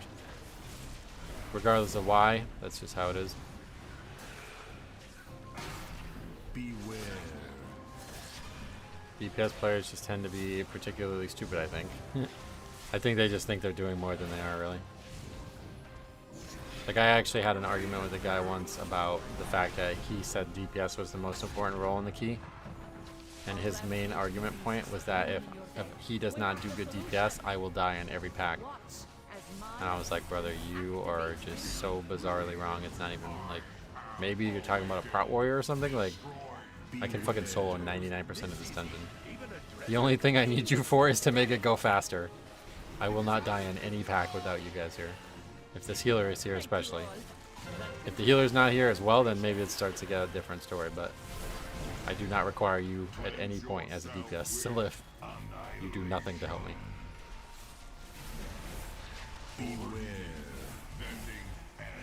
He was under the impression that you only have like 10 seconds of CDs available, and if the pack lives longer than 10 seconds, then they're just made of paper. And I was like, my CDs come back up like twice a pack. I don't know what you're talking about. I don't need you in any way.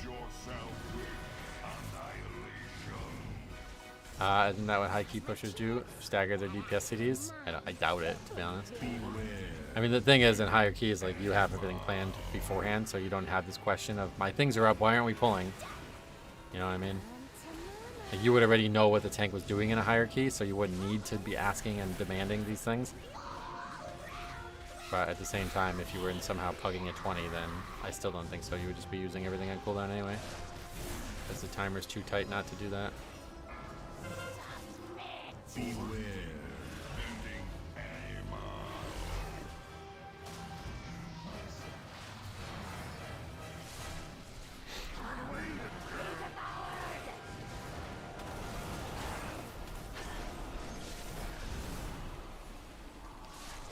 Looks like we're going to lose a lesson here, though, unfortunately. Hand of Sacrifice and Lay on Hands can save someone. Some DPS specs have useful utilities for sure. Yeah, that's not what was being argued, though. It was being argued that if the guy does not do good DPS, then I will die to just not, like, being able to live the pack after a while. And it was like, I mean, I guess he thought he was talking to a different tank spec or something, because it's like, I literally soloed DHT for 4 hours. I don't need anybody, man. I don't know what you're talking about. You saved our menagerie. Well, He thinks it's a raid with an enrage timer, right? The amount of times I've had an easier time with just me and tank being alive and just chilling and not having to worry about DPS standing and things. Right, it's really it's actually true. That's why I prefer to play specs with flatter damage profiles. Don't need to worry about route. Right, that's why I've always said the best damage picks for Mythic Plus are always the ones with the best damage access. It's not only just about doing good damage. Oh shit! Yeah, I almost got knocked off there. Anyway, it's not only about just doing good damage, it's also about having good access to damage, so you're never wondering when you should do good damage. If somehow you can do, say, 10 million overall, and you never had to worry about when you use your CDs, versus you could do 10 million overall theoretically, but I have to use my CDs meticulously well, then every single person on the planet would take, I never have to use my CDs properly, right? Like, it's just easier. Why would you not? And that's how classes are designed. They're all meant to do the same overall, but sometimes they're harder to do than others. So why take fucking Fire Mage, you know what I mean, when I could take Frost Mage, has CDs every single pack multiple times. Friend here may be of help in acquiring Zo's signature. Okay, we'll do this pack first. Wait, can't we even get in there right now? This place is a disaster! Wait, who is that? Where is Basim?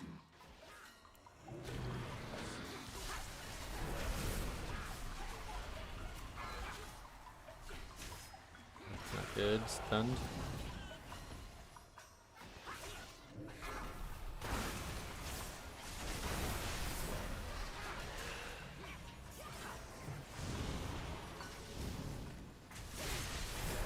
I've seen more consistent BM hunters than arcane mages or Frost Death Knight, and they're meant to be the worst spec.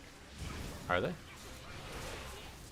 But yeah, I mean, that's a good example though, because BM Hunter literally has a build that doesn't even have CDs, right? And they're still actually very good.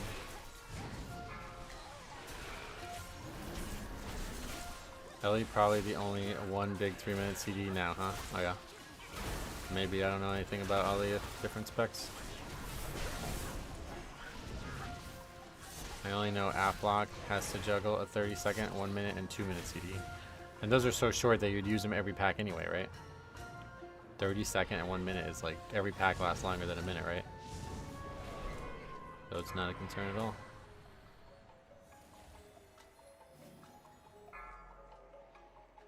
All goods and services for sale.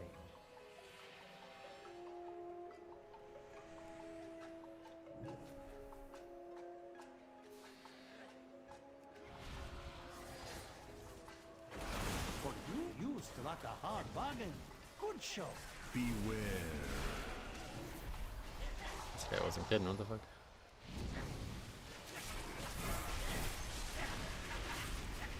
Might be a little too fast.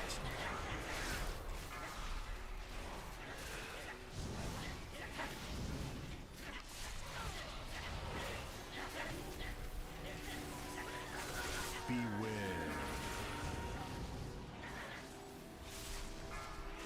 All goods and services for sale.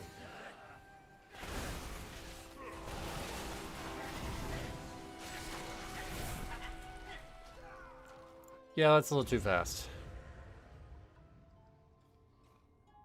Blood has very addicting playstyle. Gave it a proper go this expansion, and having doubts, should I embrace it as new main? It's really fun, yeah.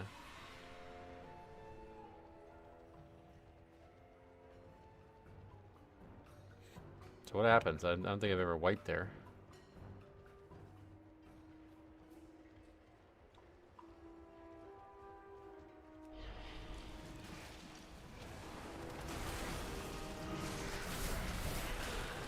Prot Warrior the meta right now? I'm not sure, honestly.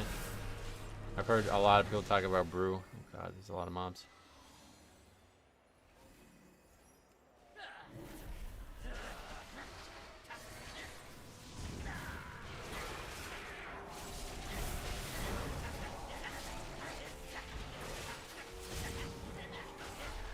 Beware.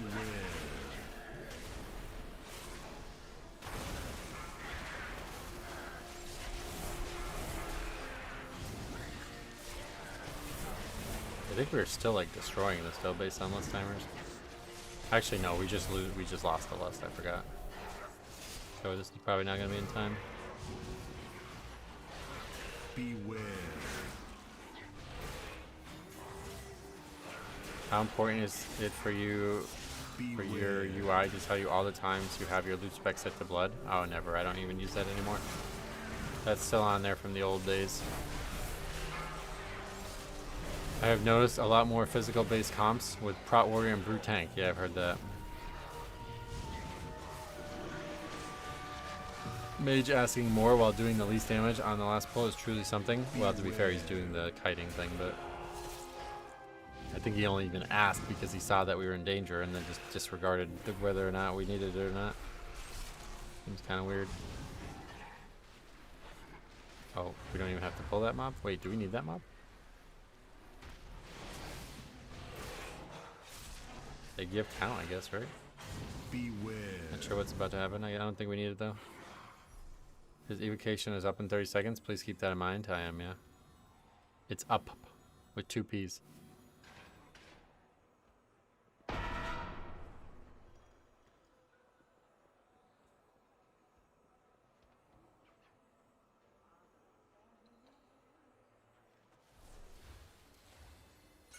round of applause, please, for our Easy, all of you.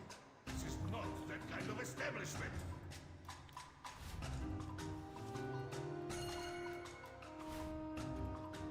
Do you still manage to get it in time?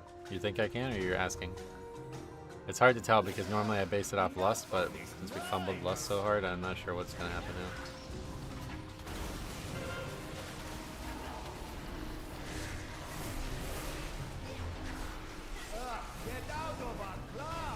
It certainly felt like at one point we were destroying it, but then we waited way too long on bloodlusting, and now I'm not sure what's going on.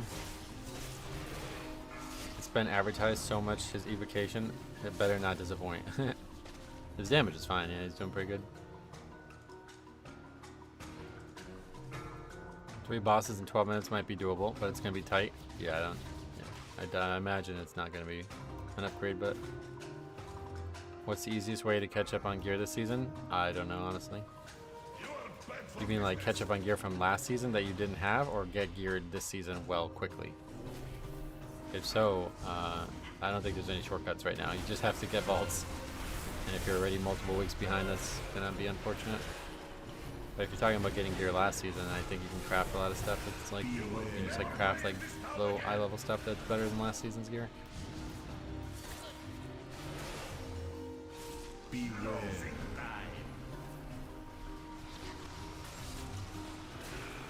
You do not want me to intervene, then almost immediately intervenes. You can still upgrade this if you pull around his evocation, really. So what, I should get more mobs right now?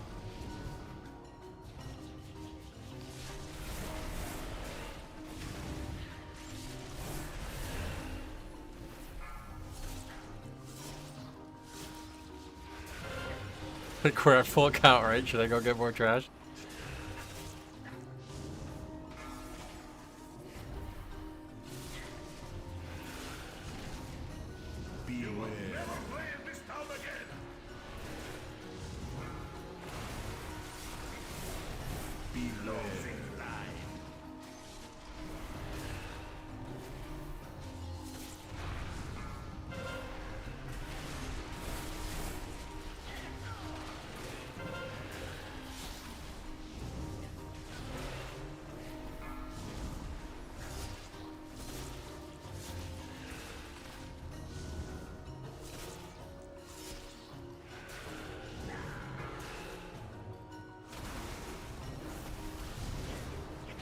Wait, what? What does using your instrument during the boss do? It maintains the damage buff. If you're not bad like me and let it drop. Didn't kick that as my bad. Didn't realize nobody else had kicks.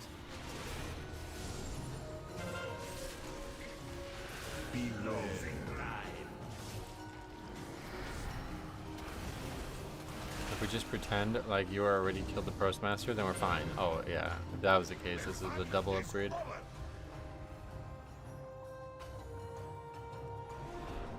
It has been an age since I witnessed such a I assume we're probably gonna list the Postmaster, I guess. would not survive another. Apologies, Almiser. We desperately need your signature. Cartel Soul's underhanded dealings have not escaped my attention. You may have my signature, as long as you never again bring destruction to my oasis. Evocation's gonna be up for this boss. Hopefully he'll use it. Or is it too small of a pull for him to use it on? Yeah, we're listening here, okay. Probably the right choice. Last boss is nice to have less, but it's really not that important.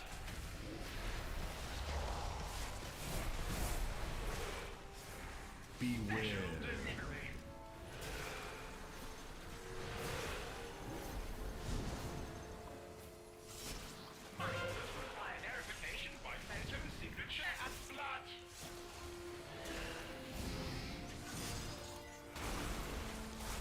Oh yeah, with evocation up we lost. Yep, good call. Gets his mana back even faster.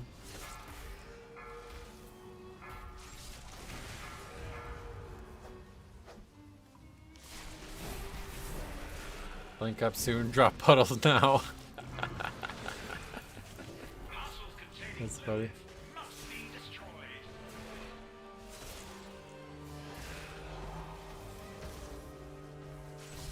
Beware. Metro, do you ever struggle with people playing at work and basically griefing keys? I don't think so. We did have that one guy though. Do you remember the Feral Druid? The first like higher Aldani we did, we had a Feral Druid who did like 2 million overall, and he claims he was on a work call the whole time. But who knows?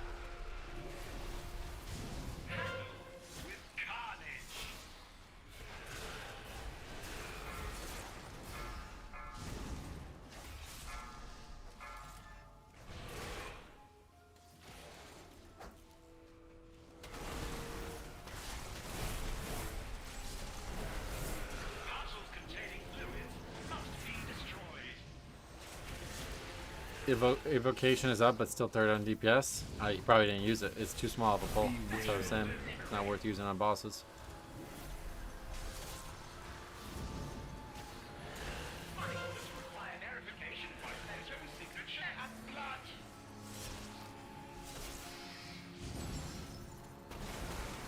Very good run, to be honest. You're still going to have 1 to 2 minutes left. Yeah, it actually looks like it's going to be pretty comfortable here. Which is pretty crazy considering we had a full wipe. And I didn't play around the mage.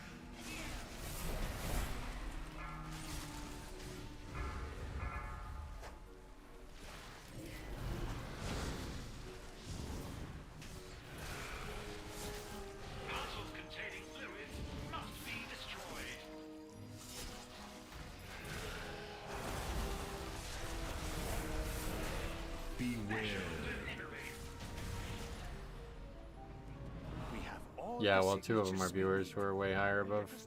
I mean, Mech's 32, 36 now. Wow. You are quite welcome, whoever you are. Now, we are in need of Zoe's signature. Oh, you mean this?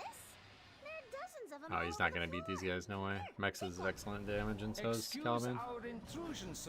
That would have been the moment where I would call the ignore the bombs and focus boss, and I would have been wrong again. Oh, yeah. Is there no sanctuary for I always do it no matter what. Hear me, Solier. The artifact you seek. Probably would have quadruple chested it if you maximized the evocation. Maybe. And power. Yeah, hopefully we're in time it unless something really goes wrong here. Kind of crazy with the full wipe, but it's 14 only, I guess. It's a little bit more lenient.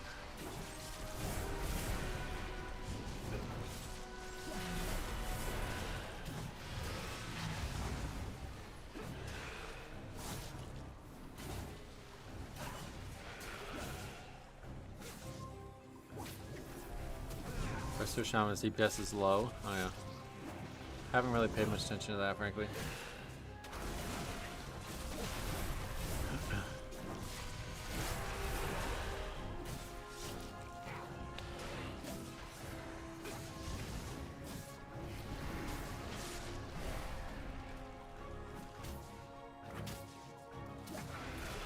This fight is actually very short though. I was really shocked in the last key. I didn't realize how short it actually was.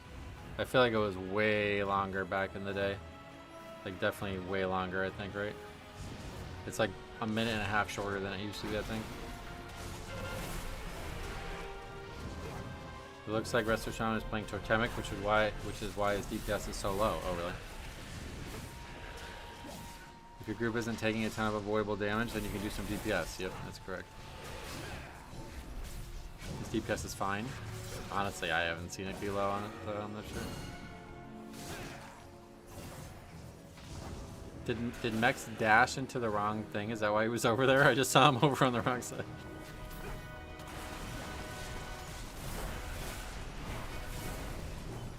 I've yet to successfully had good milk on this boss during the cast this season. Good milk.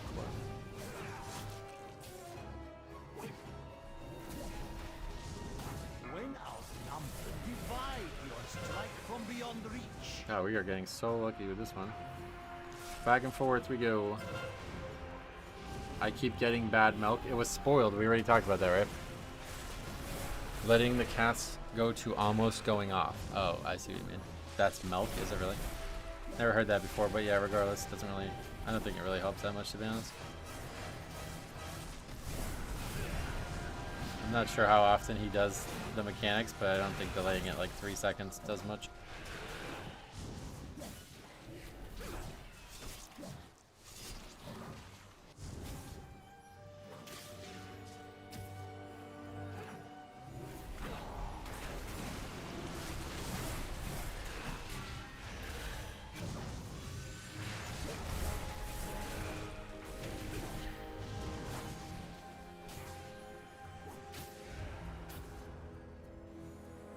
Yo, well, we were getting very lucky, then all of a sudden things started going weird. Oh my god. Oh, I should have resin before we came over here.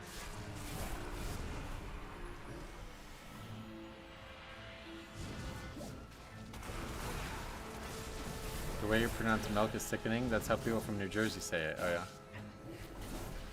Why? How do you say it? What do you mean? How much damage should healers be doing overall? I don't know that there's an actual number, but this guy did fine, yeah. 500k is like definitely a benchmark. Alright, we did it. We upgraded the key. Alright, and we're gonna change ours, right? Let's do it. Mage got absolutely carried. Nobody's surprised by that. Need hands. Oh no, I already have tier things. It rhymes with silk. Milk. Sounds disgusting to say that. Milk. What am I saying with like an E? Milk? I've heard people say that before, that it sounds like I'm saying with an E. Since I'm thinking tank with blood this season, I used to play Deathbringer, but I see people playing Sandland. What do you think? Play the one that you like the most.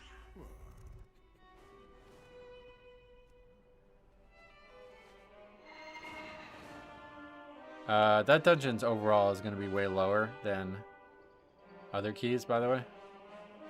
So, can you time Floodgate 14 with 5 million overall? No, but that dungeon, 5 million overall is actually pretty solid.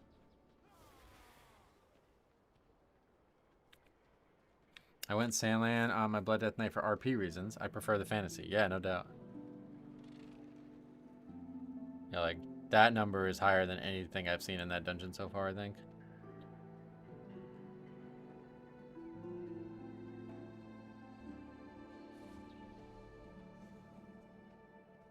I wouldn't really look at DPS there. Tank was really bad and didn't pull around Evocate, so DPS was not representative.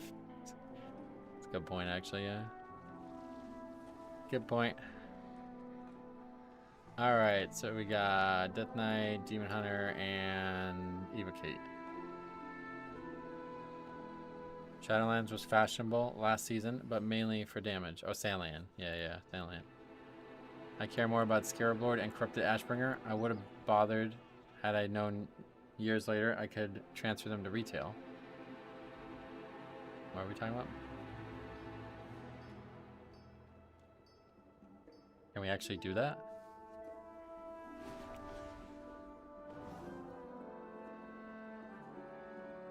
Oh yeah, and plus we wiped too, don't forget. We had an overall chart loss there because of that.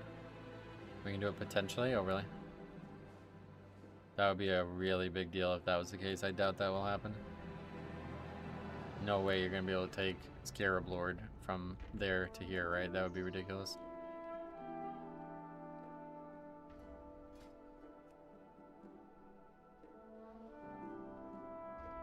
Alright, so now 3120 we are now.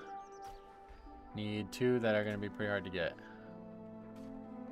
Alls is one of them.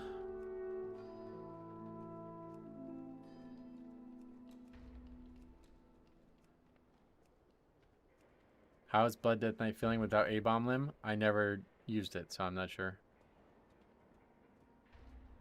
Metro, we are talking about potentially being able to transfer characters from Mop Classic to retail. Yeah, and you think you're going to bring, like, things that people are paying hundreds of thousands of dollars on accounts to get over with you as well? Alright, thanks a lot for coming, Caliban. I appreciate you and Mex coming.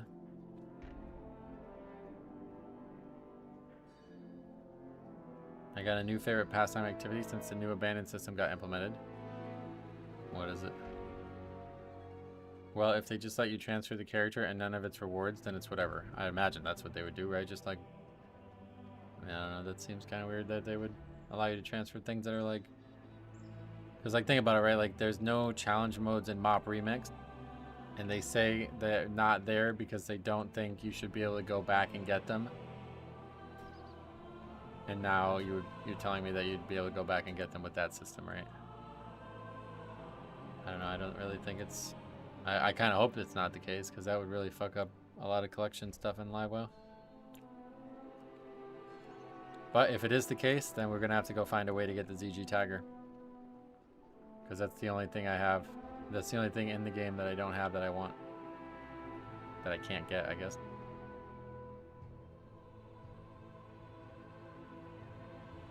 Yeah, like ZG Tigers sell for 99999 million, right? So that would be really crazy if they would allow you to do that. I sit in Group Finder and queue to Lever's groups just to decline their invites. Is there that many of them? I see very few of them. I want to bring the CM set to retail. Yeah, I don't think they're going to allow you to do that. I soloed ZG Tiger Boss on my Death Knight and Hunter every week until they removed it and never got it. Yeah, it's very hard to get. How do you have your dungeon blocking all advertisements? The trick is you put a filter of 1 minimum rating because those characters have 0.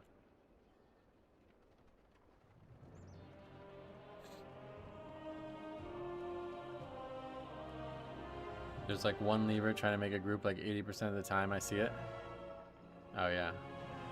I join people with the levers mark, type shame, shame, then leave. That would actually be kind of crazy. Holy shit. I shouldn't even say this out loud. But I'm going to say it out loud. Don't do it, but I'm going to say it out loud. If you really had like a bug up your ass about the levers, what you could do is you can go into their key and just refuse to complete it no matter what. Like as the tank, because they're oftentimes doing the key because they have no choice and they're hoping to finish it no matter what to get the debuff cleared, right? But if you were the tank and you wanted to fuck those people, you can go into the dungeon, get to the last boss, and just go AFK until the timer was over. Just to continue. That would be griefing though. Yeah, I mean, I know. But I'm just saying, like, people are already griefing in the system as it is, right? It's usually the other way around. The levers are the ones doing the griefing. But if anybody wanted to, like, escalate the war to the next level, you could do it, right? Like, it'd actually be pretty crazy. You could stop them from ever getting their badge removed because you just spend 30 minutes in a dungeon with them and they didn't get anything from it. Just like they might to you, you know? Are you suggesting that we hold them against their will? No. I swear to God, Metro, I'm literally reading people doing this except to key holders so they don't get the badge. Yeah, that's what I was saying. It's the opposite, right? So most of those people are doing it to circumvent getting the badge, but the people who have actually gotten the badge, like, they've probably gone to more extreme lengths than anything, you know what I mean? And they still got the badge. Unless they're just fucking idiots and they don't know it exists or something. Because it seems like quite common that people are going to try to do this behavior to avoid getting the badge. But somehow they still got it, right? So that really tells you that they were put in a bind and they had to leave.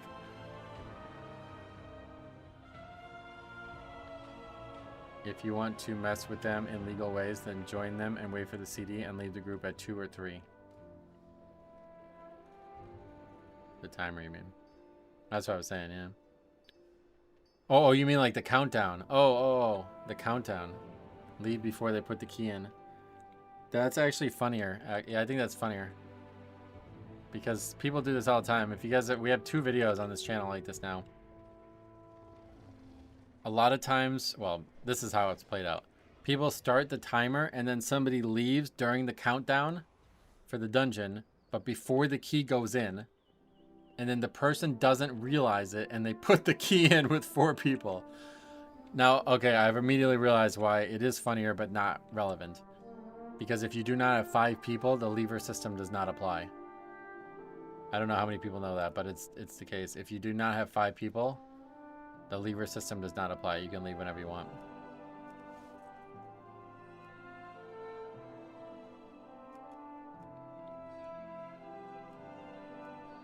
But still funnier.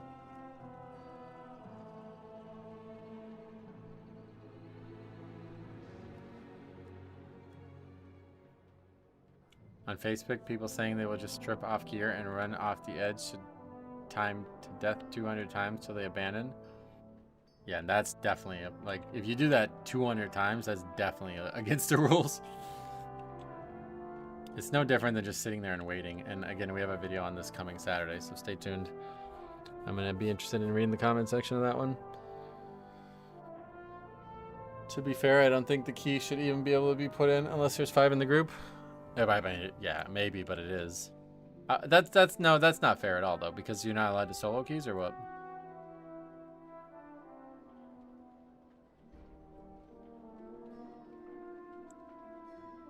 I was farming some crests in 2 and 6 on my alt, and it really shocking how many marked players there are. Oh wow, really? In the low key range. Holy shit.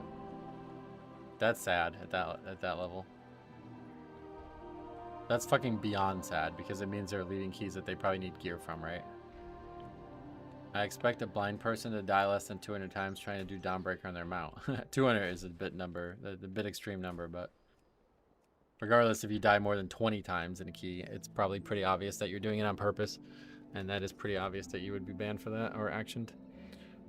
Apparently, the mark is account-wide, but I don't have any way to confirm that. Do you get lever points if you leave dungeons, respec, and enter again? You have up to 1 minute to be outside the dungeon before you're considered a lever.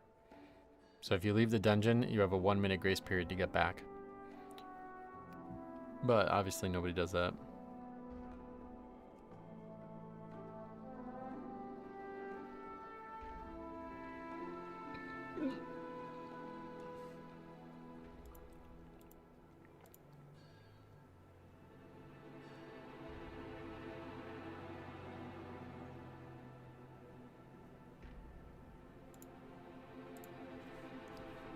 Account wide is so good. Oh yeah. The only trolling I do is to stop direct healing DPS when they start talking shit.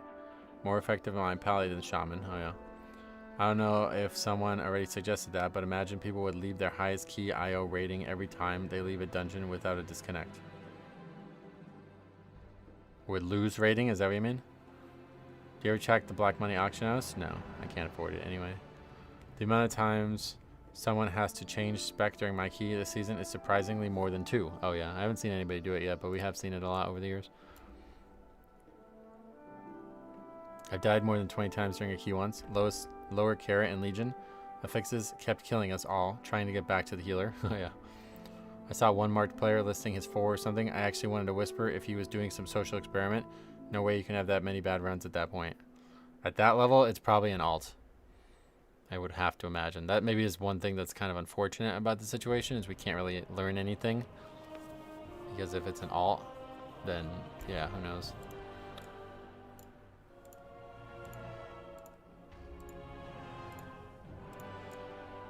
Funniest thing just happened. I got 4 stack and 5 minutes into the key, they vote abandoned, breaking my key. Oh, well don't, yeah, okay. Don't invite a 4 stack to your key, what the fuck? That's kind of, like, I can't even really, yeah. Don't ever invite a duo, let alone a 4 stack. But you gotta record them one way or the other, send them in. That would have been a great video. I would have loved to make a video on that.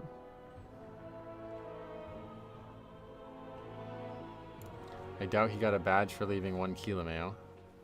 No, he did, yeah, that's who, I don't know who you're talking about, but no, he definitely didn't. I was just saying he might have did it on his main, like for higher keys, because why would you be leaving 4s that regularly?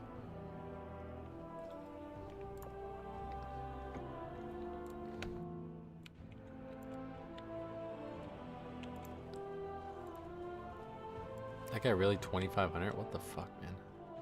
Double upgraded to 12 Aldani. Holy shit.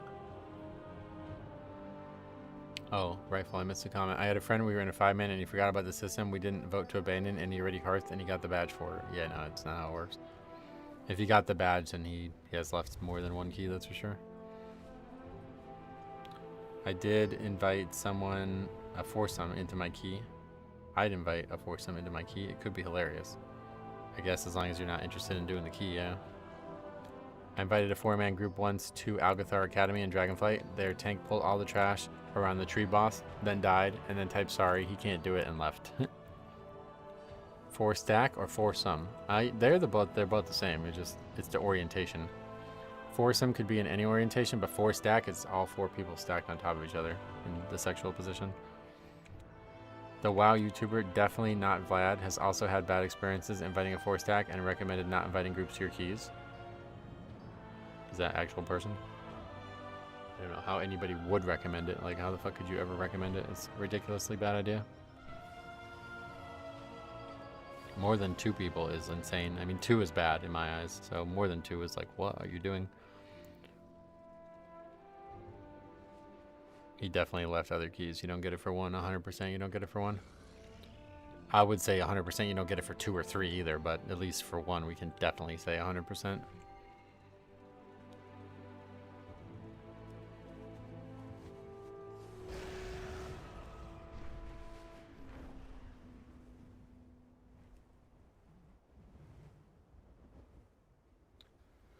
Oh, what did our key change to? I forgot we changed it. Ah, Aldani again. Fuck. What if you duo keys with your brother and you both want to finish keys? Do your own key. That's what I always recommend to the duos who think they're being marginalized by the statement. Just do your own key. One of your 2 keys is going to be fine, I'm sure. It's a lot easier to push a key when you have more than one person with the key as well. Like, you can re-roll your key every time you upgrade one, so you can both re-roll every time you upgrade a key. Should be more likely to get the key you need, you know?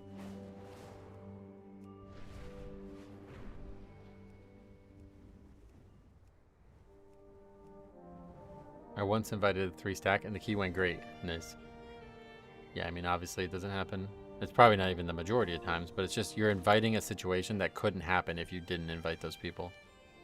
You're never going to have a situation where 4 people all know themselves and not you, and they just sit there laughing at you the whole time while they're in Discord. That can't happen if you don't invite a 4-player pre-made, you know? You also hold 3 votes as a 2 stack and the key holder. Right, that's true. You have a lot more agency over your key, but inviting a 4 stack is often fine past 10, but only if overqualified players looking to fill a dungeon they haven't rolled. I would say it's never. Yeah, I would never do it under any circumstances. Unless you're sure exactly what they want, you're gonna want to. It's very unlikely that you're gonna both agree on stuff. And then, like we just said, you're giving up total control no matter what. They're gonna win the vote. Wildest thing I had seen this season was having a duo, tank and healer, with similar names, and it looked like one player was multi-boxing. Yeah, probably not, but that'd be crazy.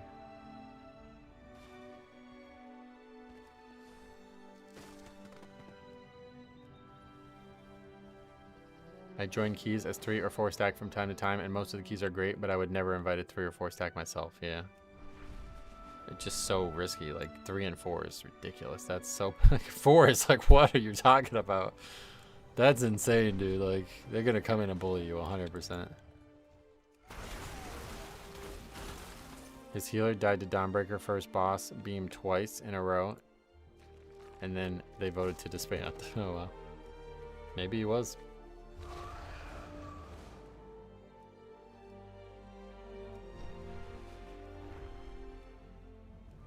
There's a lot of halls listed, but we can't get in them.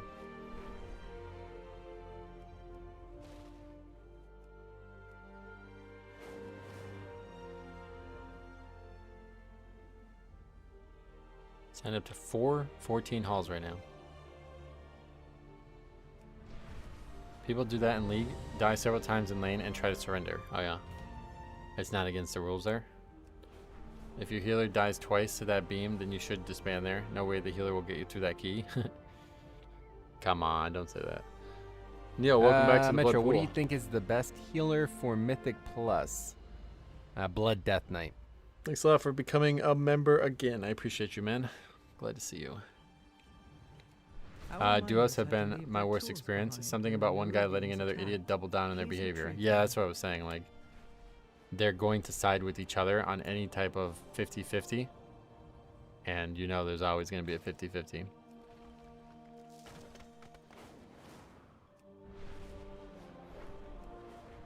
That fight is pretty brutal now. The absorb is crazy now compared to season 1. Yeah, I heard it's a lot harder. Their names were so similar. It's like Dragoon and Dragoon signed up as a duo. Oh yeah. I have an issue tanking with large mobs. The enemy I have targeted moves out of range, and I can tell. I can't tell probably. By the time I tab to it in range target, I've missed a few globals. You ever have that? No.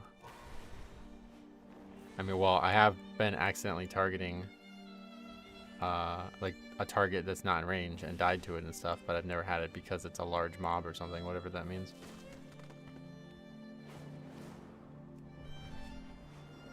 I'm not sure what that actually means, to be honest.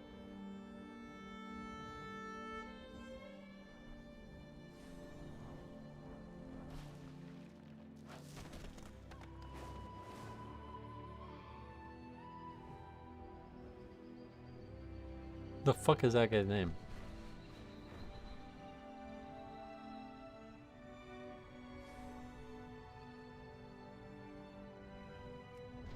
It's just hard to tell which enemy is targeted with a large mob. Oh, that's a UI issue. You need to work on that. That should not be hard to tell.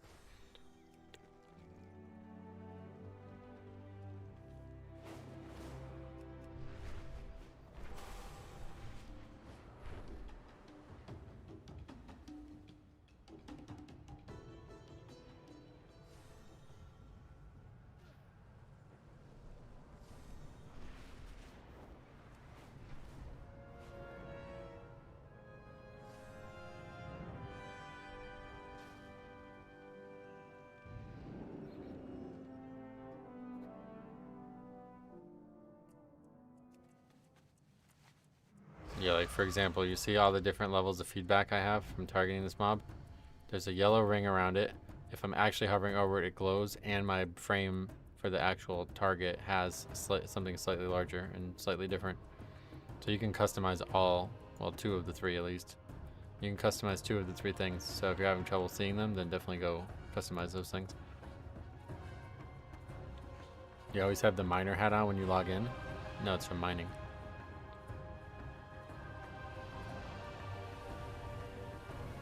The profession gear goes on after you use it.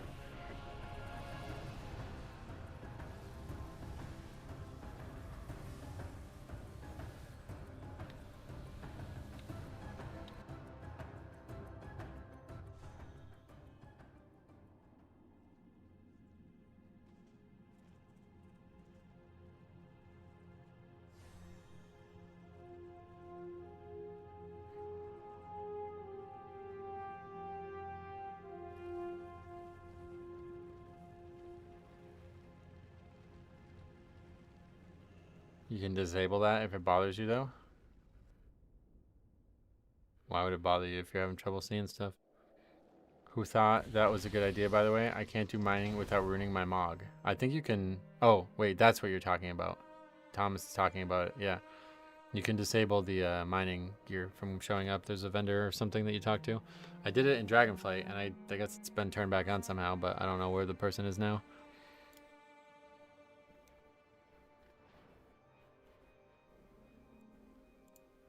Can't wait for a classic Shadowlands so we can do the original Halls of Attunement Mythic Plus. So yeah. Nice. There's one in Dornegal. Nice. Yeah, you used to have to go to Ruby Love Pools, or Robot Love Pools, I mean. I did not know I could turn it off. That's nice, yeah. Yeah, it was part of the original quest. Like when they made the profession changes, they put like a big quest line in to explain that they made profession changes for everybody. And one of the first quests was like, the character was like RPing with another character saying like, I don't like showing my gear or something like that. And then the character tells you that you can turn it off.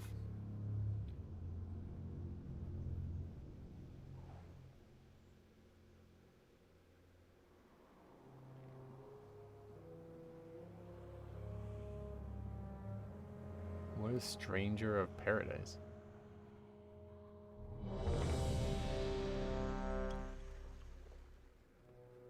Final Fantasy Origin.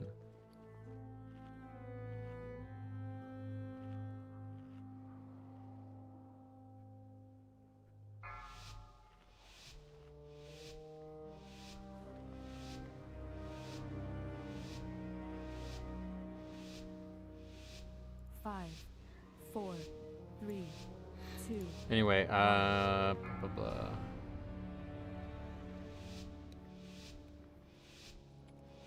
I don't pay attention when I quest, yeah. Really wonder what they're gonna do about Classic WoD. I don't think so. That's why they're talking about having a mop be the end and it transferring. I don't think there's gonna be a Classic WoD. I think it's officially over after mop, which is a very good thing if you ask me. It should have been over after Wrath. Mop was a good idea, but it seems like they really fucked it up because they released it at a terrible time.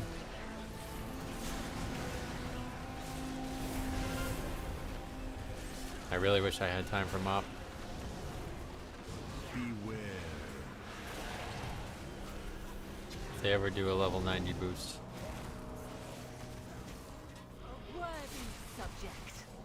Let us begin. Beware. Bad start here. Beware.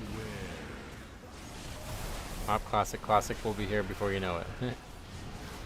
You think they would do anniversary realms for the other expansions past Wrath? That'd be crazy. Beware. I would have returned to Classic Legion. Sure, Remix is coming, but that's not the same. Yeah, I don't think there's going to be a Classic Legion, but you never know, I guess. Beware. If WoD ever comes back, it would be in Remix form. Oh, yeah, they were talking about for Classic. Since they've been extending every expansion since Classic.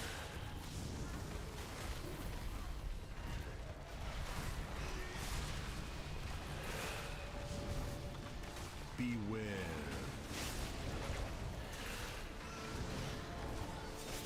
The Classic WoD is an affront to what Classic should have been in the first place. And I would say that about Cataclysm too, frankly. Beware. It should have stopped at Wrath. The whole reason that Wrath, or that Classic became what it is because there was a legal precedent for the fact that the game removed all the content from Classic, and we paid for that content at one point. There was a legal precedent for private servers to stay active during, you know, that time of the year, like that time of the world that we were in at the time. Nobody knew. I don't know, I'm describing this poorly, but basically on Nostarius, they were able to keep their servers up legally because French courts ruled that because World of Warcraft developer Blizzard did not keep the content that they were playing on the private servers in the game, that the ability to play it was required. And that's why Nostarius got to where it did and got popular. But then eventually Blizzard, I guess, found some new thing to press them on, and that was it. And they, I think, ultimately only agreed to stop because the company, Blizzard, just said they were going to work with them and make actual Classic. But it was funny because they did that in 2017, and then 2018 comes and there's no announcement, or maybe I'm still a year off, but let's say 2016, and then 2017 comes and there's no announcement, despite them having worked alongside Blizzard to make this reality. And then 2018 comes, and they did actually make the announcement. But in between that, the Nostarius team thought Blizzard lied to them and tricked them into shutting their server down for no reason. So they actually released the source code to other development teams who were making private servers at the time. And because of that, we now have the ability to make an incredibly high quality private server for Classic with almost no effort. So if it wasn't for Blizzard's weird fumbling of that, the private server scene would be very different right now. Is that what Stop Killing Games is about? Probably, yeah. I don't know what that is, but probably. Basically, there's become like a legal... oh yeah, we didn't lost. What the fuck?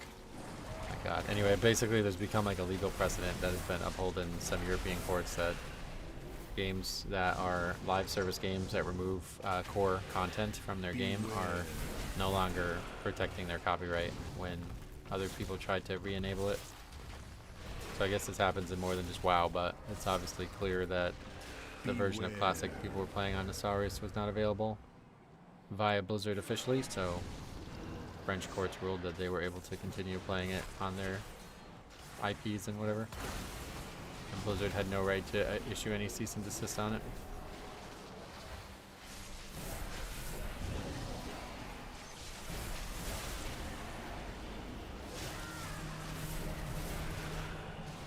Is that how the Nestarius guys made sure to never land a Blizzard job? And that's how they hit. I don't think they wanted to work at Blizzard. I remember the main guy, Nano or whatever, said he did not ever, he didn't even want to work on, like, it was just like a project, like a pet thing to do. And then when it got too big, he hated it. And he was one of the ones who was advocating trying to sell it. He was the one who was trying to like sell it at one point because they didn't want to keep going after BWL. And that's ultimately why I think they shut down. Because there was like division amongst their leadership, and he probably took like some kind of, you know, he went to Blizzard headquarters and was like, yeah, this is it, we're done.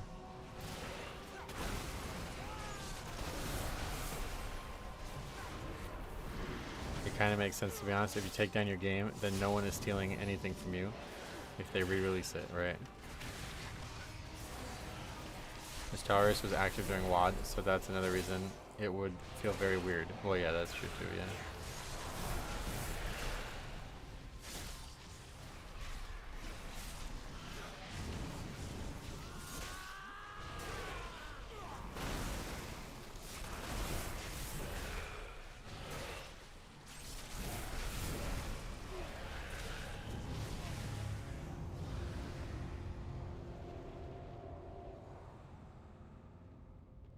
Is your other account that does the leveling challenges primarily on private servers? It's entirely on private servers. The last 120 episodes of that playthrough are all on a personal private server I made for myself.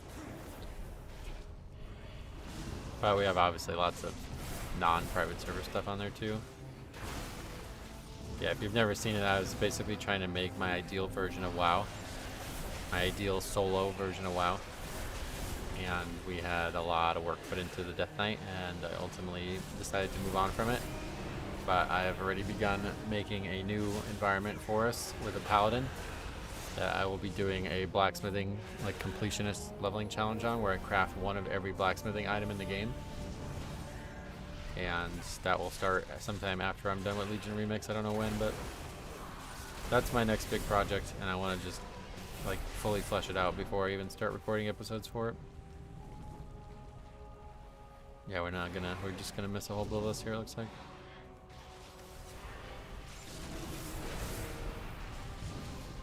Turtle WoW has a cool challenge where you can only equip gear that you've personally crafted. Yeah, that's something I've done a lot. We did that on Live WoW too.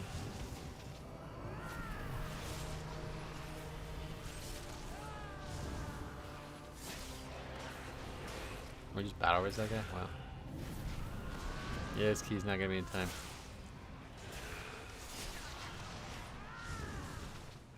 Isn't there a new precedent though? Xbox had stopped allowing people to play games they bought online, etc.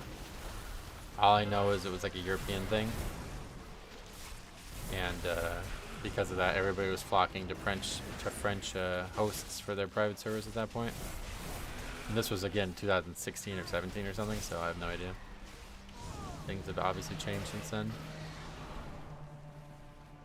The vote already happened and it failed.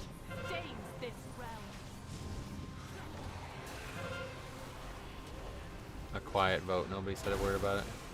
Beware.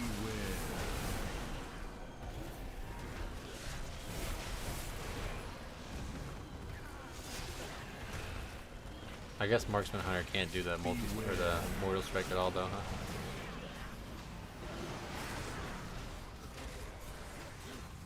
We're doing a no less challenge. I know.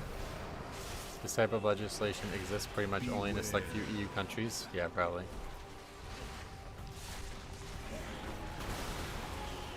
It was just why Nestarius was able to grow from like a fresh project with some new ideas to 22,000 people online average. Like almost as big as WoW's, you know, any big server on WoW basically. Because Blizzard couldn't touch them originally. And then eventually they found some kind of something new to press them on, I guess. I don't know how they eventually ultimately got them to the table. But the Nestarius devs felt duped by Blizzard because they said that they got, you know, basically tricked to go to the table under the guise that they needed to shut their project down, but Blizzard was going to do the right thing and adopt it. And that they were like picking the brains of the Nestarius people before they started the project. And so Nestarius they didn't have to shut their project down legally. They chose to do it, and then they felt Blizzard lied to them when the BlizzCon that came after that event passed, and they did not make an announcement about Classic. But it was simply because they weren't ready to make the announcement. So they were doing it the whole time. It just took them longer, I guess, than the Star Wars team expected it to, or something.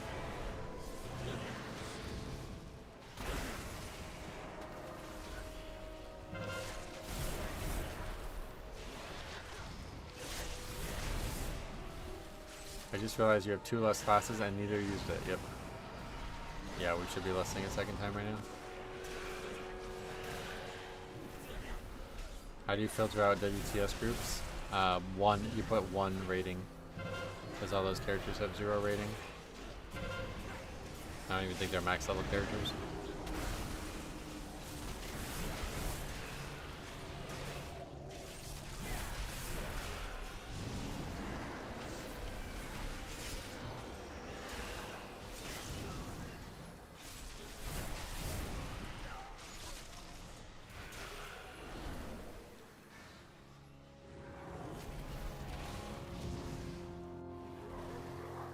We did use Blue Lust.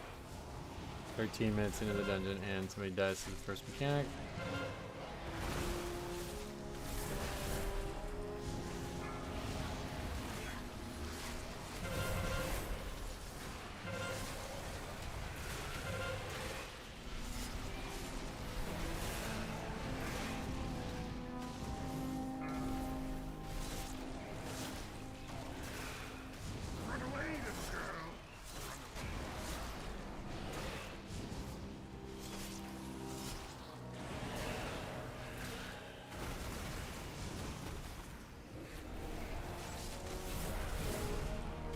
Doesn't appear to be going well. Oh no, this won't. This one's out of time already. For sure. I still would like to see, because we want to change some things about what we're doing later in the dungeon, so I'd still like to see the whole thing. Oh, somebody already did send it and it failed, so we're good for a bit, I guess. Maybe they'll forget. You need to fix this dungeon. It's pretty tight, but I wouldn't say it needs to be fixed because of that. It's just hard. If anything, the other ones are just too loose. This one's not inordinately tight. Eric Kara feels like it is at this point. This one just requires a very clean dungeon. More than 5 deaths, yeah, that's very unlikely to be the time.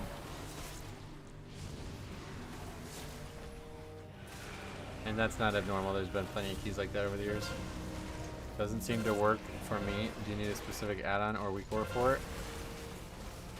Nope, it works for me. I don't know. I have no idea. I mean, those characters have 0 score, so why would it not work?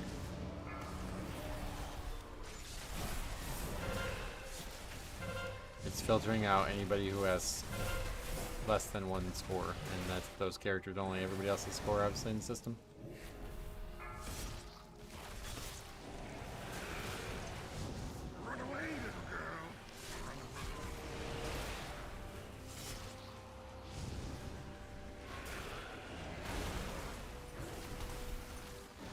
Can I import your UI somehow?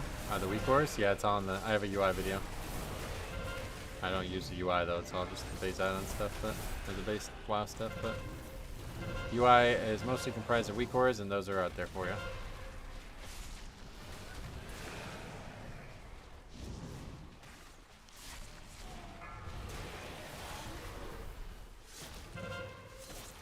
I guess we need to commit to getting a gargoyle on this boss though, especially if we're going to bloodlust it.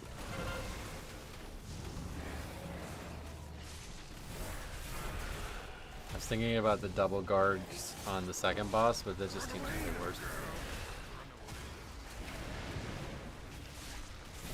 So I think 1 gargoyle here. Or maybe we can do 1 gargoyle with the trash pack on the 3rd boss. That seems, I don't know, none of them seem great, but that's a deadly demon iron. He's doing good damage. Oh yeah.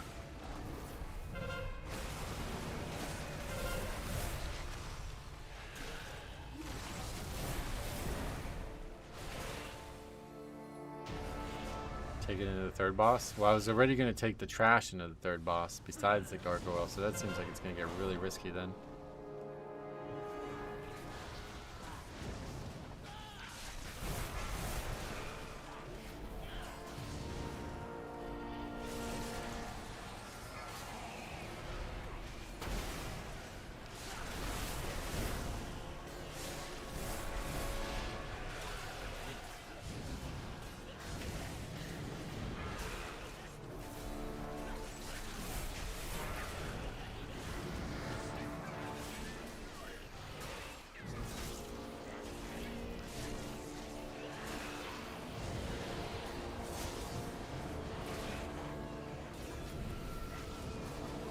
I think the best way, if possible, to do that is to do one pull after second boss, and then take ideally only the gargoyle into the third. You mean like pull the rest of the trash separate still? Oh, you mean like try to pull the pack that we were going to pull onto the boss outside and fight the repack? Interesting idea. I don't think I can pull that off though, but maybe.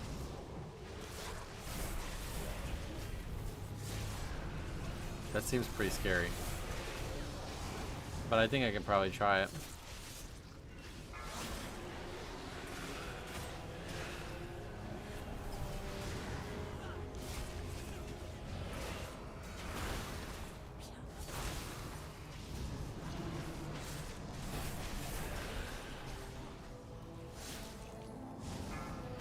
Metro, what should I do? Come back to retail or start pushing keys with the Rep Pally? Whichever is more fun, brother. Play the thing and do the thing that you're having the most fun with always. Try them both, I guess, if you don't actually know which one's going to be more fun, but... Yeah, both's fine. It sounds good, right? Yeah.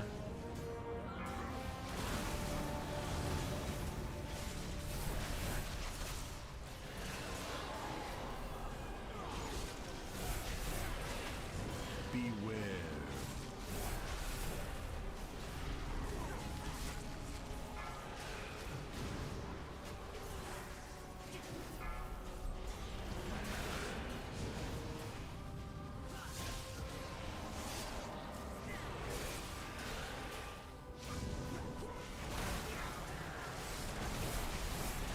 There's the vote. Beware.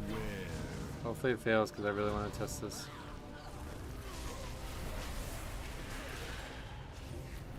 Maybe I wait for Joyous Journeys to finish leveling the rest of my characters. Are they going to do another one? This expansion only just launched. There's no way they transfer the challenge mode sets from Mob Classic to retail? Yeah, I hope not. That would be pretty crazy if they did that. Okay, we gotta wait for one of these to go away, I guess.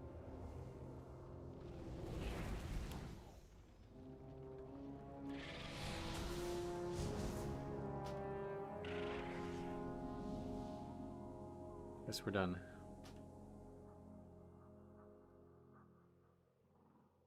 It would definitely cause outrage. It's just whether or not it's still fine to do it regardless.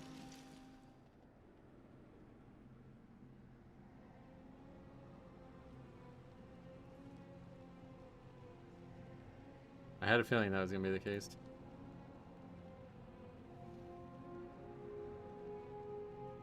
Oh wait, no he wasn't. The Demon Hunter is even lower. Wow. 9, 8. Not me, key holder now.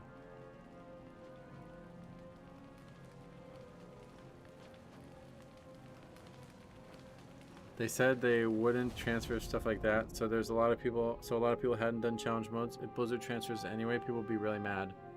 I think the big thing is like the stuff from Wrath and earlier that had been removed from the game. That would be really unfair to bring back just through Classic.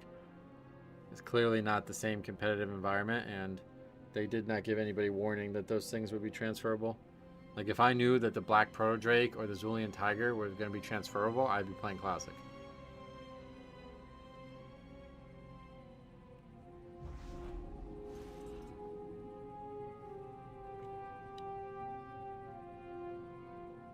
Wait, so if the key holder abandons, it's instantly over? No. Well, yes, because anybody else can then leave, but no. I wish Halls of Atonement had less kicks required. Oh, yeah. Yeah, it popped up. It's under the webcam, so it's kind of hard to see, but...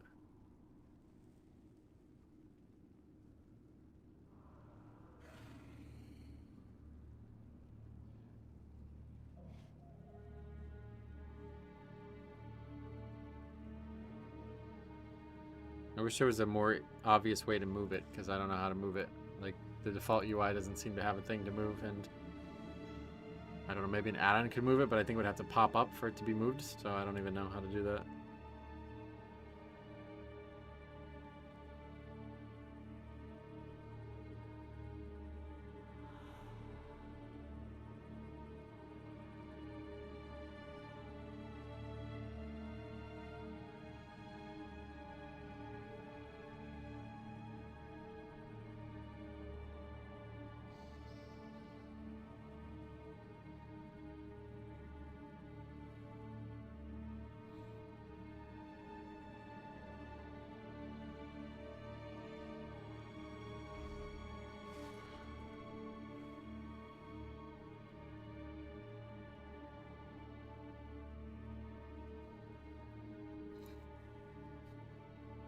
You can move it by dragging it? Oh, really? Oh, shit, okay.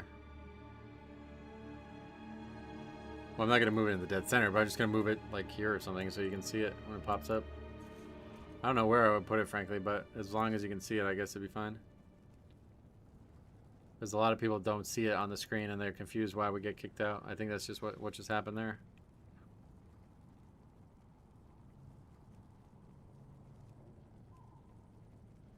No, it's not movable in edit mode. I tried that already.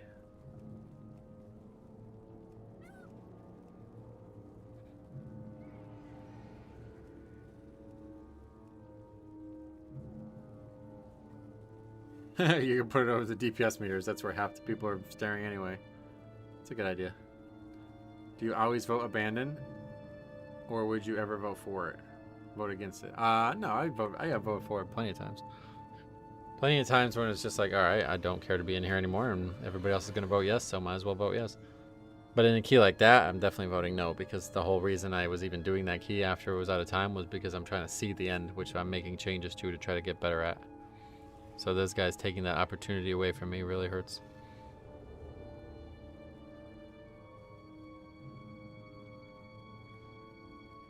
What is that? I was scared to even sign up to that one.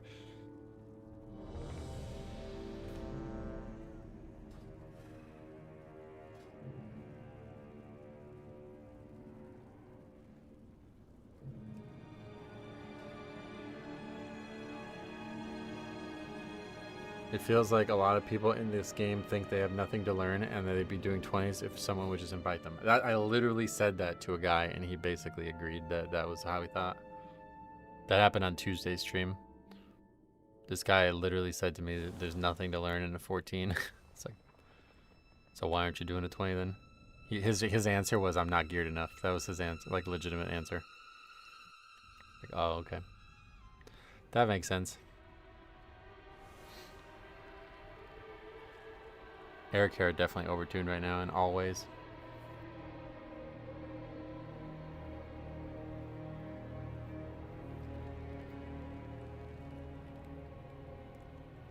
I don't know if I can drag it down to the bars there and it won't cover the chat though. I think it's too tall to not cover the chat. People don't realize how insulting it is to say they don't need practice in their push key.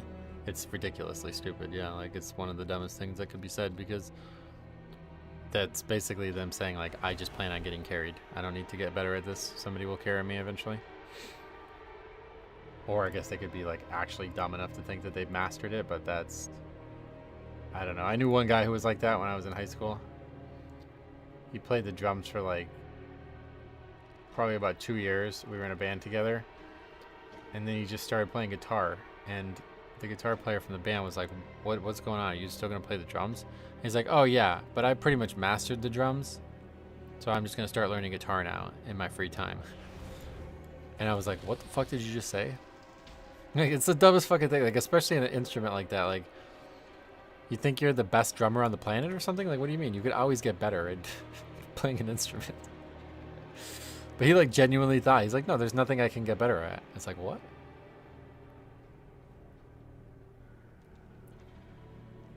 Every once in a while you meet somebody that's actually not smart enough for that understanding.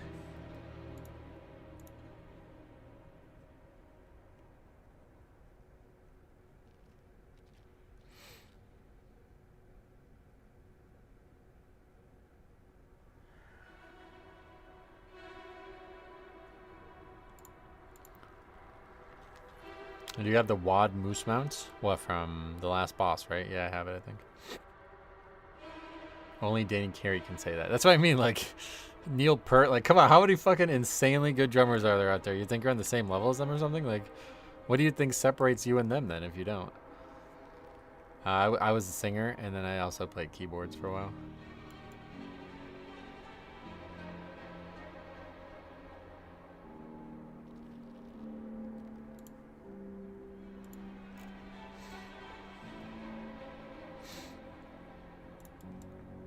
The guy on Tuesday was right. If he was the only player with 740 item level, then he would be doing 20s. Yeah, probably. People would invite him.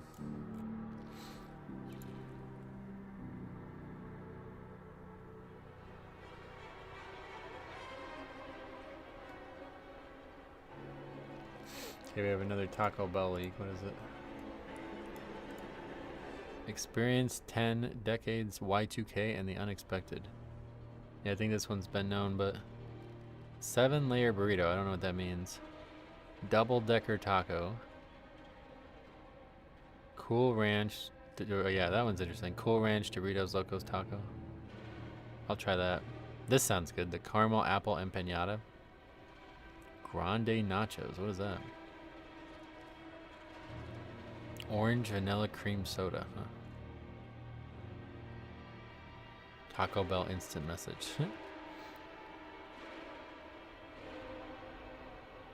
While the expected 4 should be delivered at every touch point with the guests, unexpected moments and a personal touch they don't seem coming. When we go beyond the expected, guest feels valued and want to return time and time again. Here are some examples. Drop the tray at the guest table. Tell them what items are coming soon. Whoa. See below for a Y2K style guest chat recognizing team member Johnny who surprised guests through a simple, powerful act of hospitality. It's just so fucking lame, dude. They try to convince these high schoolers to care about this shit, man. It's pretty crazy.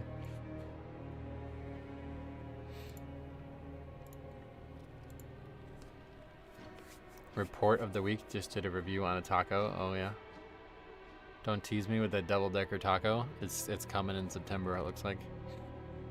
I'm not a fan of orange vanilla. Now cherry vanilla, that's good stuff. Oh yeah. Yeah, that Demon Hunter didn't have dragon riding. He had a walk here. Thought Zolotath was gonna be making crunch wraps with her feet. Why?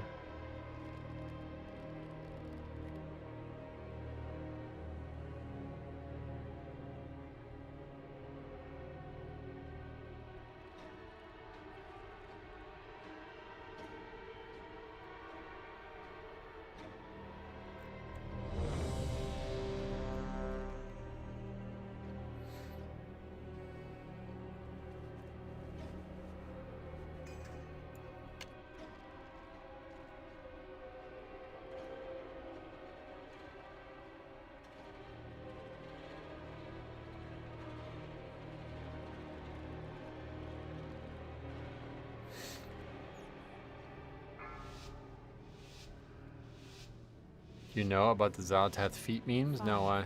4, 3, 2, 1. What did I come into? I work at Taco Bell. We're talking about the next like year or the next month, the next like I don't know what you call it. They're like the limited time offerings or whatever. The Y2K stuff.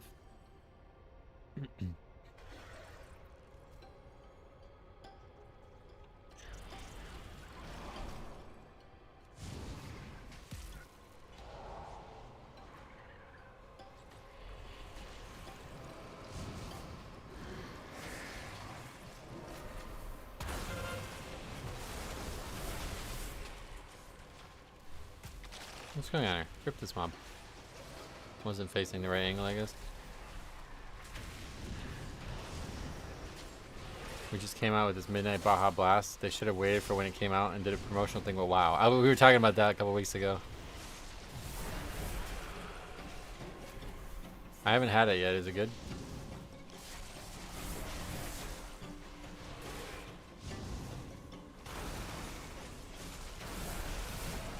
Yeah, apparently September they're going to have a bunch of items that people are really excited to have back. Chili cheese burrito, double-decker taco, and that Cool Ranch Doritos Locos Taco I've heard a lot of people say they're going to like. Stuff that used to be there, I guess. This Gugusto was in one of your featured runs this season. One of your featured runs, what does that mean? Beware.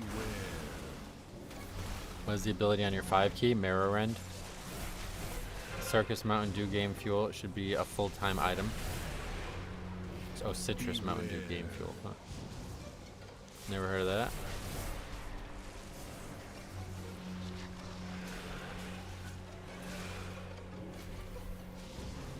Beware.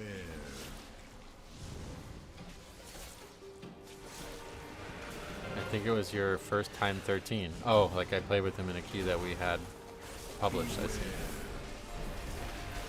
Well, good.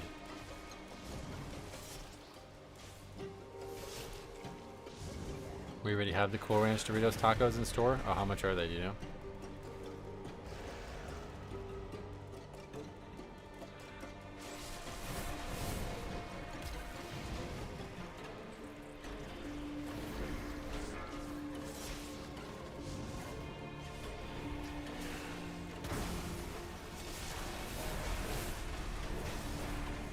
I assume it's the same price as a regular taco, but I hope it's not more than that.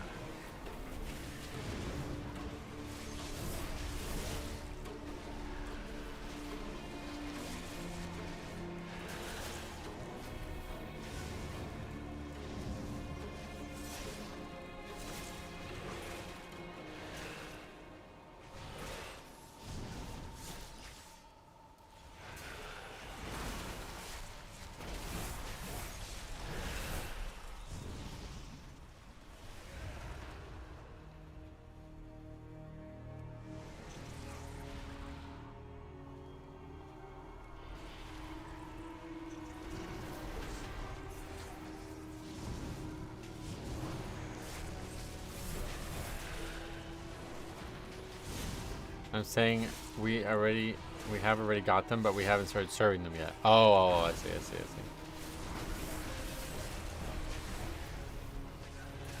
Yeah, they're all gonna come out in September apparently, according to these leaks or whatever you'd call it. And then the current stuff is going like it's like burritos or whatever. I tried them. I didn't really like them that much. And then those street tacos has been like a meme. Everybody keeps posting images of how little steak you actually get on them. But I don't like onions, so I haven't tried them.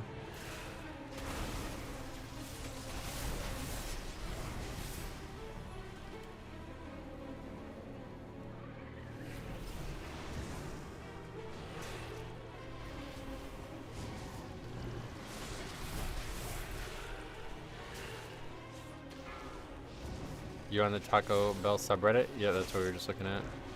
Beware.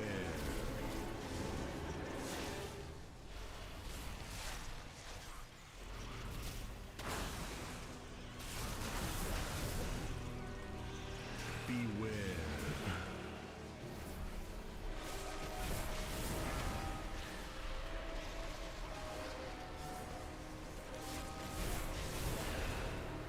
Beware.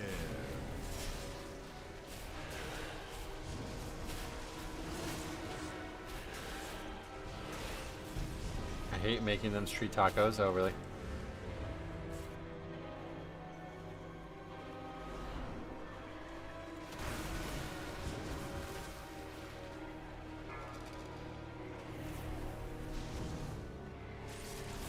Beware.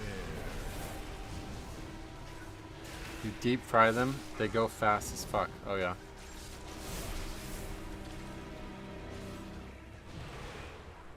Beware.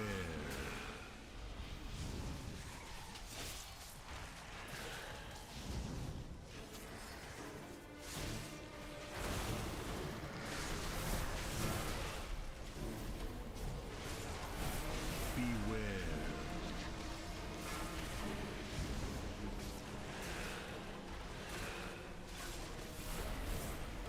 Should ask this mage if he needs evocation. Good one. Beware.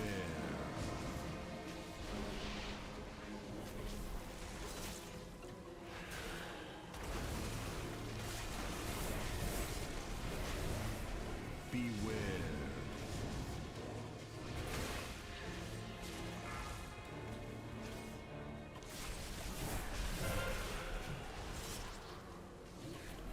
Beware.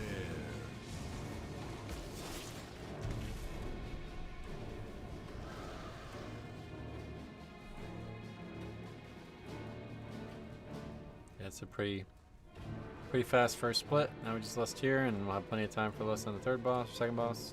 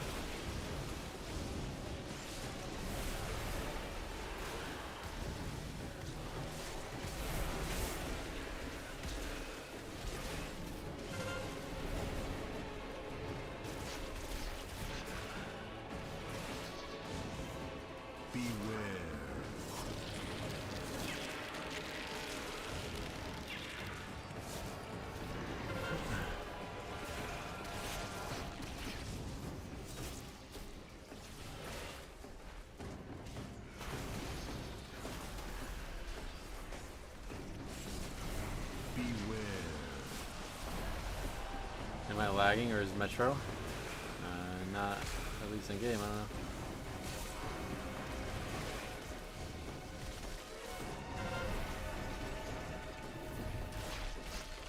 Oh yeah.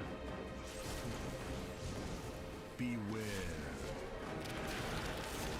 If you could hear me, it's definitely on my end, but I don't know why it would be that bad, so.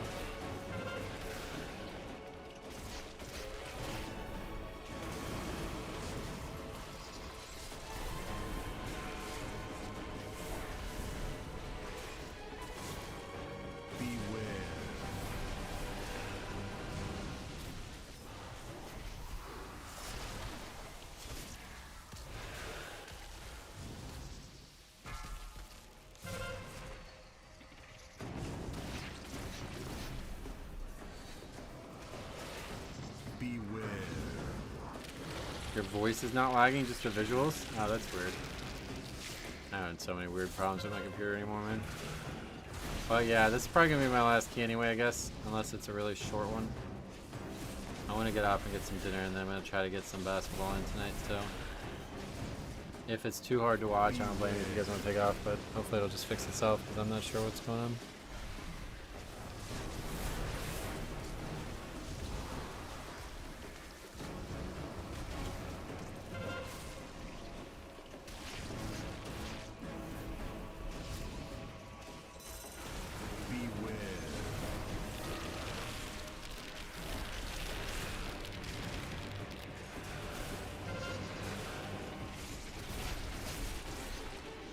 Shame too, because this key seems to be going well. Well, it's, yeah, not over, but hopefully it'll get fixed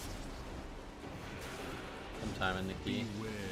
Dark Lurker IRL, welcome. Unfortunately, we're having some audio or some visual issues, I guess, but I guess you can still hear me if that's true. Welcome.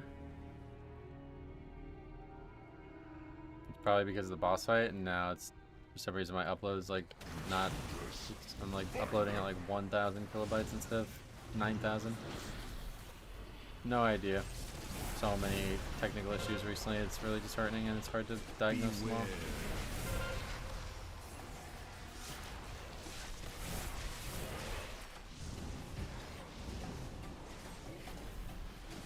Beware.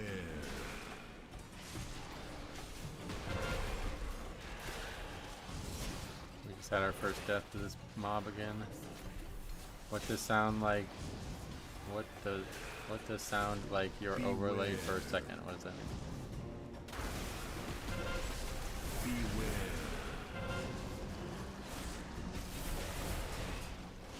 Oh, my desktop background? Yeah, that was Tazovich. Or was it? I don't remember. Yeah, it's Tazovich. The new key art.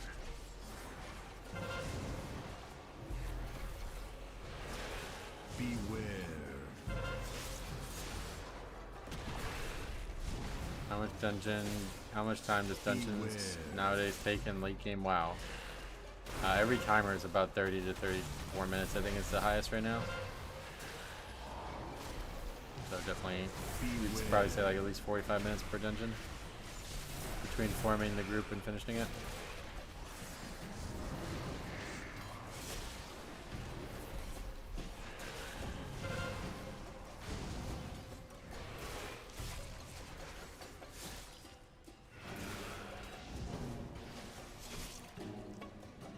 The path's nowhere near as shit. Well, that's bad.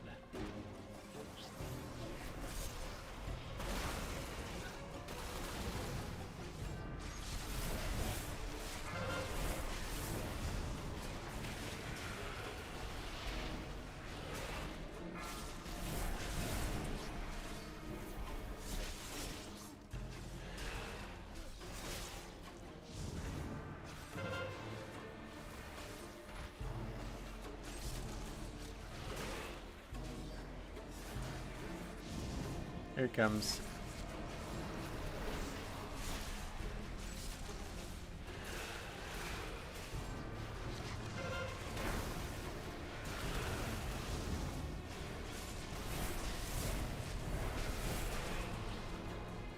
Unfortunately, we're probably gonna. Well, maybe we should get that back. Let's just get him alone, I guess.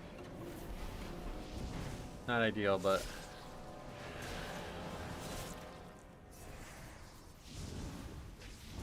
beware. I guess it's not really getting any better, unfortunately. But we're gonna try to finish the key, so maybe it will be fixed by that point.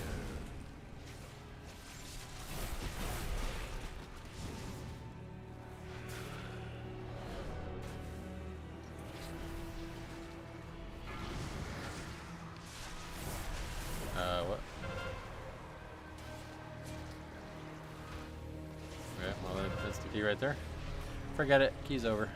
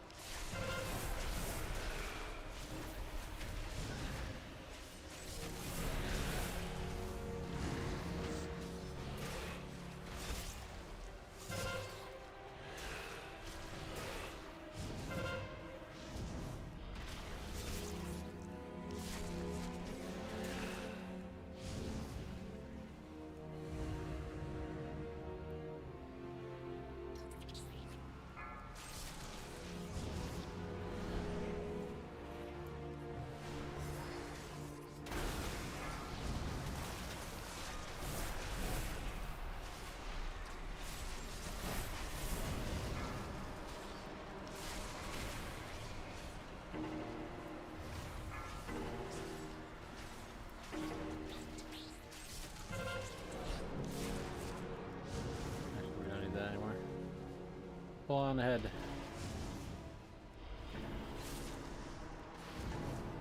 Incompetent trolls. I will edge myself. He's already way over. 10 deaths here, no way.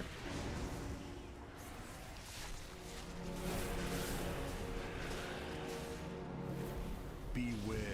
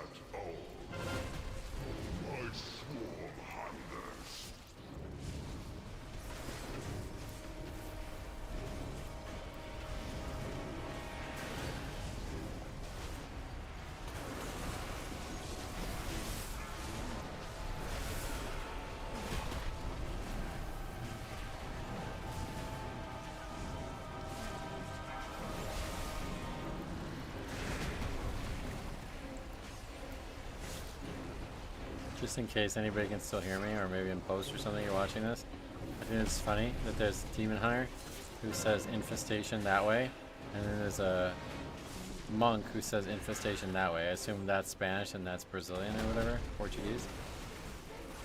But that's funny. Now we need it in Chinese, and then we'll see it every possible way.